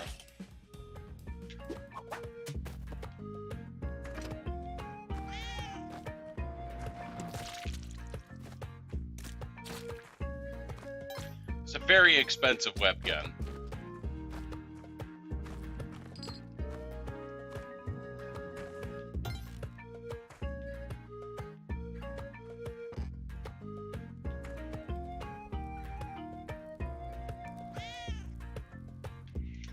Alright, I can't get back there without expending at least one bomb, so I'm gonna expend a bomb. And unfortunately, I screwed it up, so I have to use a second bomb. Awesome.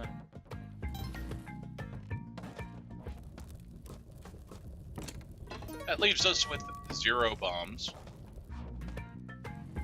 That's not great, but we're gonna get some bombs at the end of Quillback. Hopefully. Wow.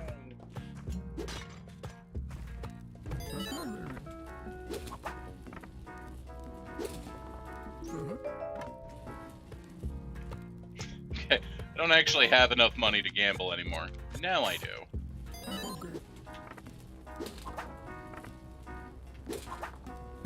Now I don't. Alright. We're out.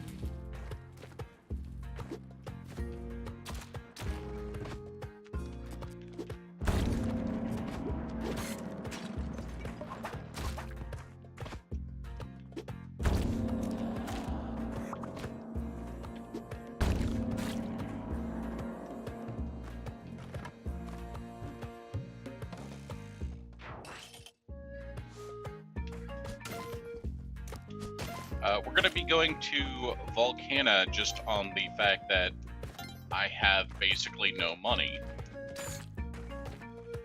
But we're still going to use the pickaxe to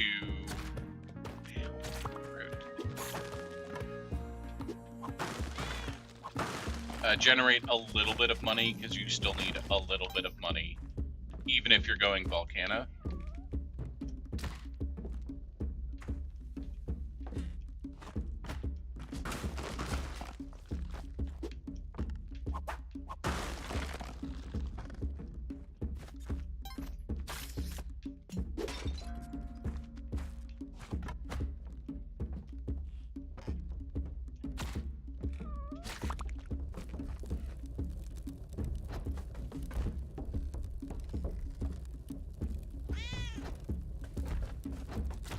Ow. Jerk.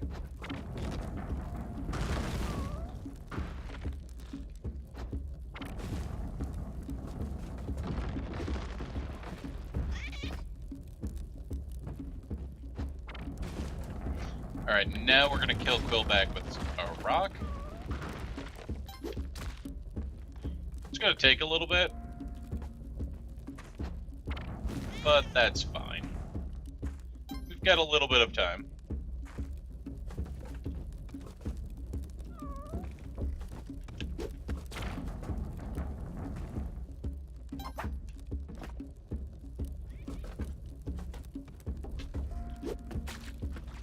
There we go. Quillback, unless he explodes for some reason, always drops a turkey and a bomb bag.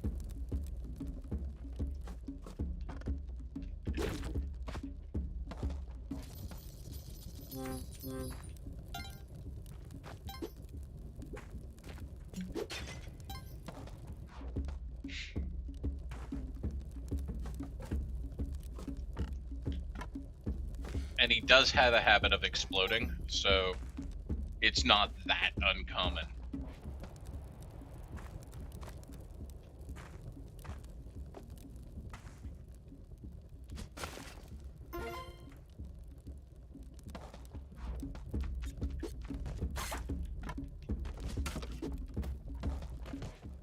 Alright, cat, come back.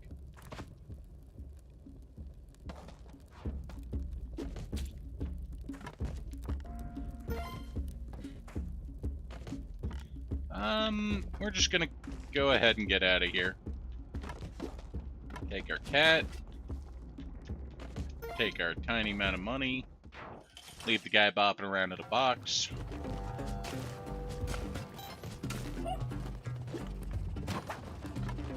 Boomerang.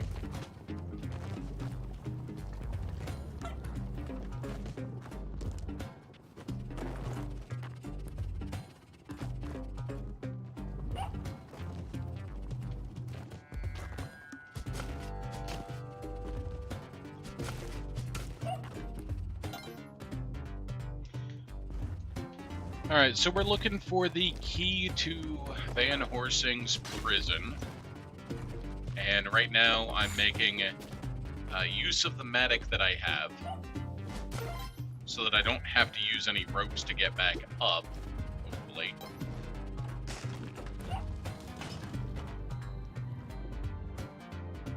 When I find that key.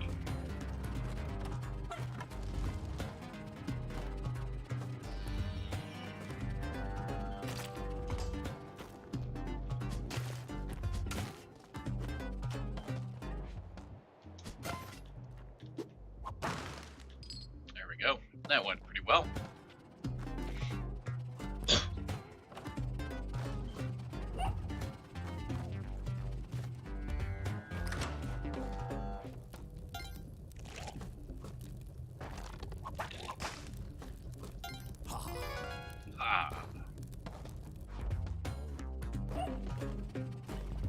All right, pup, come with me.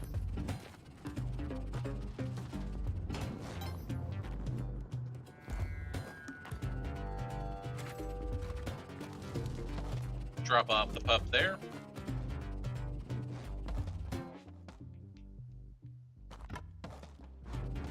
Our medic should have 5, maybe 10 strikes left.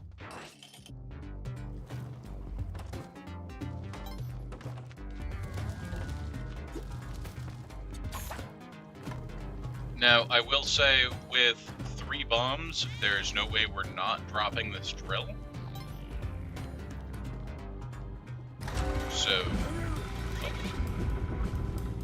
it's true, we are a vandal. Oh my god. Could you not do that? Sir, thank you.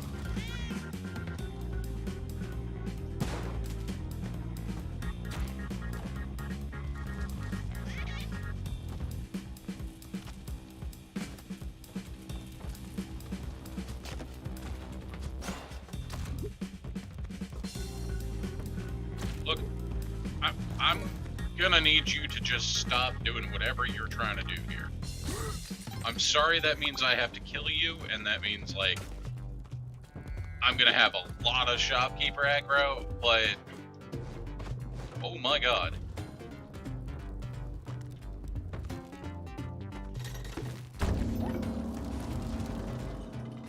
That is ridiculous.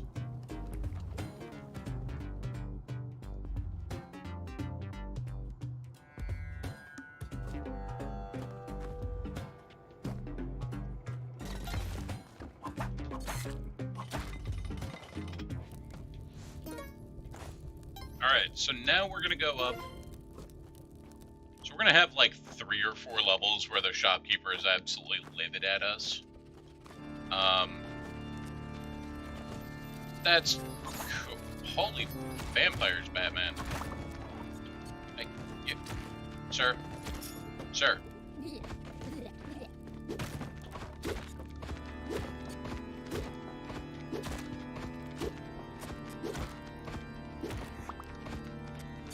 Hey,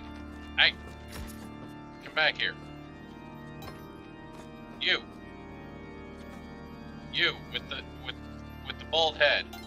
Get back up here.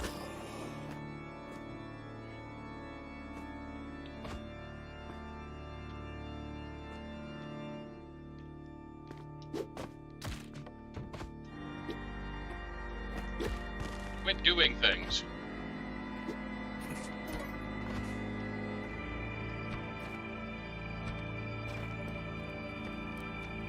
Did you kill all but one of the vampires? You monster.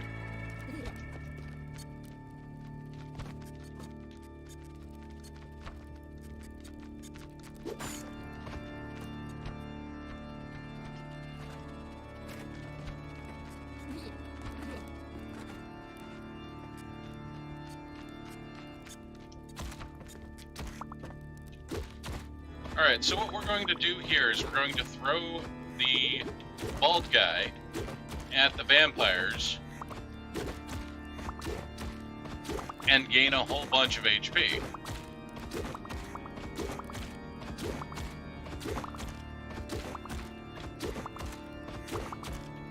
This works because we have the cup to drink blood, the vampires drink blood,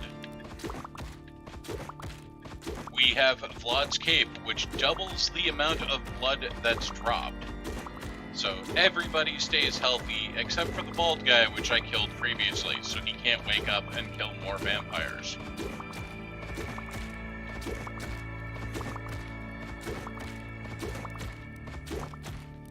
You need at least 2 vampires. The more vampires you have, the faster it goes. But they kill... When he got away from me, he killed 3 of the vampires, so... It's fine, though.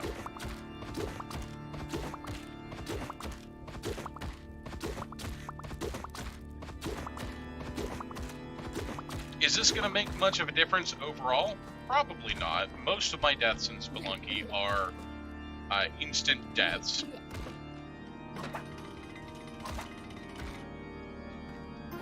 Does it feel good to have 99 HP? Yes, it does.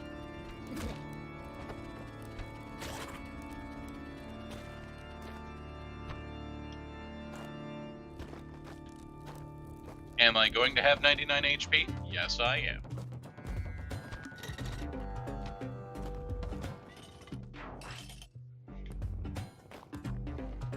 Hi, Ton. I'm here to get a special bow.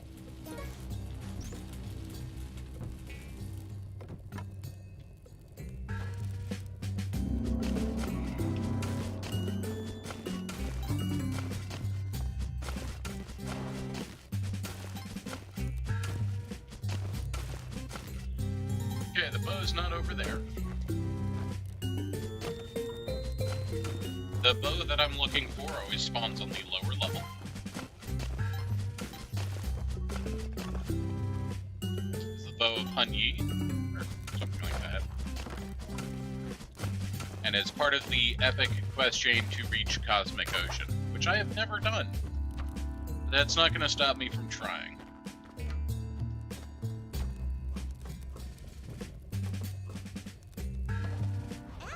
Ah.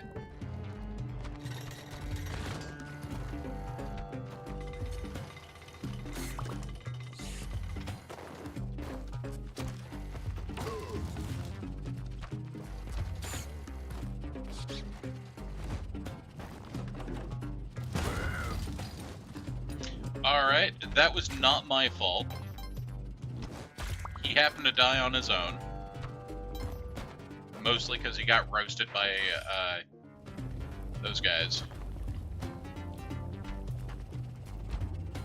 So I just need to survive a couple more levels without upsetting him. Lava Dog will help me with that. Thank you, Lava Dog. Lava Dog provides fire immunity, so like that guy jumping at me was not super dangerous.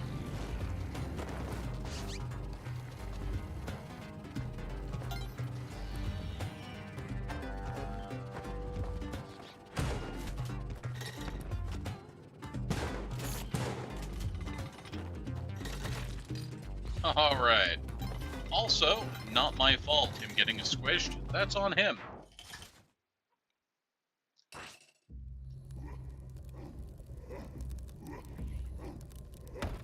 It's Olmec fighting time.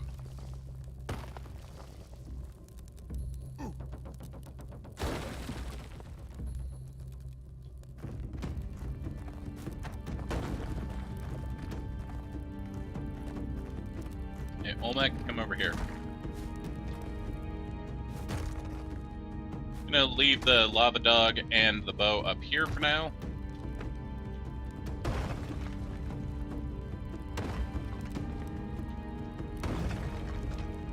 Alright.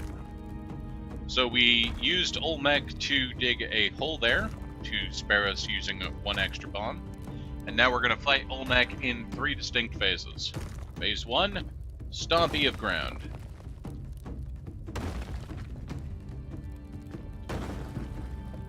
He's doing ground stompy things. This phase is pretty self-explanatory. Don't get stomped on.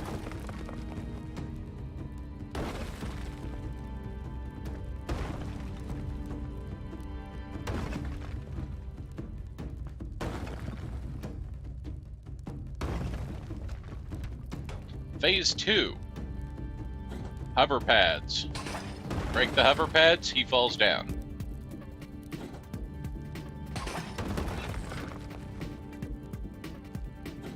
If you don't break the hover pads, he starts throwing bombs. So you want to break the hover pads before too long.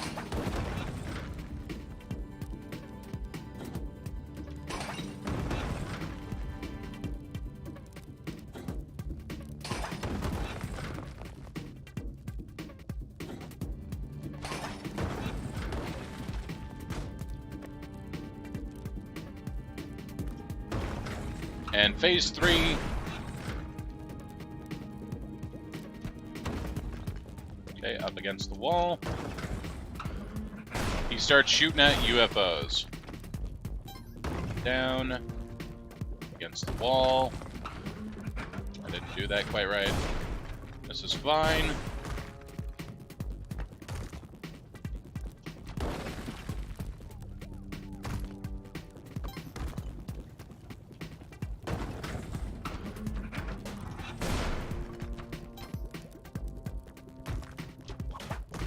Yeah.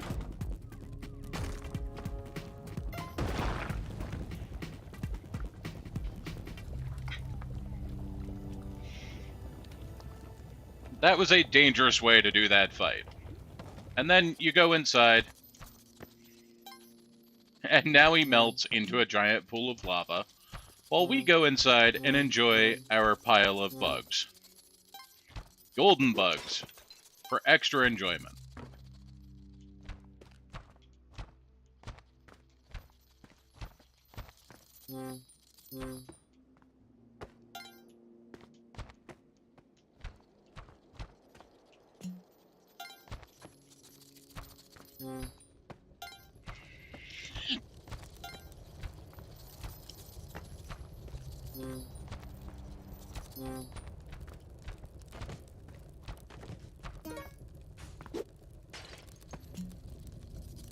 Now there's a crate here. This crate is always a parachute in case you don't have back equipment, so you don't just fall to your death.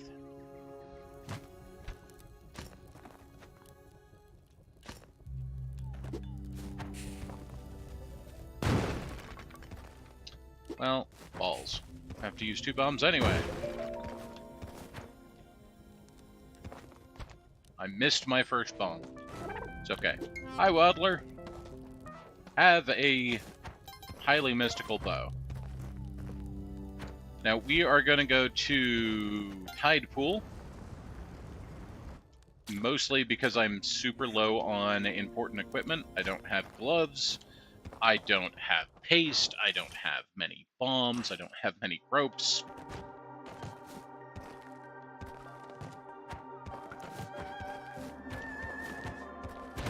No spring shoes, no spike shoes.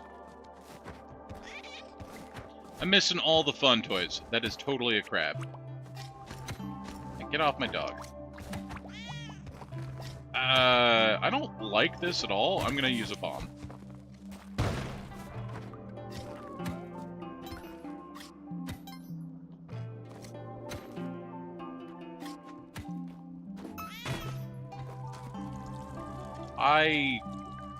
Turkeys.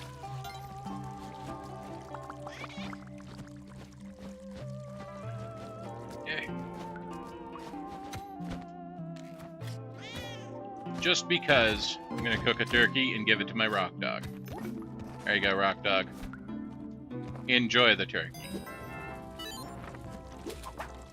Alright, Madam Tusk. The only thing you're showing so far is glasses, which is the only thing I have so far.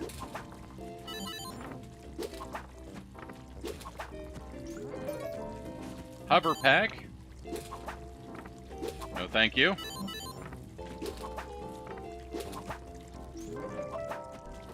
Paste. That's pretty big.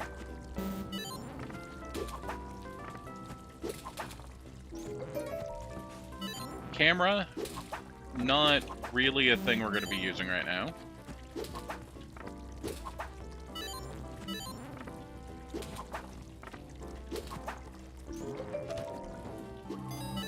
I will take extra bombs.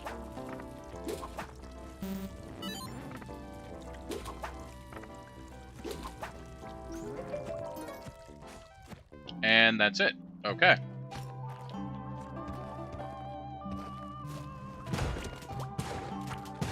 Yeah, we're out.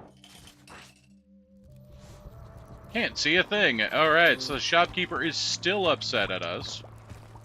Alrighty.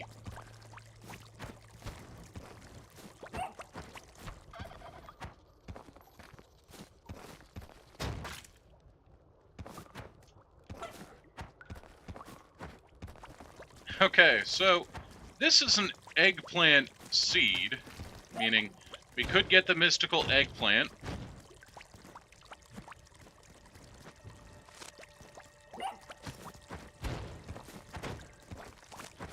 Interesting, you can't kill a Zhangxi with fire. I did not know that. Ah! Rude.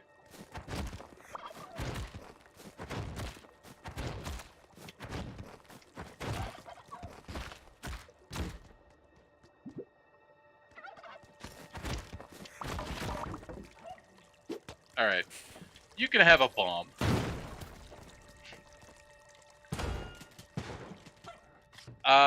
So there's gonna be an angry shopkeeper at the bottom of the level. I'm going to go into... Yeah. We're gonna skip the sword part of this and just not do the whole Excalibur part of this.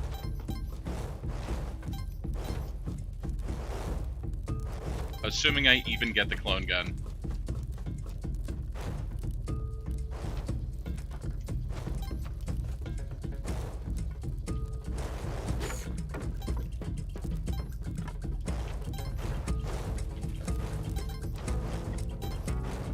Oh my god. Whew. Almost did not get this, Alright. So I usually get the Excalibur and then give it to the Helping Hand and then do all sorts of things. I'm not even gonna bother with any of that this time. We're just gonna go do the Ankh skip, and then kill the escort.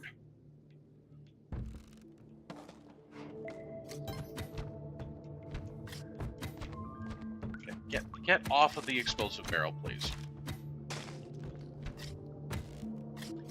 All right, rope. Rope. Oh my god, this leaves me with one rope. That's bad.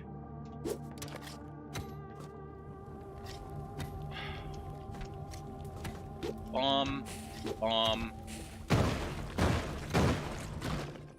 And we're paced. I don't know why sometimes that works and sometimes that doesn't. I think I put my bomb on the wrong side. I don't know what I did wrong, but I did something wrong. Alright. Well, my guy, I need your help. I'm not very good at that skip. I don't have shoes. Stop it.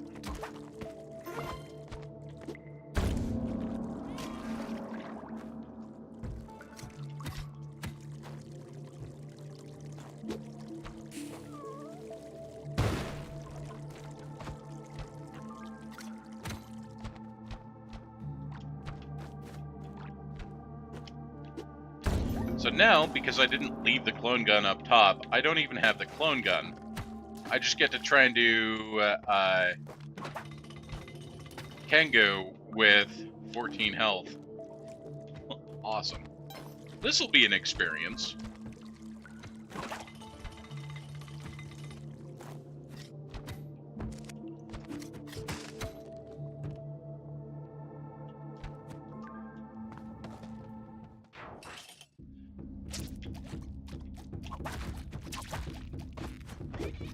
These guys and their stupid spiky heads.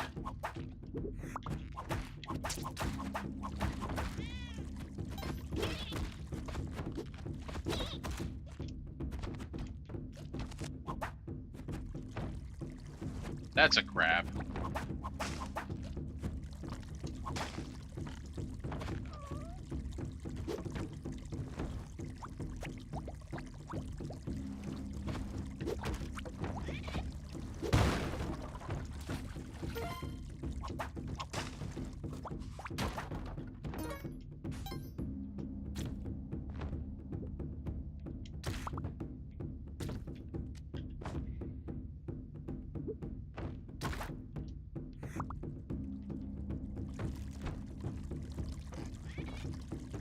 Alright, so this is going to be an exciting experience.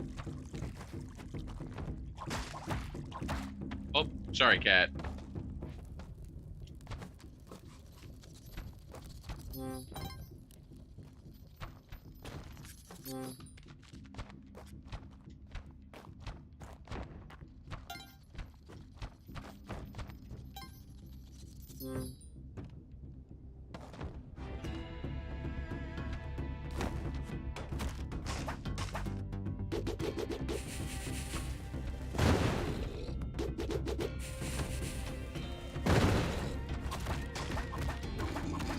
So now I've got to whip something like 45 times.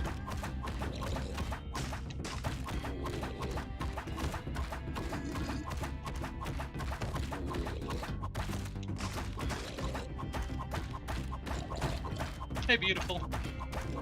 All done? Excellent.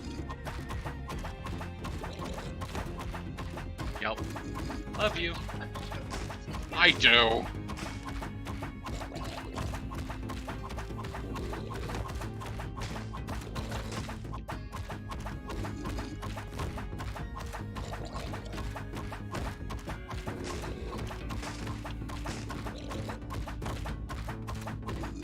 Like, the thing about Spelunky is I understand all the...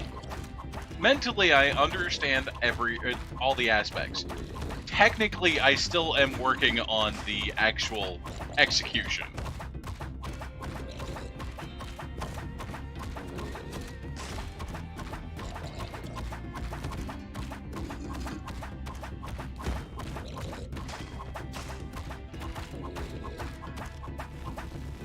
Alright. That was a lot of whipping. Cracked Servant of Wood, marked by the bat, shall open the door for the aspirant. Cracked Wood Bat. Alright. We're gonna go find our cat.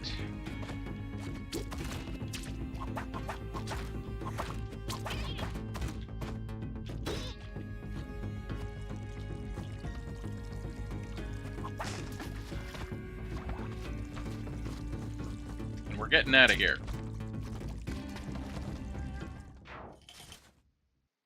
Hiya, how's the adventure going? I need a golden key. I don't even remember if... Are the shopkeepers still mad at me? Woo! Off he goes.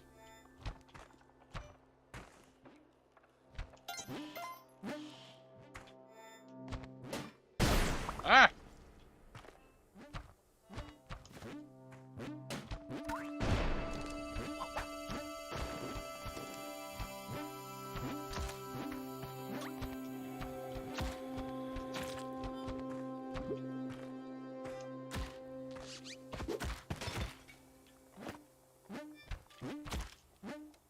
No having fun. No fun. Alright, let's see. Are you still mad at me, sir? Sir? I don't think he's mad at me anymore. Okay, Waddler is right above, but I don't need to turn anything into Waddler because I lost my heckin' clone gun.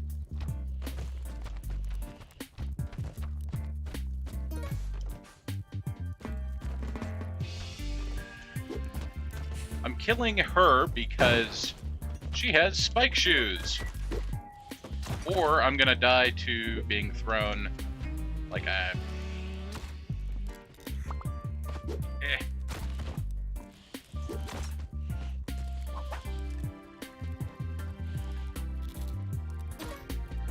Oh no. Bonk.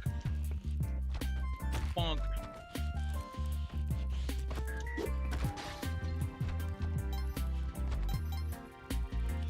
So the Yeti Queen drops spike shoes. The Yeti King drops a compass.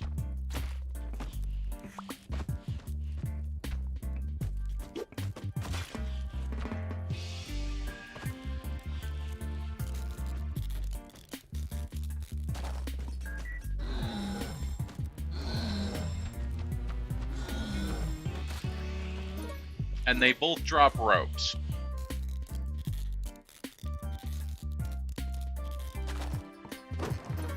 And for all of Skeletor's talk about Yetis, he missed the game I play with actual Yetis. The time I actually make it to Yetis. Ow!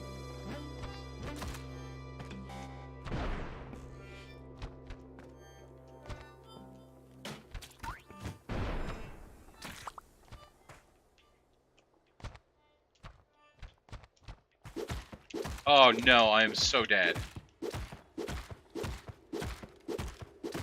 Heck. Forever a handball.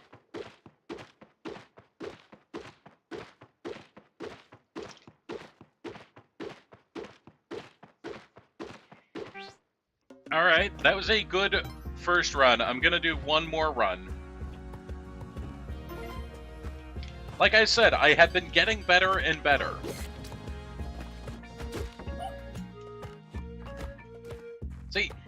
He could have seen me get murdered by Yetis, and yet he missed it, or they missed it. I don't even know. Skeletor was right, missed it.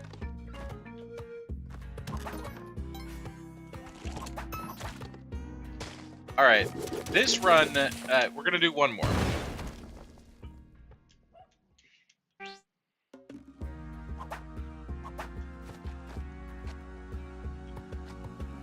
I don't know! The one time you could see me get murdered by Yetis.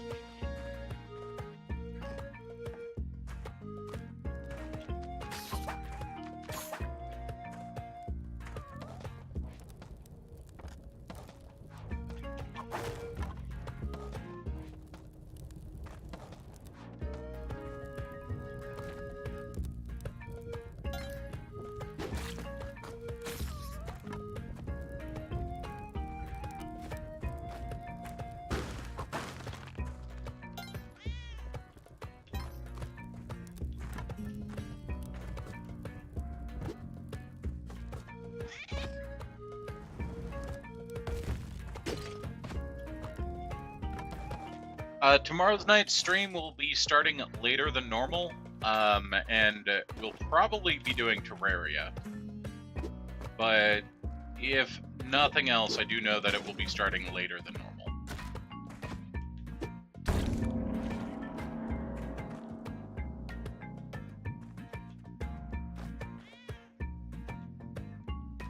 I heard a round.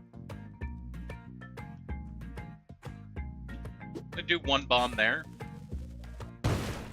It's gonna make it so we can get back up a little bit easier for just one rope.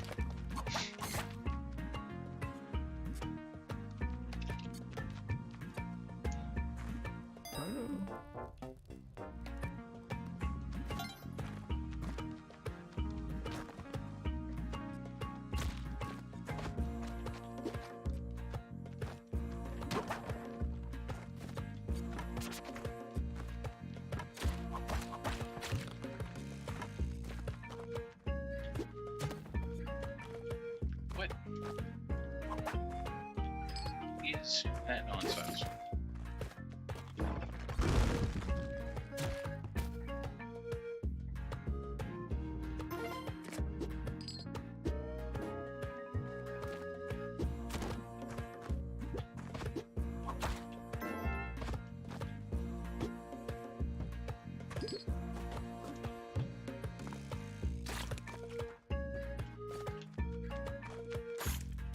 I did not want to use a second rope.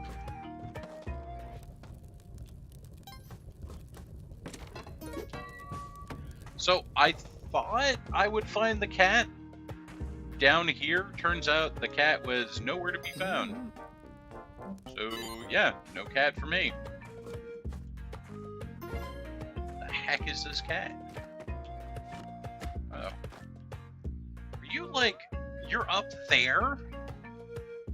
I'm gonna try one bomb. Oop. Alright. No. We're not getting the cat this time.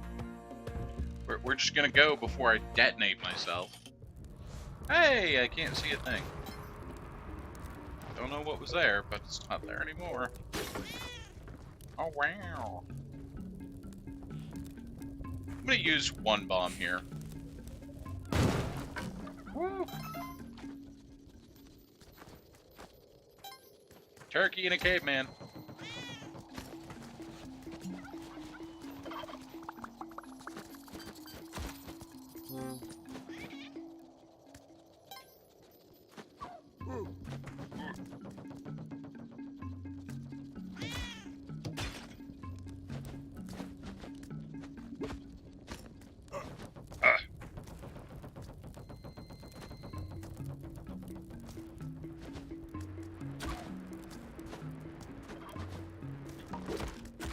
Uh-oh. Sorry, caveman. Woo. Ah! Why is it so scary? Ooh.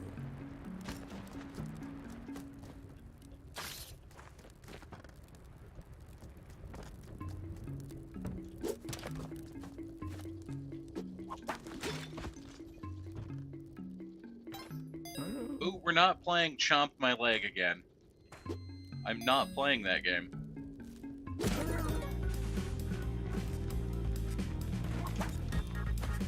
Alright, I was not going to rescue the other turkey. I have no idea where the other turkey was. So I just stole everything that shopkeeper had. It's fine. Crime does indeed pay.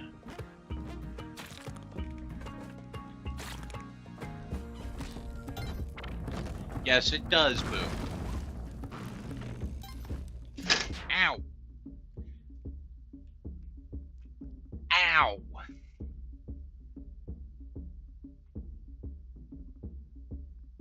Heck.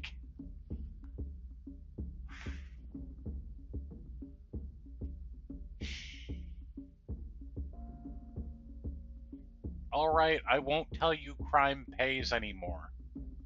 Just don't claw my leg like that.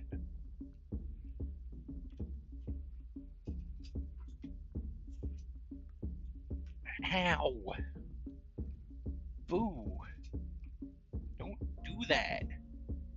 You heckin' little monster.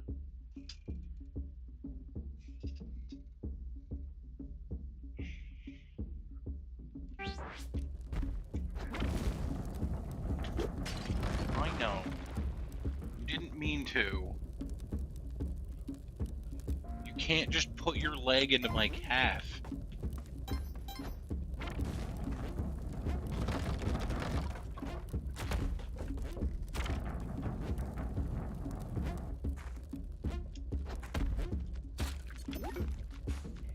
I mean, you can, but that's how accidents happen.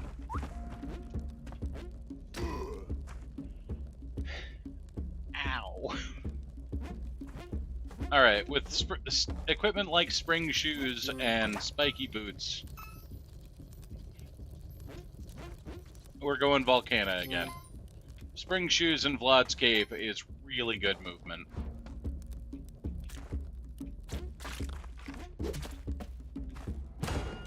I forgot about you!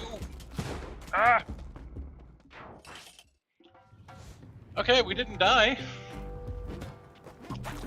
Kind of a miracle, but we didn't die.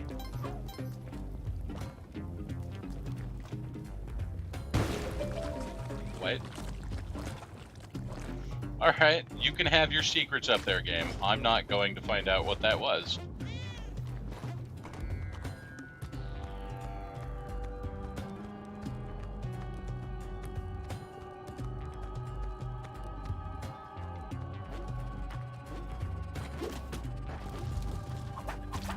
Man, that turkey got roasted.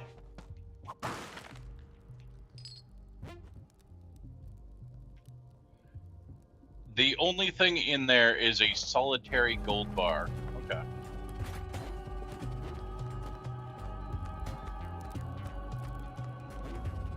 I have not heard this tune in quite a long time.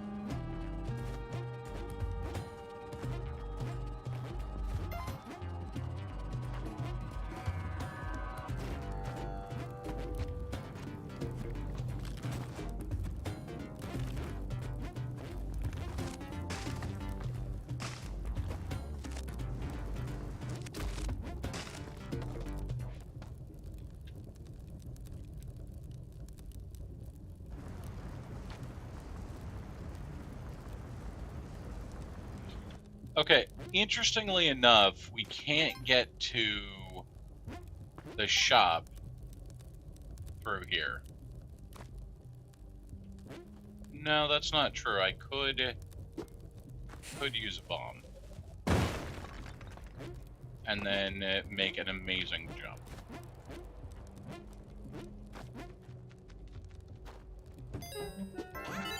Give me that ridiculously priced royal jelly, please. Alright, I'm going.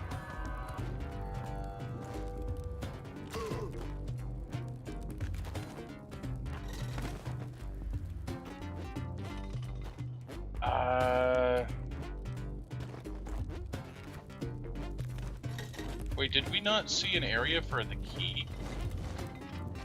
Oh, wait, no, here's the key.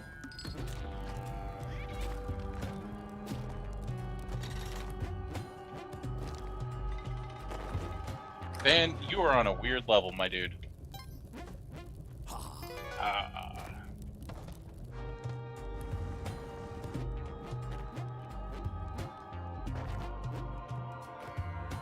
think we're gonna go temple this time. If I make it that far.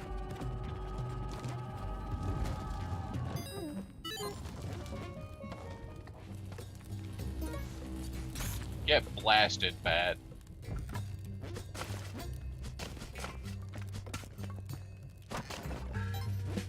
Another boomerang. Alright.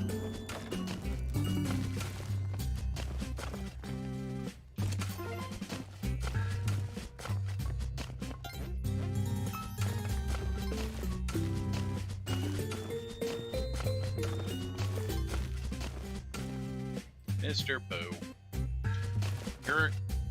I'm not gonna say you're a good cat, but just don't do that to my leg again. I will settle for you're a cat, okay?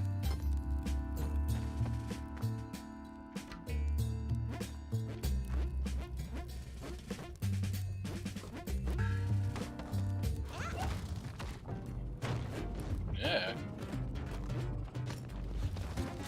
Oh my god. Lava dog.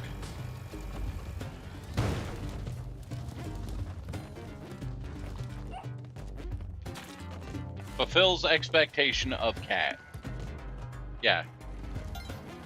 100% asshole. It's true.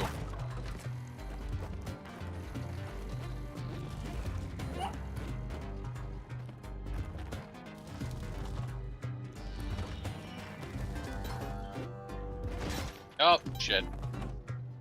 We're fine. Here. Help me out, thank you.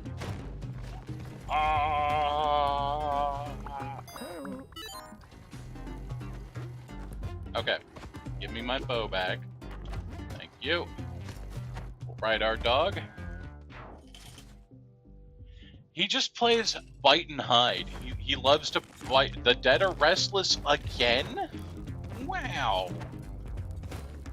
Alright, come up here.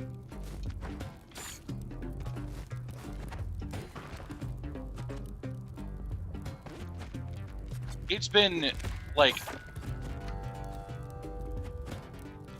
Alright. It's been a long-ass time since I've seen The Dead Are Restless. And we've gotten it twice? On the same go?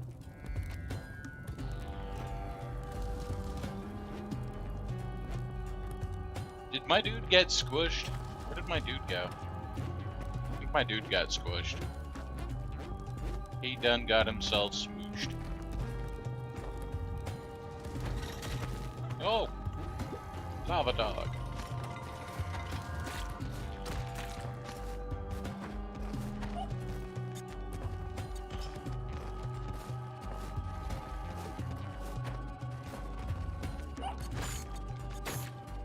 Rock dog stew. Rock dog stew.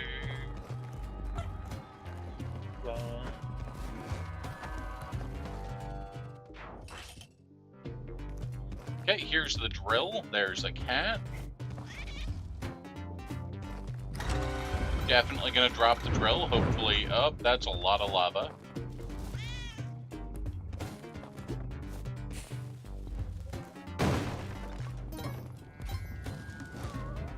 Yeah. That's a lot of lava. That's a lot of bugs.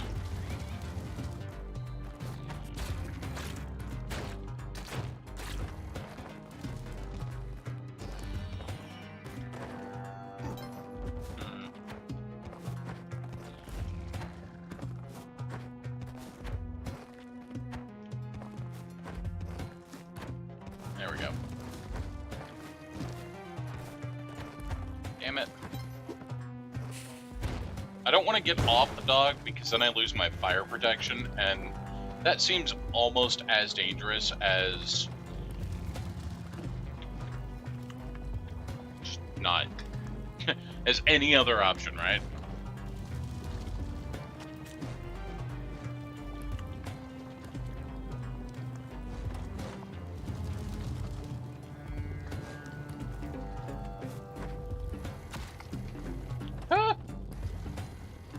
Alright, Doggo's dead. Steady, steady, leap. Oh, what kind of nonsense is this? I have to make that jump to the other side after I get Vlad's cape. Wow. Okay.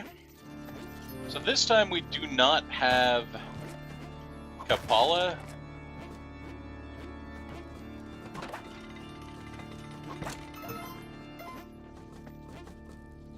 So no 99 HP for us. I just took damage by the cape falling on me. Awesome.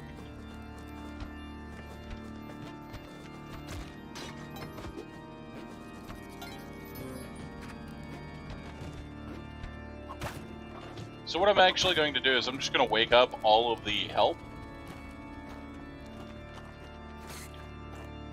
And then we're going to leave. And however many of them survive,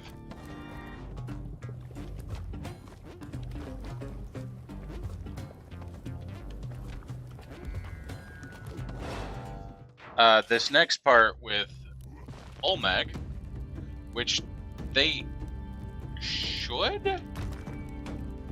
They all fall asleep at the beginning of the fight.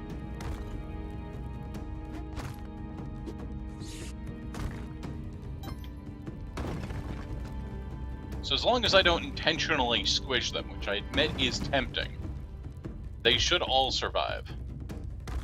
And then when we go into the temple, we're going to try and find a place to sacrifice them.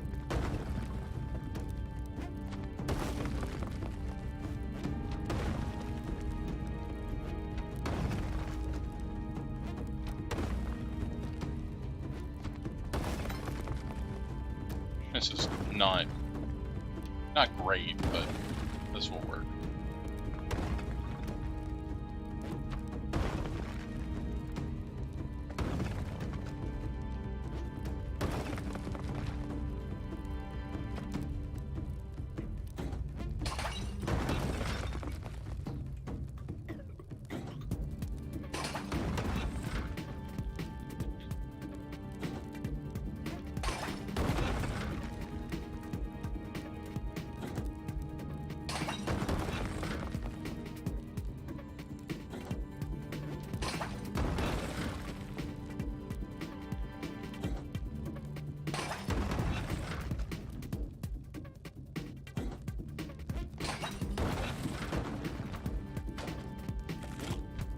We're going to go do the wall method, which is the much safer method of doing this normally.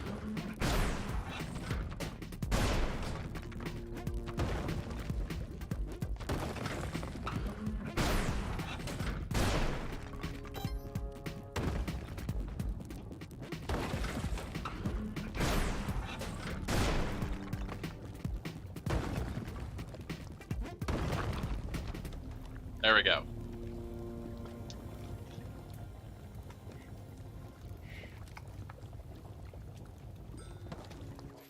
That forces one of the two UFOs to always explode against the wall. And the other one you can do a controlled detonation with as it spawns.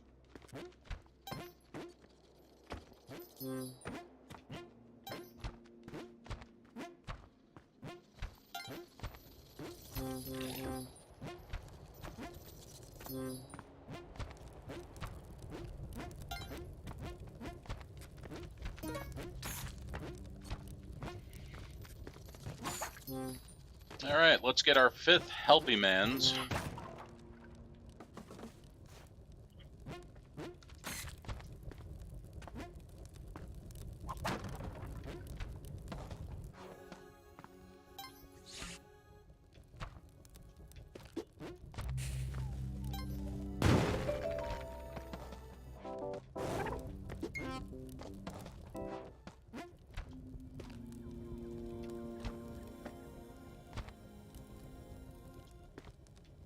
And we're going to temple.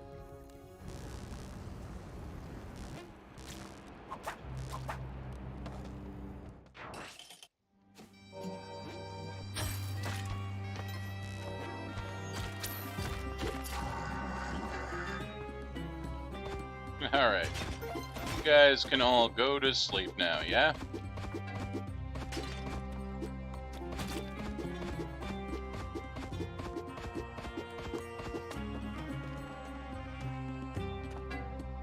I'm gonna take this.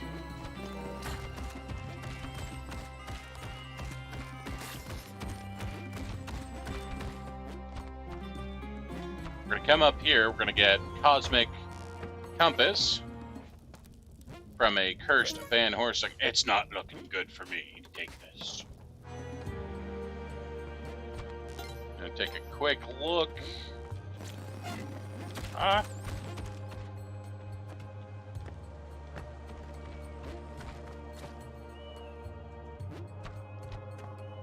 Okay, we're going this way.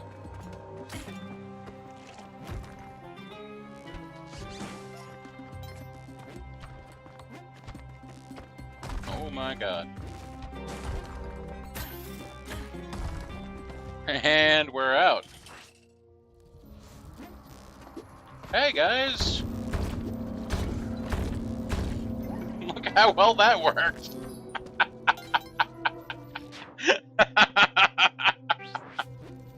That was heckin' perfect! Good job! Well done, guys. It was like it was choreographed or something.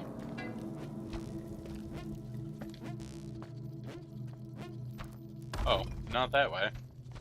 Guess we're going through the sand here.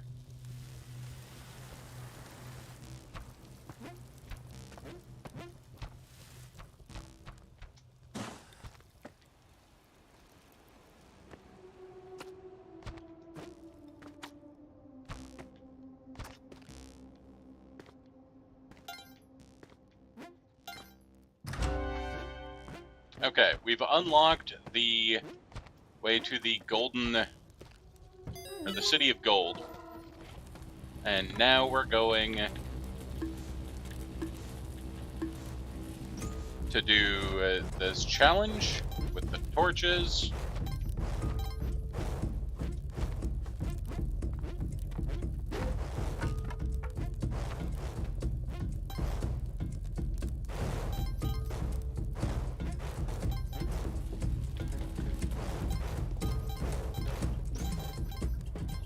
There we go, we've got the elixir. The elixir doubles all healing gained. It also prevents one instance of poison or curse. Now, we're going to go into the City of Gold, but we are not going to sacrifice ourselves.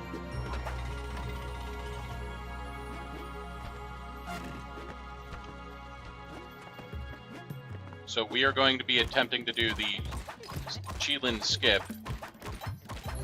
Oh, you know what? I've made a grave mistake.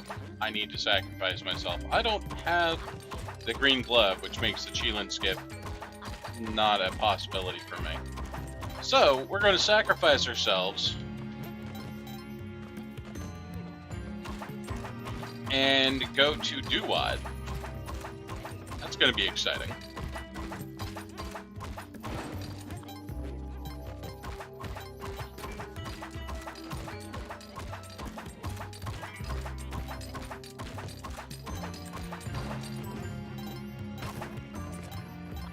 I didn't actually look at that before I decided to go to Temple.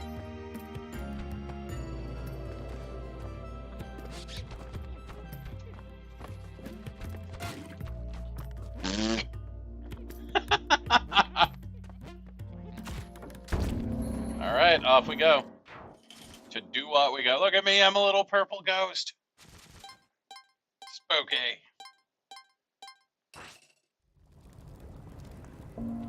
Hey, you made it. Good job, Sweaty Mans. Let me use one bomb. For 12 bombs, hell yeah.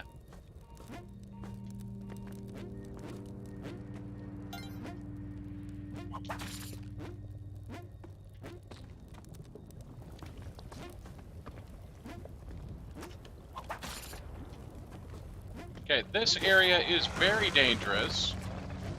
That thing likes to come out and try and kill you. Instant kill, cannot kill it.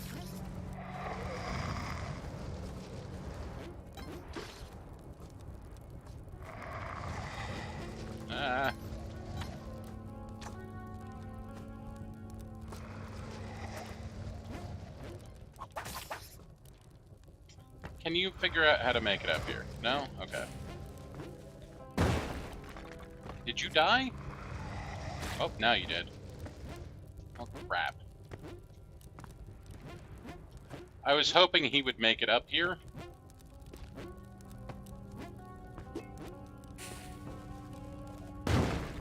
And he immediately died as soon as I gave him a way up. I was going to sacrifice him for a whole bunch of health.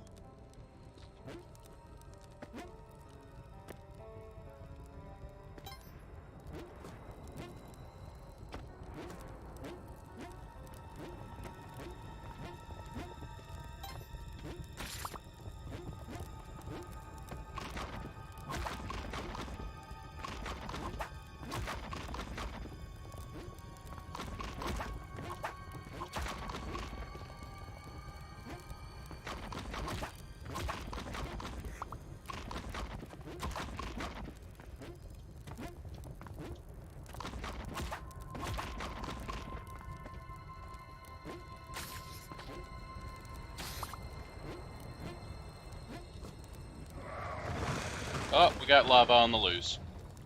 We're going.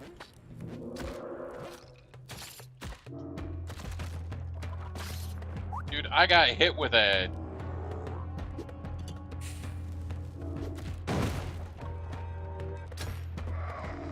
Rude. I would like off this ride now. I'm dead. Wow. Okay. That was tough. Alright, well, that's going to do it for tonight's stream. Folks, thank you for hanging out with us. We had 4 hours of terraforming and a couple of hours of spelunking. I appreciate you. Thank you. Have a good evening, and we'll see you soon. Stay safe. Take care. Have a good evening.